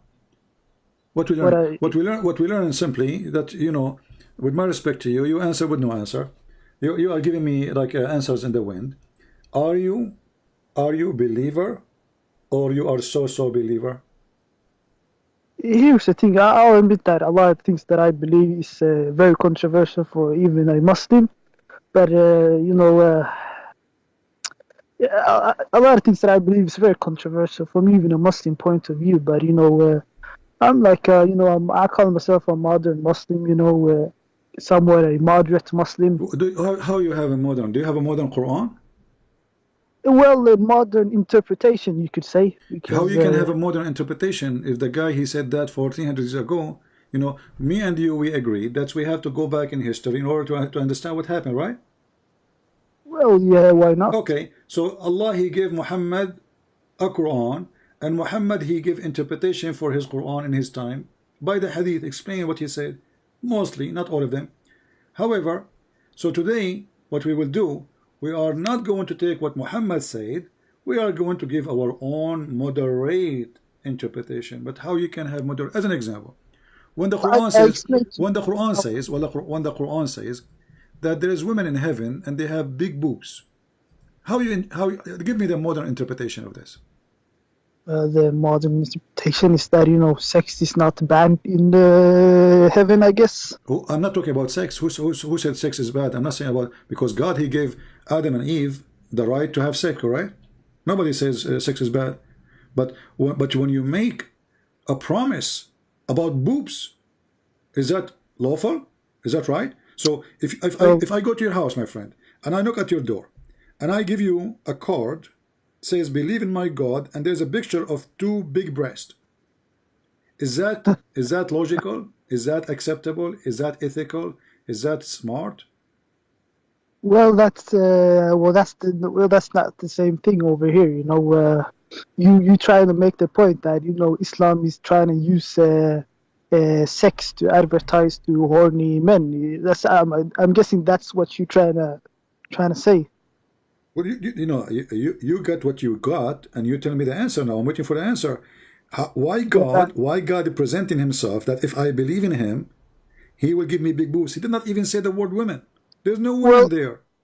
There are two understanding. One is that, hey, you know, God, he's trying to use sex to sell his religion, and one is that hey, sex is allowed in heaven, so that's maybe one thing that you will not miss in heaven. So yeah. So my friend, you are saying to me that because sex is allowed in heaven, I can be the devil who promise you sex, not for love, just sex, just a pure sex. I can tempt you to believe in me by telling you I will give you big boobs. So what is the difference between Satan and Allah? Whoa, relax now, relax, friend. No, why relax? Why relax? What, I'm asking you a serious question. What is the difference between Satan and Allah? What kind of a question is that? What is the difference between Lucifer and Yahweh? There's a huge difference. Lucifer is evil, God is good. Your God is evil. You just told me that my God is the same as Lucifer. Isn't it Satan who tempt us to do bad things? So when you say, if you go and do jihad, I will give you those things, isn't it this is a temptation of sex? What's the difference between Satan? I go to my neighbor now. I go to my neighbor and I will shoot him because I am being promised I will have endless penis, I will have big women ass, and I will have big boobs women, and I go kill. So what is the difference between Satan and your God? There's no difference.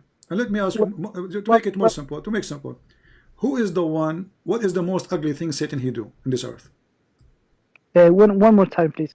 What is the most ugly thing Satan he does in this earth? Well, I guess it's you know, I guess, you know, bring people, you know, tempt people to do bad things, you know. Like what?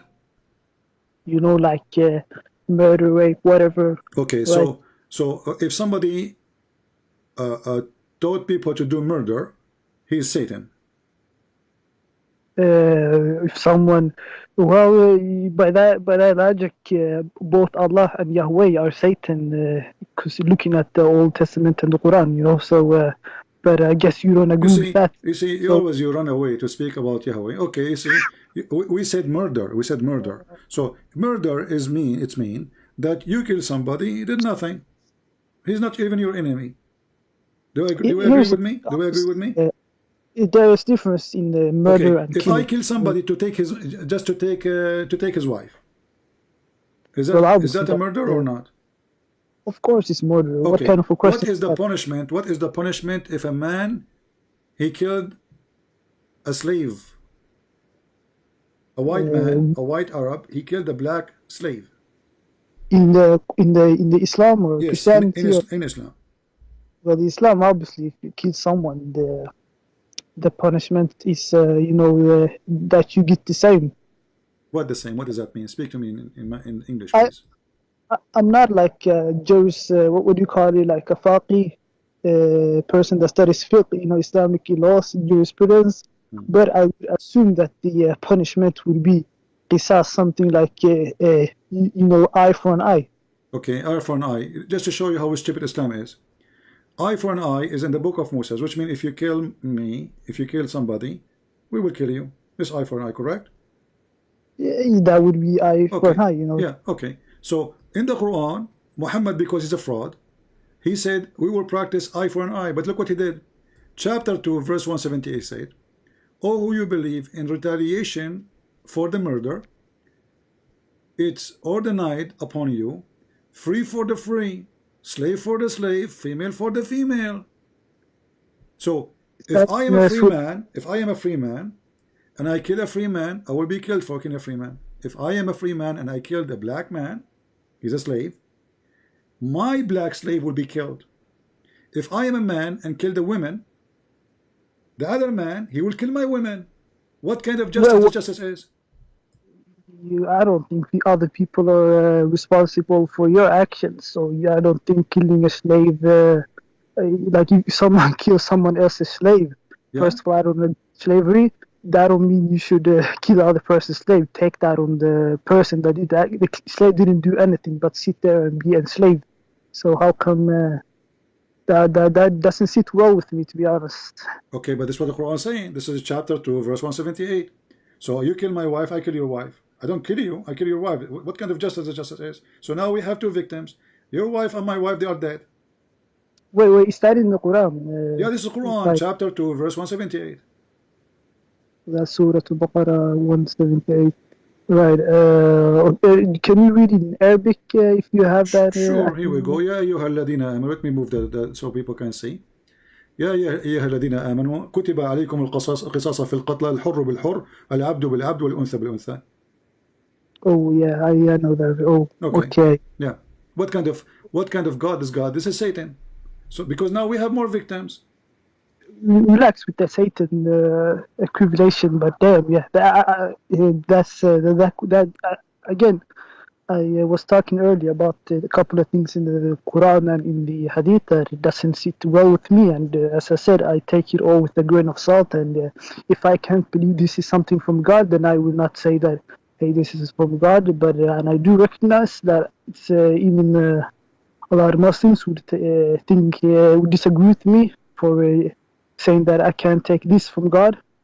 But yeah, my friend, hold on. You are saying to me, okay, I cannot accept this because this is against my value, correct? Of course. Okay, but you just said that the value of Allah is a satanic value. That's why I reject it. So if your Allah is the one who is teaching a satanic value, obviously he is Satan. When I say to you, what is the difference between Allah and Satan? You get upset. You said, hold on, don't go that far. But you just admitted now, but by your own words, you don't accept the value of Allah. This is a bad value. So the value of Allah is proven to be satanic value, because Satan, he don't want justice. Satan, he want us to kill more. So now we have a woman, she is murder. I go and kill another woman. She is not even have nothing to do with it, just because she is my wife. That is the most stupid thing. A slave was killed. I kill another slave. So now we have two poor black people being killed because this is what the slaves they have. the black slaves. So what kind of justice? You agreed that this is not justice, this cannot be from God. So if this cannot be from God, then we have to accept that the whole Quran cannot be from God. Well, we can accept that just like the Bible, the Christians, I have friends that are Christians, and they say that, hey, we never make the claim that the Bible is 100% the Word of God. No, my friend, hold on. You see, you guys wrong. I can say to you now that in the Bible there's a guy, his name is Abraham is talking, but not everything Abraham says God talking. When God talk, God talk. There's a God, his name is let us say the wife of Abraham said to Abraham, but the wife of Abraham is not God. So when we say not every single word is God talking, this is simple. This is what it is. There's people, even Satan he speak, even the Quran, Satan he said to Allah. So it is silly to say that every single word is the word of God. But here in the Quran, this is your God talking. You cannot say this is not God talking. You can't say this is Abraham talking. You can't say this is Moses talking. This is God himself talking.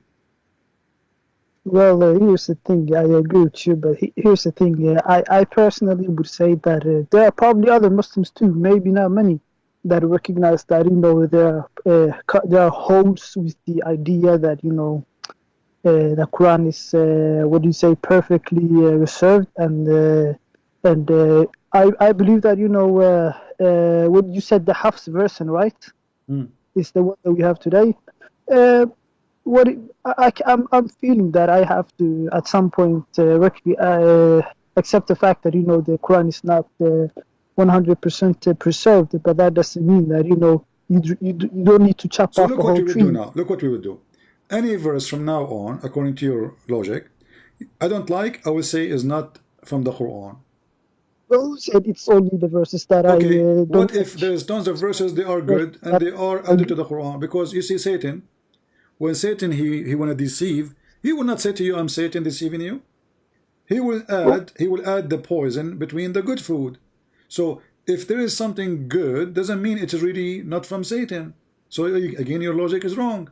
If I want to kill somebody, if I am an evil person, I want to put poison. Where I will put poison for him? I will put it in his toilet seat? No.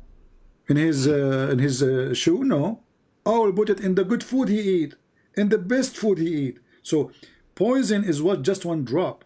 You do not need to cook poison. You need one drop to kill the guy. So what we do, we drop one drop of poison in a good container. Container have nice apples, nice beef, nice meat, nice rice. Then we put the drop there, and then we are dead. That's it. So you just said now that this is a drop of poison. Before you continue, you say that problem would be a drop of poison. I say that problem would be like the example of if you have a banana and there's a small brown spot, you can eat around that brown spot. That wouldn't destroy the whole banana. But if you compare it to you say, nah, it's like a poison. But how do you know that the whole banana is not from Satan? Here's the thing.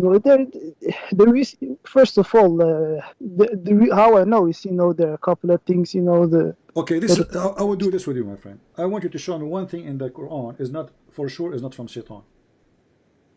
Okay, that should not be a very difficult thing. Okay, show us.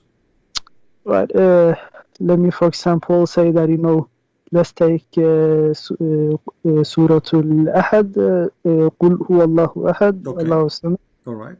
Qul huwa Allahu Ahad. Okay. Why, if the Satan is not a believer, why would he say that? Hey, God is a monotheist. Maybe the Satan has become a Muslim now. If he would agree with that, you know. Okay. So that's an example that I heard you. You speak Arabic. I speak Arabic. Qul huwa Allahu Ahad. Ahad does not mean one. Ahad mean one of. I challenge you, my friend. Yes, I challenge you to make one sentence using the word Ahad, and it does not mean one of. Just make any sentence. It's the Quran. The Quran is not like, you know, Arabic that is spoken today. What do you mean the Quran? This is Arabic, my friend. Ahad does not mean one. It's mean one of. If I go right now, my friend, hold on. If I go right now in the front of your eyes, I don't know. I think you are from Morocco. Is that correct? No, I'm from Africa. I'm from. Do you know about Djibouti? Oh, okay. So look at this. If I type the word Ahad in the Quran, I will find the word Ahad all over the Quran.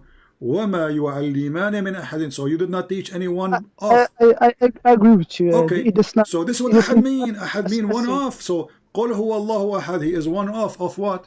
Then it says Allahu Samad. As-Samad, we just showed them actually before you called me. I don't know if you were watching, that there was an idol. His name is Samud, and this is in the book of Ibn Kathir. Okay. Well, you have a point there that Ahad doesn't mean, just one name. So it can mean one off. It can mean different things. But you're asking me whether or not I can find a verse in the Quran that would prove that. No, you see, you gave me a verse. It's very. You see, I don't want to read to you. You're a nice person. So I'm trying to be nice, but forgive me if I am, like somehow aggressive. You see, no, I ask you, give me something to prove that the Quran is from the true God. Would you give me this? I mean, with my respect to you, this is silly. So Shaitan is one. Shaitan is one. Iblis is one. Okay. So say Iblis is one. Okay, and he is a Samad. He is Samud. Okay, and what? He don't have a children's. Okay, and what? And nobody is equal to him. Okay, there's nobody equal to Iblis. I agree. Are you equal to Iblis? If there's anyone equal to Iblis? So I ask you for a proof. You give me a verse. It's very silly. And the one who made is even, he's trying to copy the Jews, but because he is an idiot, he copied it right.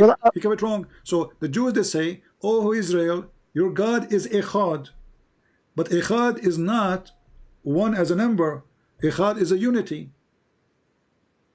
Well, you have a point there, but I can still find the verses a verse that that obviously Satan wouldn't write.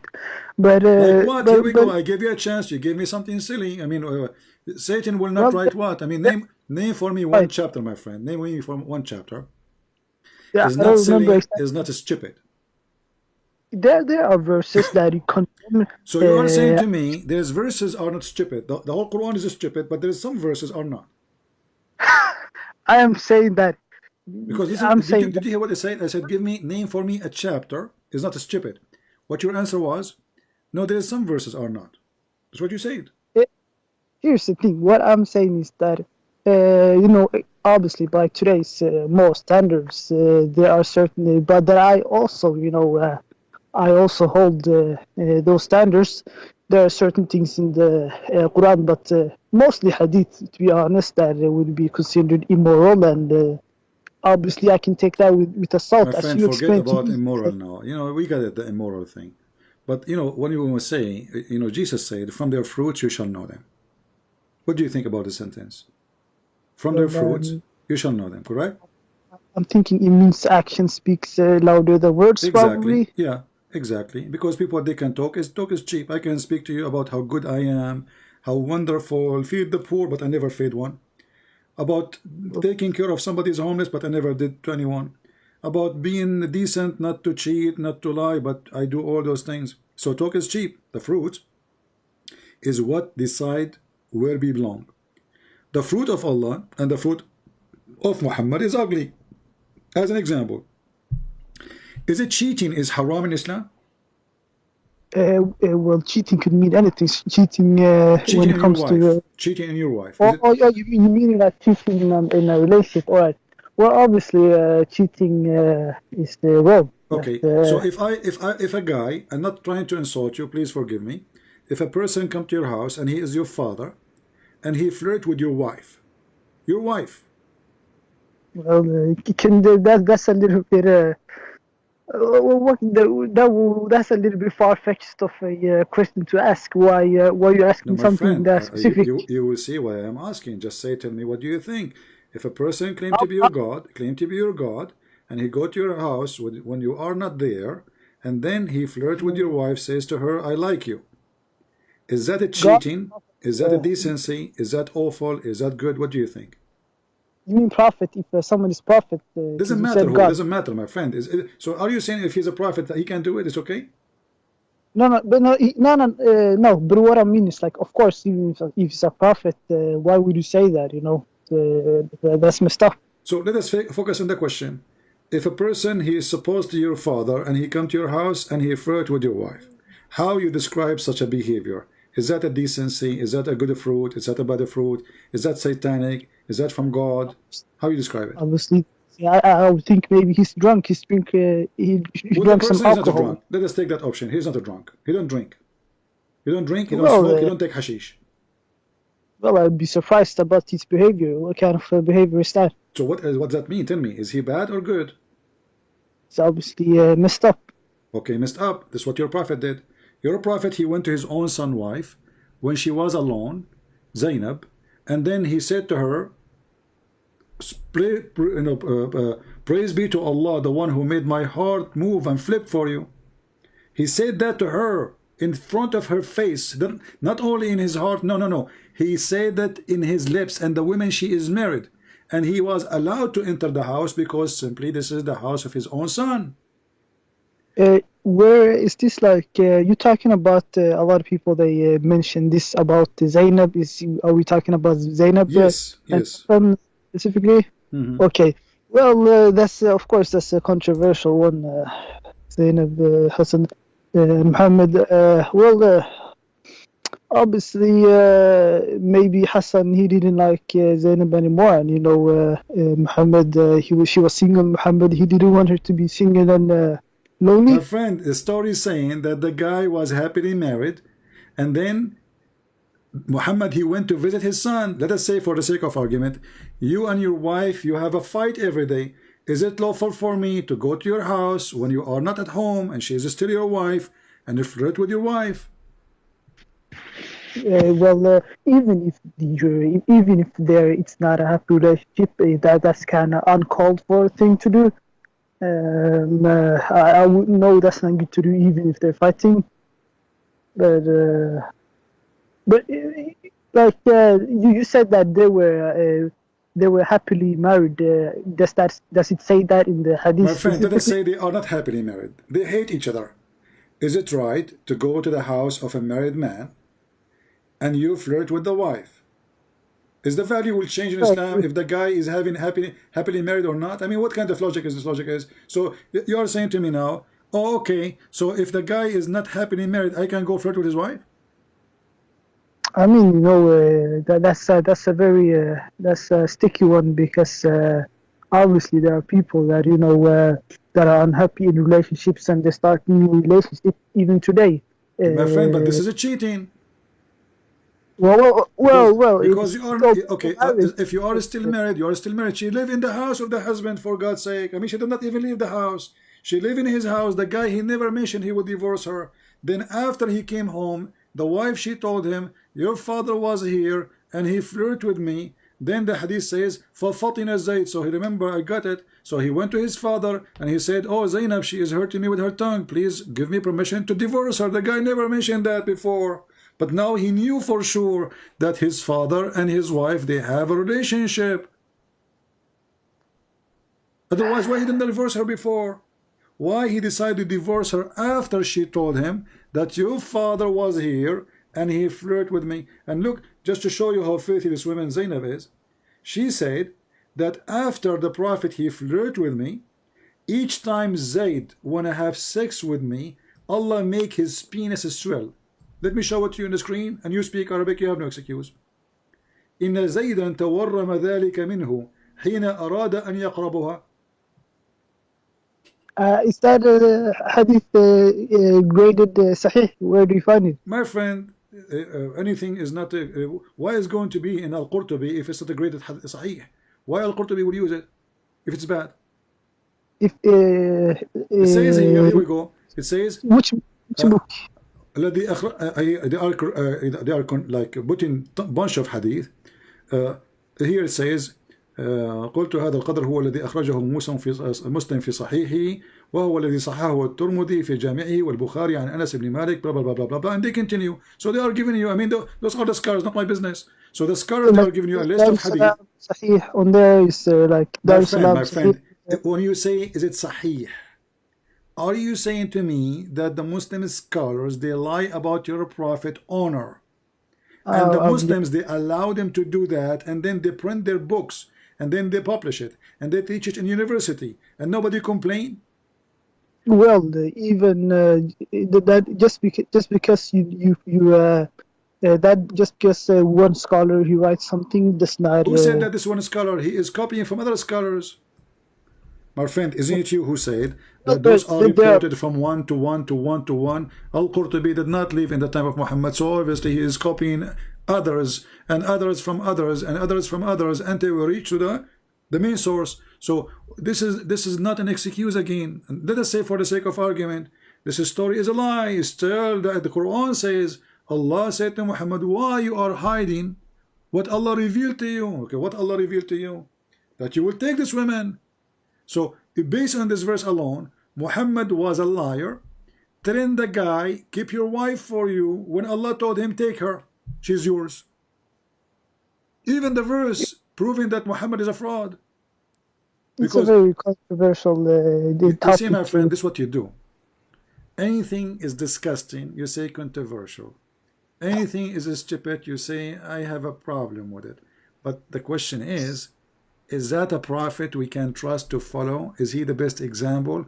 The Lord said, from their fruits you shall know them. As simple as that. Obviously, this does not sound very beautiful, what you're describing. And it does not sound very good,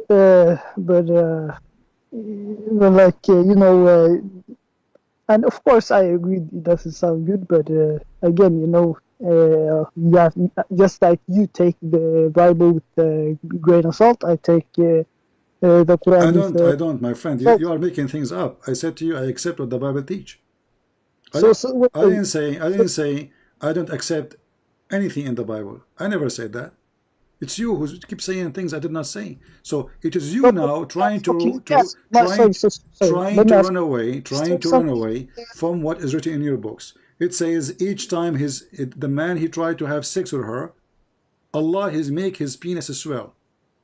I mean, even the God of Muhammad, he don't want the man to have sex with his wife just because the prophet he want her. Okay, I got you. But here's the thing. I personally, I take this with a grain of salt. And I'm like, I can't believe this is from a prophet of God.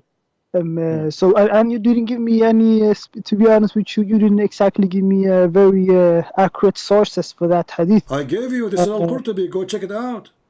I mean, I give you the book name, I give you the page number, I can give you the link, and then you say to me, you did not give me accurate. So if it's not accurate, my friend, if it's not accurate, why it is there?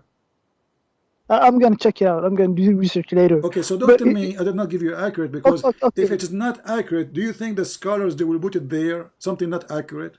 Be honest with yourself. Of course, there are many scholars that believe incorrect things. They're just humans, just like there are many Christian scholars. Your prophet is a human too. Your prophet is a human too. He's a human indeed. Okay, so if the excuse is that there is a scholars, they are human, well, then we should not believe in any story, because all those stories written by a human, the good and the bad.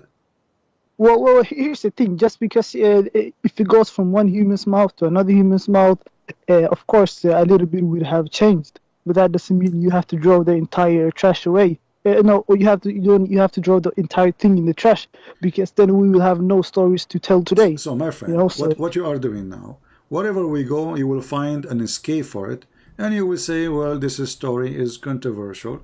This story is questionable. This question, you did not give me authentic source.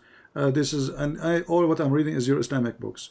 So how you can follow Islam if you cannot if you cannot trust your books? How yourself you can be a Muslim if you don't have a trustworthy books to follow? There are a couple of course, there are a few flaws here and there. It was passed on from human to human. That doesn't mean that the Quran itself. I showed you a verse from the Quran. You said this is wrong. Is that passed from a human to human wrong, or this is Quran? I'll give you my answer. Let's say I have a apple tree in my yard, and it makes a couple of times, it produces very bad apples. Few times, you asking me why I should throw away my whole tree, chop off the whole tree. I'm telling you, I can't do that. I will accept that it is not perfect, and I will keep it for the good apples.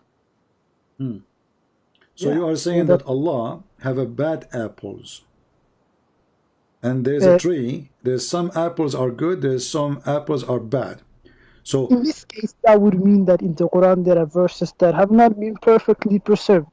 That's all that means. okay, so now anything I will show you, I'm wasting my time with you, with my respect to you. Anything I will show you, you will say it's not preserved. Very simple. Okay, let me ask you directly. Just because there are things that, let's say, are immoral, because let's be honest, you used arguments based on morality about Muhammad, things that he did.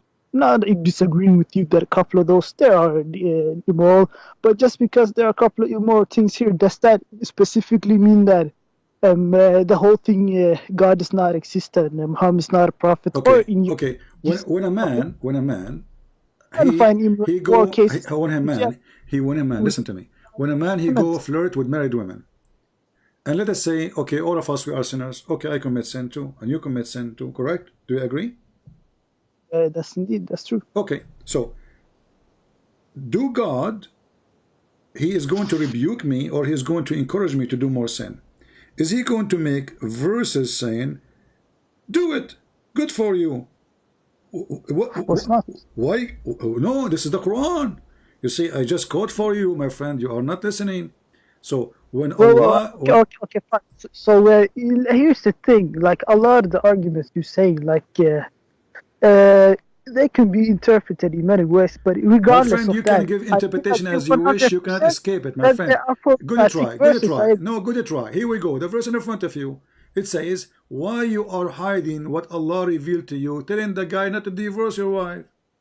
So the guy came to Muhammad saying, I want to divorce my wife. Muhammad saying to him, why? Why you want to divorce your wife? The guy a second ago was in his house flirting with the wife. And now his God saying to him, encouraging him to be filthy, saying to him, why you are hiding what is in your heart? What is in his heart? He's in love with her. He want her. He want to have sex with her. So Allah saying, why you hide from him? Why? Okay. What kind of God he says that? God, this God should say to him, shame on you, Muhammad. The woman she's married. Shame on you. Leave the woman alone. Let me ask you, do you believe, like in poetic justice, that the moral will always win in this world? Because you know, while we would like, me too, I would also like that to be the truth, but my you know friend, that doesn't always.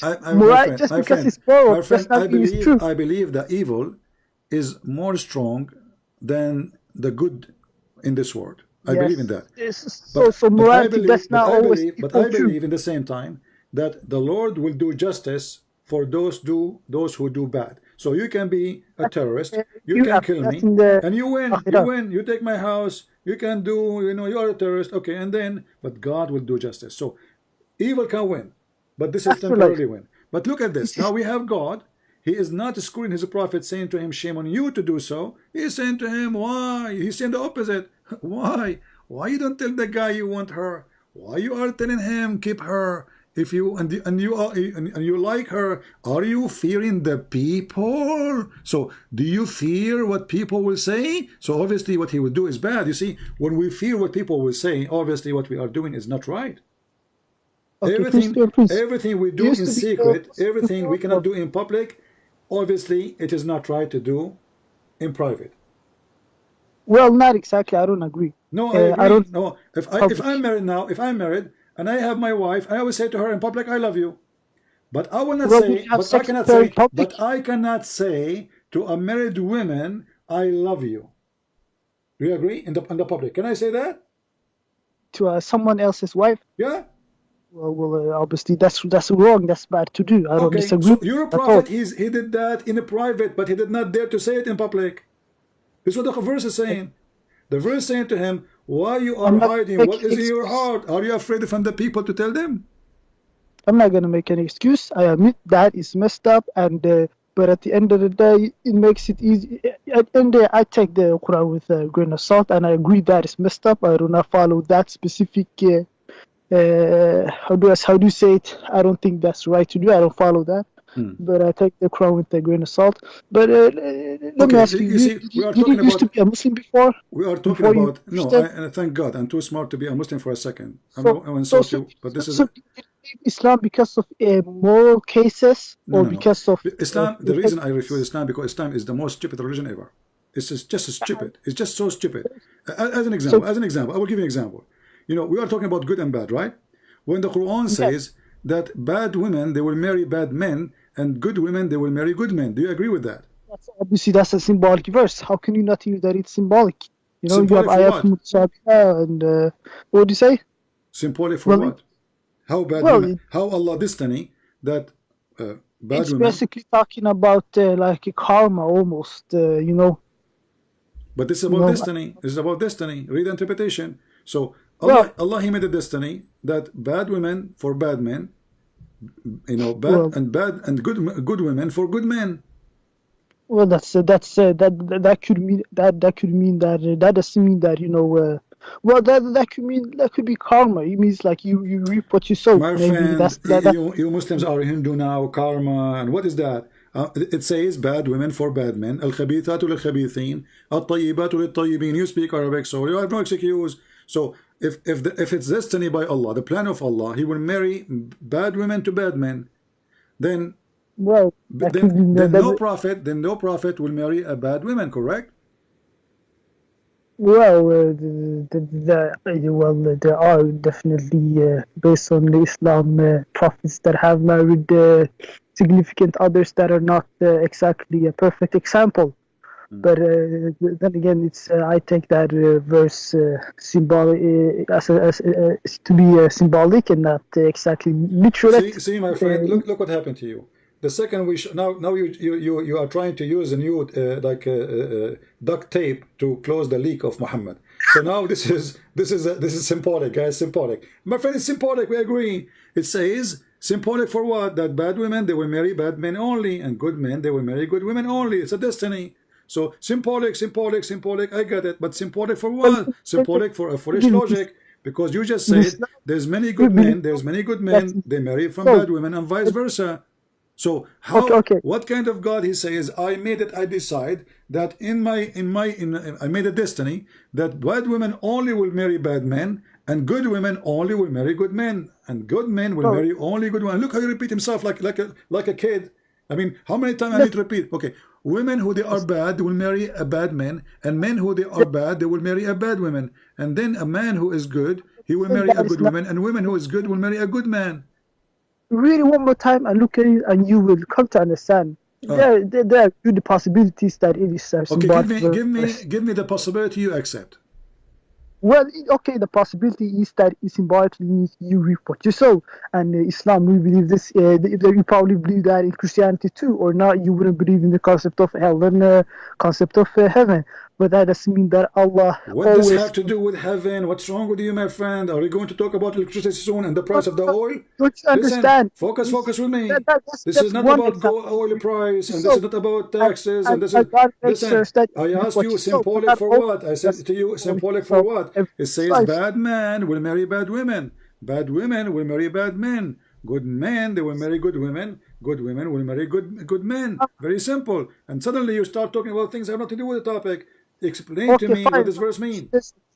What it means is you reap what you sow, but that doesn't mean that God always involves Himself in people's life on earth and always make sure that people reap what they sow. But in general, people reap what they sow. Hold on. It says bad women. I mean, very simple. He did not say some bad women marry some bad men, some good women marry some good men. He made it so clear. Bad women marry bad men, and good men, they marry good women. And now you are trying to again use duct tape. They will not try. You know, you are out of duct tape. Do you still have more? To be honest with you, I'm pretty. When it comes to this, it's not your best argument. You have made a lot of good arguments. No, actually, this is one of the best, because if this is true, then Muhammad's wife, she should not be bad. Aisha, she did not go and make a strike against him. So, Hafsa, she did not make a strike against Muhammad. Even the Quran says that the wife of Lut and the wife of Noah, they betrayed their husband, and they are prophet. So when the Quran says Allah will make a destiny that bad men may marry only bad women, and good men, they will marry only good women, that's mean Muhammad is bad. Well, again, there's a lot of way too much plausible deniability that verse could mean. Yeah, you can use dictate. Read the interpretation. You know, again, even based on the translation that you used right now. I'm a friend. If Use any that translation you sounds want. very- You speak Arabic. You do not need translation. You are a person who speaks Arabic. So let's not to go and jump to the exclusive translation. الخبيثات للخبيثين والخبيثون للخبيثات Yeah, والطيبات للطيبين والطيبون للطيبات. Does it not sound like it could be like a nice, a poem, like a poem, like it means like a poem, symbolic poem, some verses are like that and some verses are direct. And you are not my friend, mostly. my friend, your God, he made a decision that he will marry bad women to bad men and good men to good women. And then we find that this is absolutely false. Because even the Quran speak about the wives of Muhammad going and doing strike against Muhammad. And even the Quran accused them to be kuffar. The Quran says, وَقَدْ صَغَتْ أَيْمَانَهُم, which means their heart became a heart of kuffar. And Allah is asking them to repent in the verse. So if bad women, they will marry only bad men. That's mean Aisha, she married a bad man. His name is Muhammad.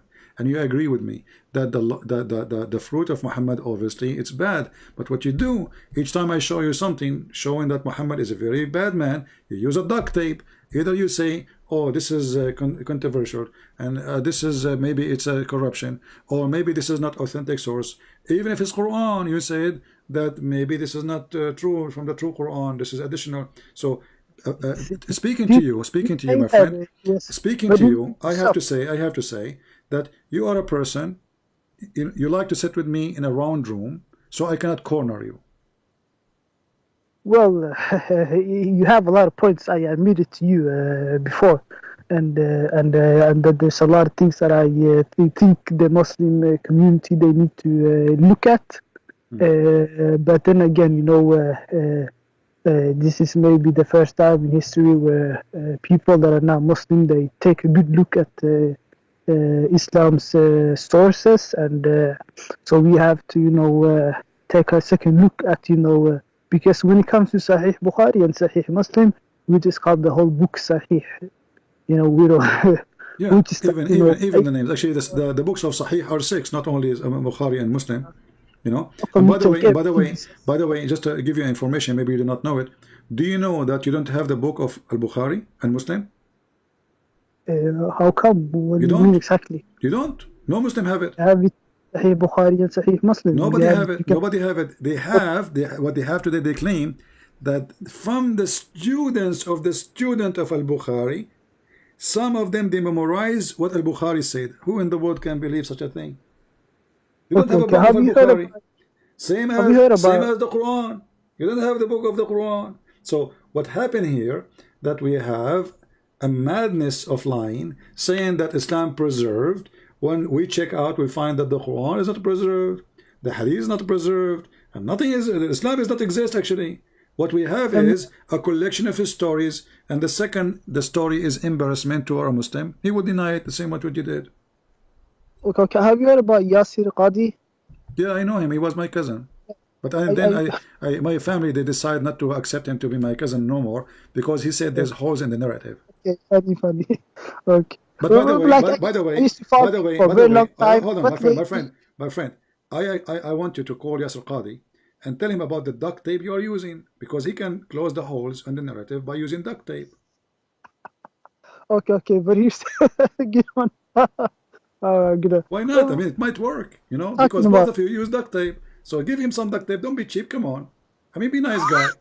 Give that guy some duct tape. There's a hole in the narrative. If we can duct tape them, we can stop the leak. I admit to you that there's holes, so at the end, I admit that there's problems, and I admit them, and I think the Muslim community, they need to take a look at these holes, if you want to use that example, and I admit that to you. But let's say Yasir Qadhi, I used to listen to him and follow him for a long time, and lately he's been saying stuff like there are holes in the, what do you say, holes in the narrative? And some guy, he made a funny remix. Some people are funny. Did you notice, my friend, when Yasir Qadhi, he said his sentence, all Muslims suddenly they washed their hands from him. I mean, the guy did not say he's a scholar. According to them, he was a scholar a second ago. The second he said what he said, suddenly everybody is insulting him. Everybody is attacking him. I mean, they invite him interview after interview, and the sheikh, they call him sheikh. Even Mimi Hijab, when interviewing him, he says, sheikh, today we will talk, and he asking him a question, which means he's a student.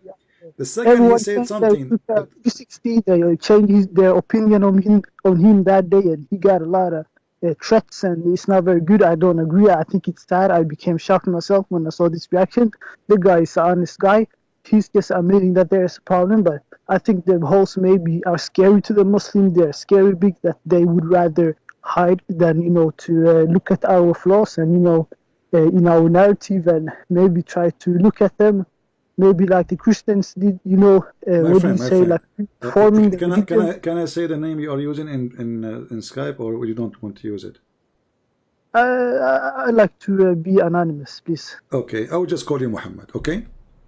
Okay, you can use Abdul, since you guys like to say okay, Abdul. I have an advice for you. Why you don't change the name of religion of Islam and call it duct tape Allah? Oh, nice one, man. Because you Muslims, all what you do is just duct tape the God. I mean, the God is leaking all over. There's holes in his book. There's holes in his statement. There's holes in his logic. There's holes in his ethic. And what we do, we duct tape. Even when Yasser Qadhi, he says, there's holes in the narrative. He did not even dare to tell us. He said, we should not discuss this in public. We should discuss it in private. So he's not being honest. Is that a private religion, or this is this a private religion, or this is a religion for all mankind, as Muslims they claim? So if it's for all mankind, then we should discuss the topic in public. So he was warning them, don't open the topic. So he was talking about it public, but he had to change because he got a lot of threats, and the Muslims, they're now ready to acknowledge this. So they gave him a lot of threats and so on. So that's why he said we can't talk about this in public, because first he thought we were ready to talk about this in public, but then he's like, no, we have to. The Muslims, they're not ready yet because. So after 1400 years, you Muslims are not ready. Well, this is the first time they're facing. No, this is not the first time. We make fun of Islam since the beginning, from the first day. The Arab Christians are the first people to love Muhammad. What happened? A lot of Muslims attack them, so they become scared. They can't talk, But that will not change the fact, my friend, that the duct tape, here we go, duct tape again. We attack them so we can duct tape Allah. So there's many solutions for the duct tape. If we cannot kill them, silence them. Like now we live in the West, so we can speak freely. But if I live in the Middle East, they would duct tape me, correct? And that's bad. They should listen to you, what you have to say, and give it a chance. But is it Islamic? Is it Islamic to listen to me? Is that the teaching of Allah? Let's be honest. Even back in the days, Christianity, you would get consequences for criticizing Christianity. No, my friend. You see, if there is a Christian ruler, listen. If there is a Christian ruler, he says, if you insult the Bible, I will kill you. This is his act. This is his job. He do what he think it's right for him. But Jesus, he was insulted himself. Jesus was crucified himself. Jesus was in the cross, and he says, forgive them, Father, they do not know what they are doing. He did not say, I will kill you. He did not say, hey Christians, after they finish killing me, kill them all. He did not say that. He said, forgive them, Father, they don't know what they are doing. So if Jesus himself was insulted, was killed, was humiliated, and yet Jesus in the cross says, forgive them, Father, they do not know what they are doing. That's mean the best example of us is Jesus, not a king. Unless the king is following Jesus. So, well, I'm sure Muhammad wouldn't attack people because they criticize Muslim. He doesn't seem like that type of a person. Okay. So why he says then kill those who don't believe in Allah and the last day, from the Christian and the Jews, until they pay jizya with humiliation? Are there examples in the hadith where he attacks people because they disagree? All the hadith about he said, I've been victorious by terror. He even scared the Christians from a distance of 1 month journey. I haven't heard that one before. You are talking to Christian Prince, you will hear a lot. Before that, my before that, there's Allah on the other side of it. This is a Sahih hadith. He said, I've been victorious by terror from the distance of 1 month journey. The terror hadith, something. What does it say exactly? It says in Arabic, نصرت بالرعب مسيرة شهر. So from a distance of 1 month journey, he was victorious by terror. People, they hear he's coming. Month journey is a month away. This is how you see how peaceful he is. if Jesus come into a town, people will be terrified or will be happy to go and meet him. Well, at the end of the day, Allah, he's not the only prophet that was, how do you say, a little bit political. Look at Solomon. My friend, and, what political now? Islam. You see, you are the one who said to me, if there's anywhere it says that Muhammad, he killed people, in case you don't agree with him. Isn't it your prophet, he says, the one who changed his religion, kill him? Does he say that? Does he say that? Oh yeah, here we go. Well, they are true that Allah, there are countries My friend, where... this is Al-Bukhari. Here we go. The prophet says the one who changed his religion, i.e. apostate, kill him. And this is Sahih. Well, there are countries that, I'm not gonna lie, there's countries like Saudi Arabia and stuff where you can't be non-Muslim and get away freely.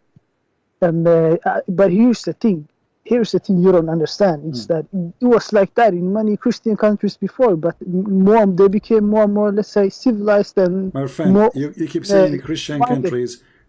Jesus is our constitution, not a Christian country. As you see now in some Christian countries, they do everything against God. So can we follow them now? Can we say that Jesus what he said? So either we follow what Jesus said, or not.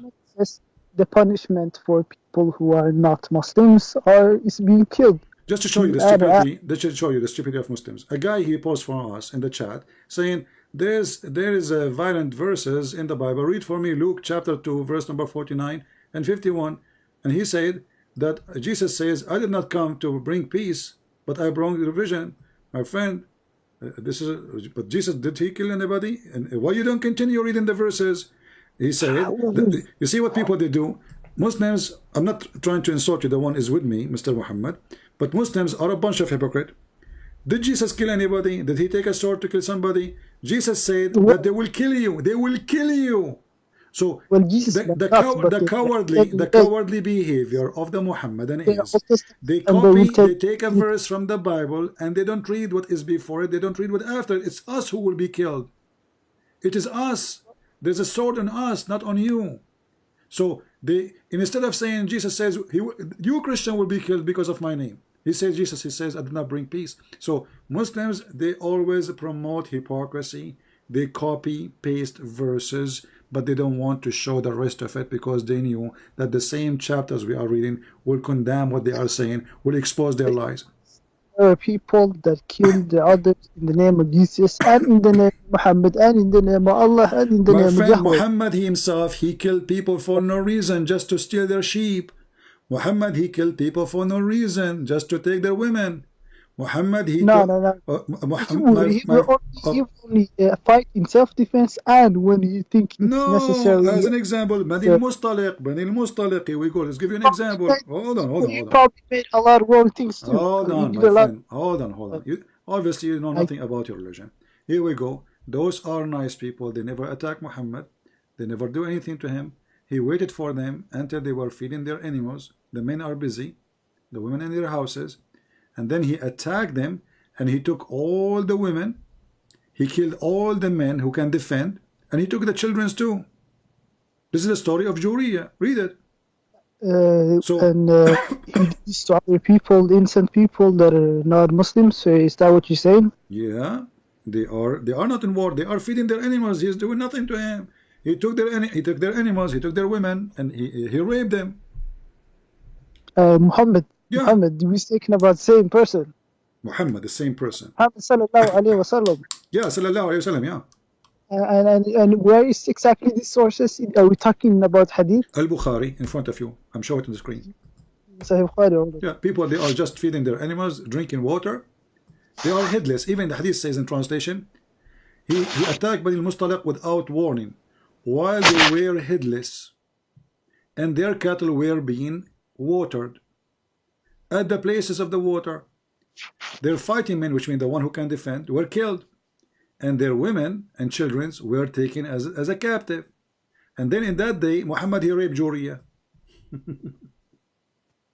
All right. Well, that is that's I'm gonna be honest with that. That sounds terrible, but I'm gonna be but maybe, you know, as you said, it could be that, because Muhammad, when he was when he became, after he went to Medina, he became more and more how do you say it, more and more responsibilities.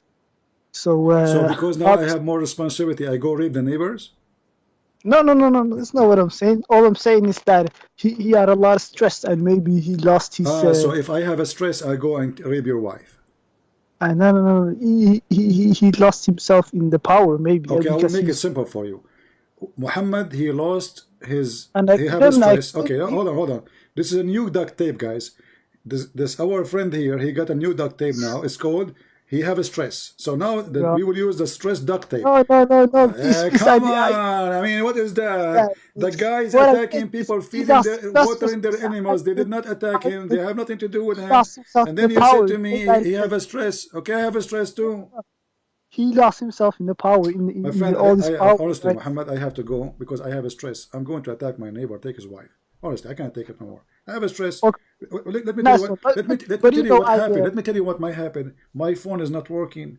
The battery is dying so fast. I have a stress, man. I cannot afford it. So I'm going to attack the neighbor, take his phone, and take his wife in the way. And if he's asked me when he's dying, why you did that to me, CP? I will say, I have a stress, man. Let me get. Hold on. And if he complain, if he open his mouth, I will use a duct tape. I will close his mouth. Says, don't ask me. I have a stress. If you don't believe me, ask Muhammad from Skype. He told me to do so. But my apologies. That was Muhammad. What I meant was. Muhammad, what I meant. friend. Okay, he lost himself in all the power. He had a lot of responsibilities and all the power. Muhammad, I will change your name. I will change your name, honestly, to duct tape in Skype. Honestly, I will do that. Here we go. I will do it in the front of your eyes. I'm not going to show it on the screen.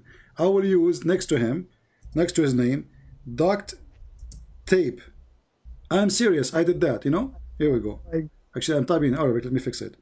Duct tape. Man, come on, man. Yeah, because simply this is what you do.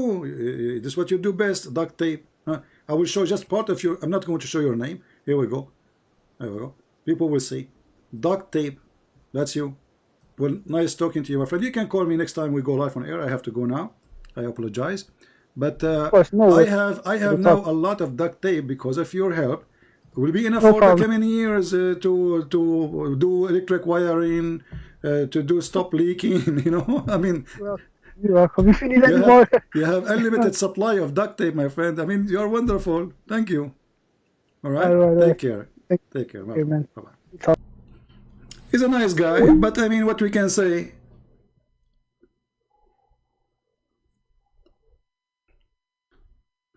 He agreed that the Quran is full of garbage. But what his excuse is, maybe those verses are not from the preserved Quran. Oh, this is not a good ethic of the Prophet, but maybe this is a story is not right. Oh, the Prophet, he did this, he took the women and the children, etc. Maybe he have a stress. I will not be surprised if our friend Muhammad, he work in Home Depot. And each time he leave work, he takes some duct tape with him. He do not know what to do with them. So he said to himself, let me call this Christian Prince. And you know what? I will use some duct tape. Let us see what he can do now. And I have to admit, I am out of options. Your duct tape is all over the place. I can't even move. Actually, my hands is tied now. My feet, why I can't move my feet? Because duct tape is all over. But in the same time, it was a very useful conversation. At least he is honest. When it's wrong, he says wrong. He tried to find escape for it, but he's a nice guy, I have to admit. He is different from the rest of Muslims. I can tell he's coming from a good family, right? You can tell right away when a person is a street boy, when a person is coming from a nice family. So this gentleman, obviously, he is from a nice family. I salute your mother for having a child like you. Because if not your mother, she is a good woman, you will not be the nice person we spoke to. This is what we say, from their fruit you shall know them. See, people, they say to me, sometimes you are very savage. If you are savage, I will wipe the floor with you. If you are kind and nice, I will be nicer to you. And just now is an example. Even though he got my nerve, making me like, the guy, wherever he go, he tried to escape, but still he could not get me so angry because he's nice. You know what I mean? He's a nice guy. He's a nice guy. But nice is not enough. We have to hold into our truth, and we have to be more brave and say, well, you know what, this is garbage. And if you agree that, and you agreed already, there's many things in this religion is stupid, hole in the narratives, etc., not ethical. So why you don't accept that Muhammad is a fraud?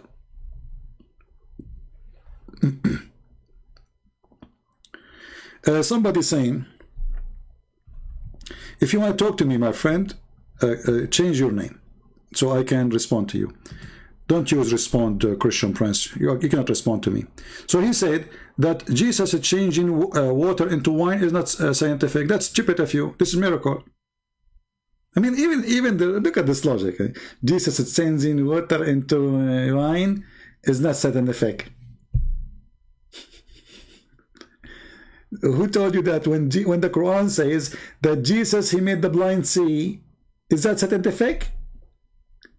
When Jesus made the guy who cannot walk, is that scientific? When Jesus tell you what you hide in your houses, is that scientific? Abdul? Genius, you are so cute. By the way, you won a duct tape for today. And it's not me who paid for it, our friend Muhammad. Just leave your address, we will send you a duct tape because you're an idiot.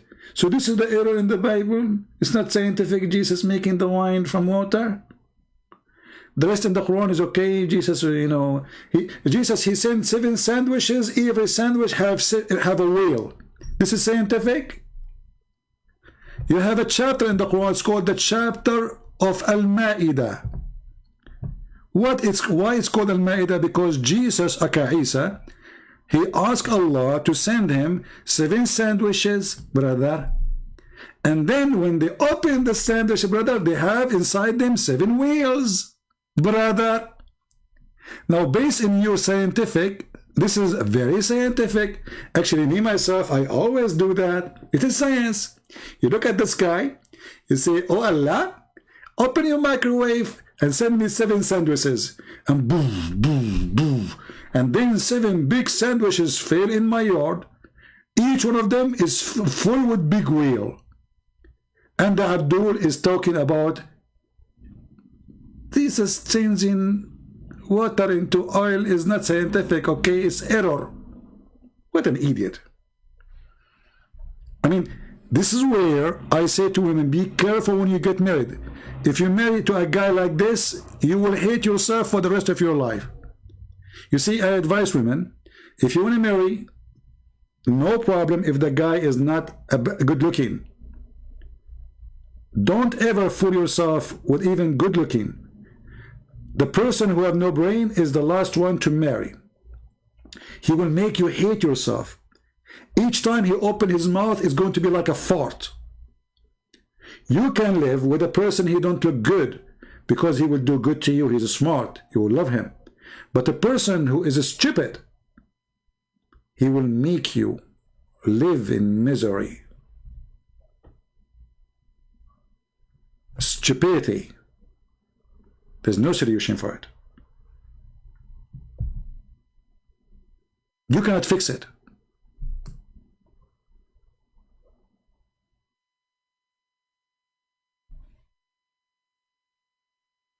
And the funny, they say that women are stupid according to Islam. But what I see that men are more stupid.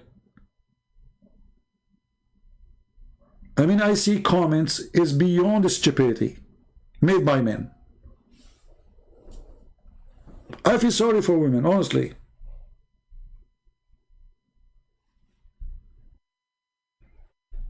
What's wrong with people? Do you have a brain or you have a diarrhea?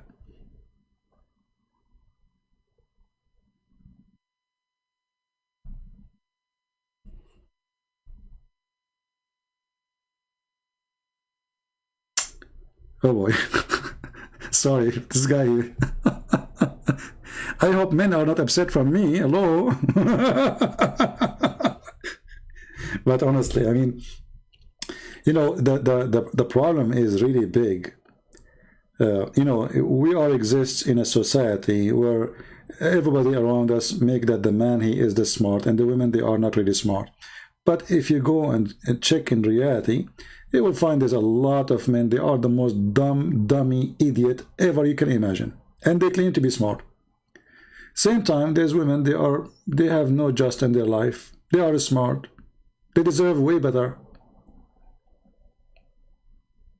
But women, they have little opportunity to change their life because society control them, culture control them, rules put on them, everybody judge them. You see, in the Middle East, if a man, he goes sleep around, he sleep with 1,000 women, nobody says he's a bad person. If a woman, she sleep with one guy in her life, and people know about it, that's it, she's over.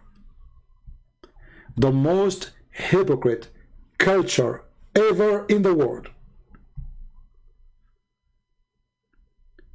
The parents even will be proud about their son that he had many girlfriends. Imagine the parents, religious parents. But the parents, if they knew that their daughter, she did something, which means all the daughters are doing it at the same time, because how your son can have many girls to sleep with unless all the community is like that. So what they do all kind of garbage, and they bury the garbage if the girl is involved. But if the guy is involved, he is the rooster. He's the hero. He's the good guy. Our son is smart. He can get girls. If their daughter is doing that, oh boy. What a garbage culture. This is why I don't want to belong to it.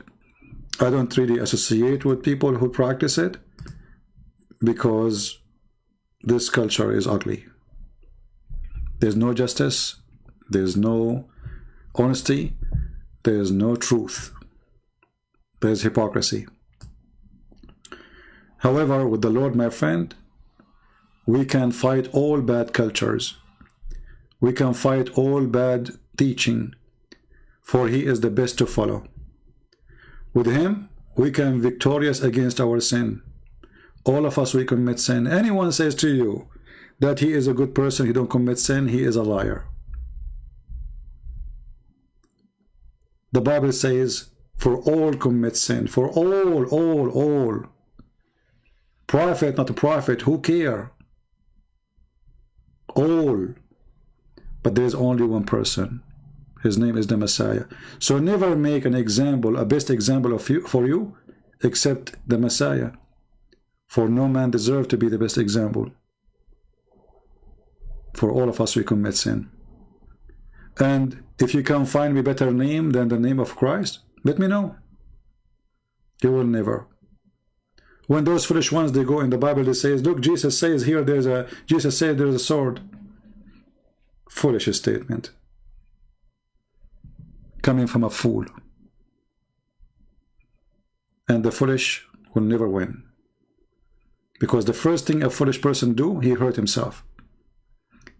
It's like giving a gun to a fool who do not know how to use it. He will shoot himself. And this is what happened exactly to Islam. The second you start studying it, the bullets is all over the place. So today, I hope we have a good time. We are here for many hours, even though I was planning to be here for 20 minutes. It is 5 hours and 18 minutes only. Again, remember, please, if you have friends, they are Russian or they are Chinese, we have a new books translated, and you can find them in the info, or you can find them in the Patreon. You can download them from there. Don't just share the link.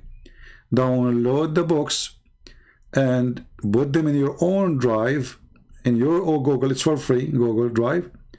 And then you can share them with your friends. This way we can preserve those books, and they will be there forever. And again, they are a gift from me for free, as many other languages: Indonesian, Croatian, Albanian, Malaysian, you name it. I mean, all languages. So more and more languages will come soon, I hope so. And more books will be there to be gift as for people. And I hope that the Lord will give me time so I can write more books, and we help more people, more nice people like this gentleman who called me, Muhammad, so he can see the truth, and the truth will set him free. I pray that this person, him and his family, they will find the truth. He's trying to resist, but he is close. He is close to leave. So I hope next time he call me, I pray that the Lord will provide me with patience, because sometimes I lose my patience. Too much duct tape. But I will try to go to the pharmacies and buy some medicine specifically for duct tape issues, so I can stay talking to him longer. So until we see you again, may the Lord bless you all. Christ is Lord, Islam is false, and we prove it every day. Take care.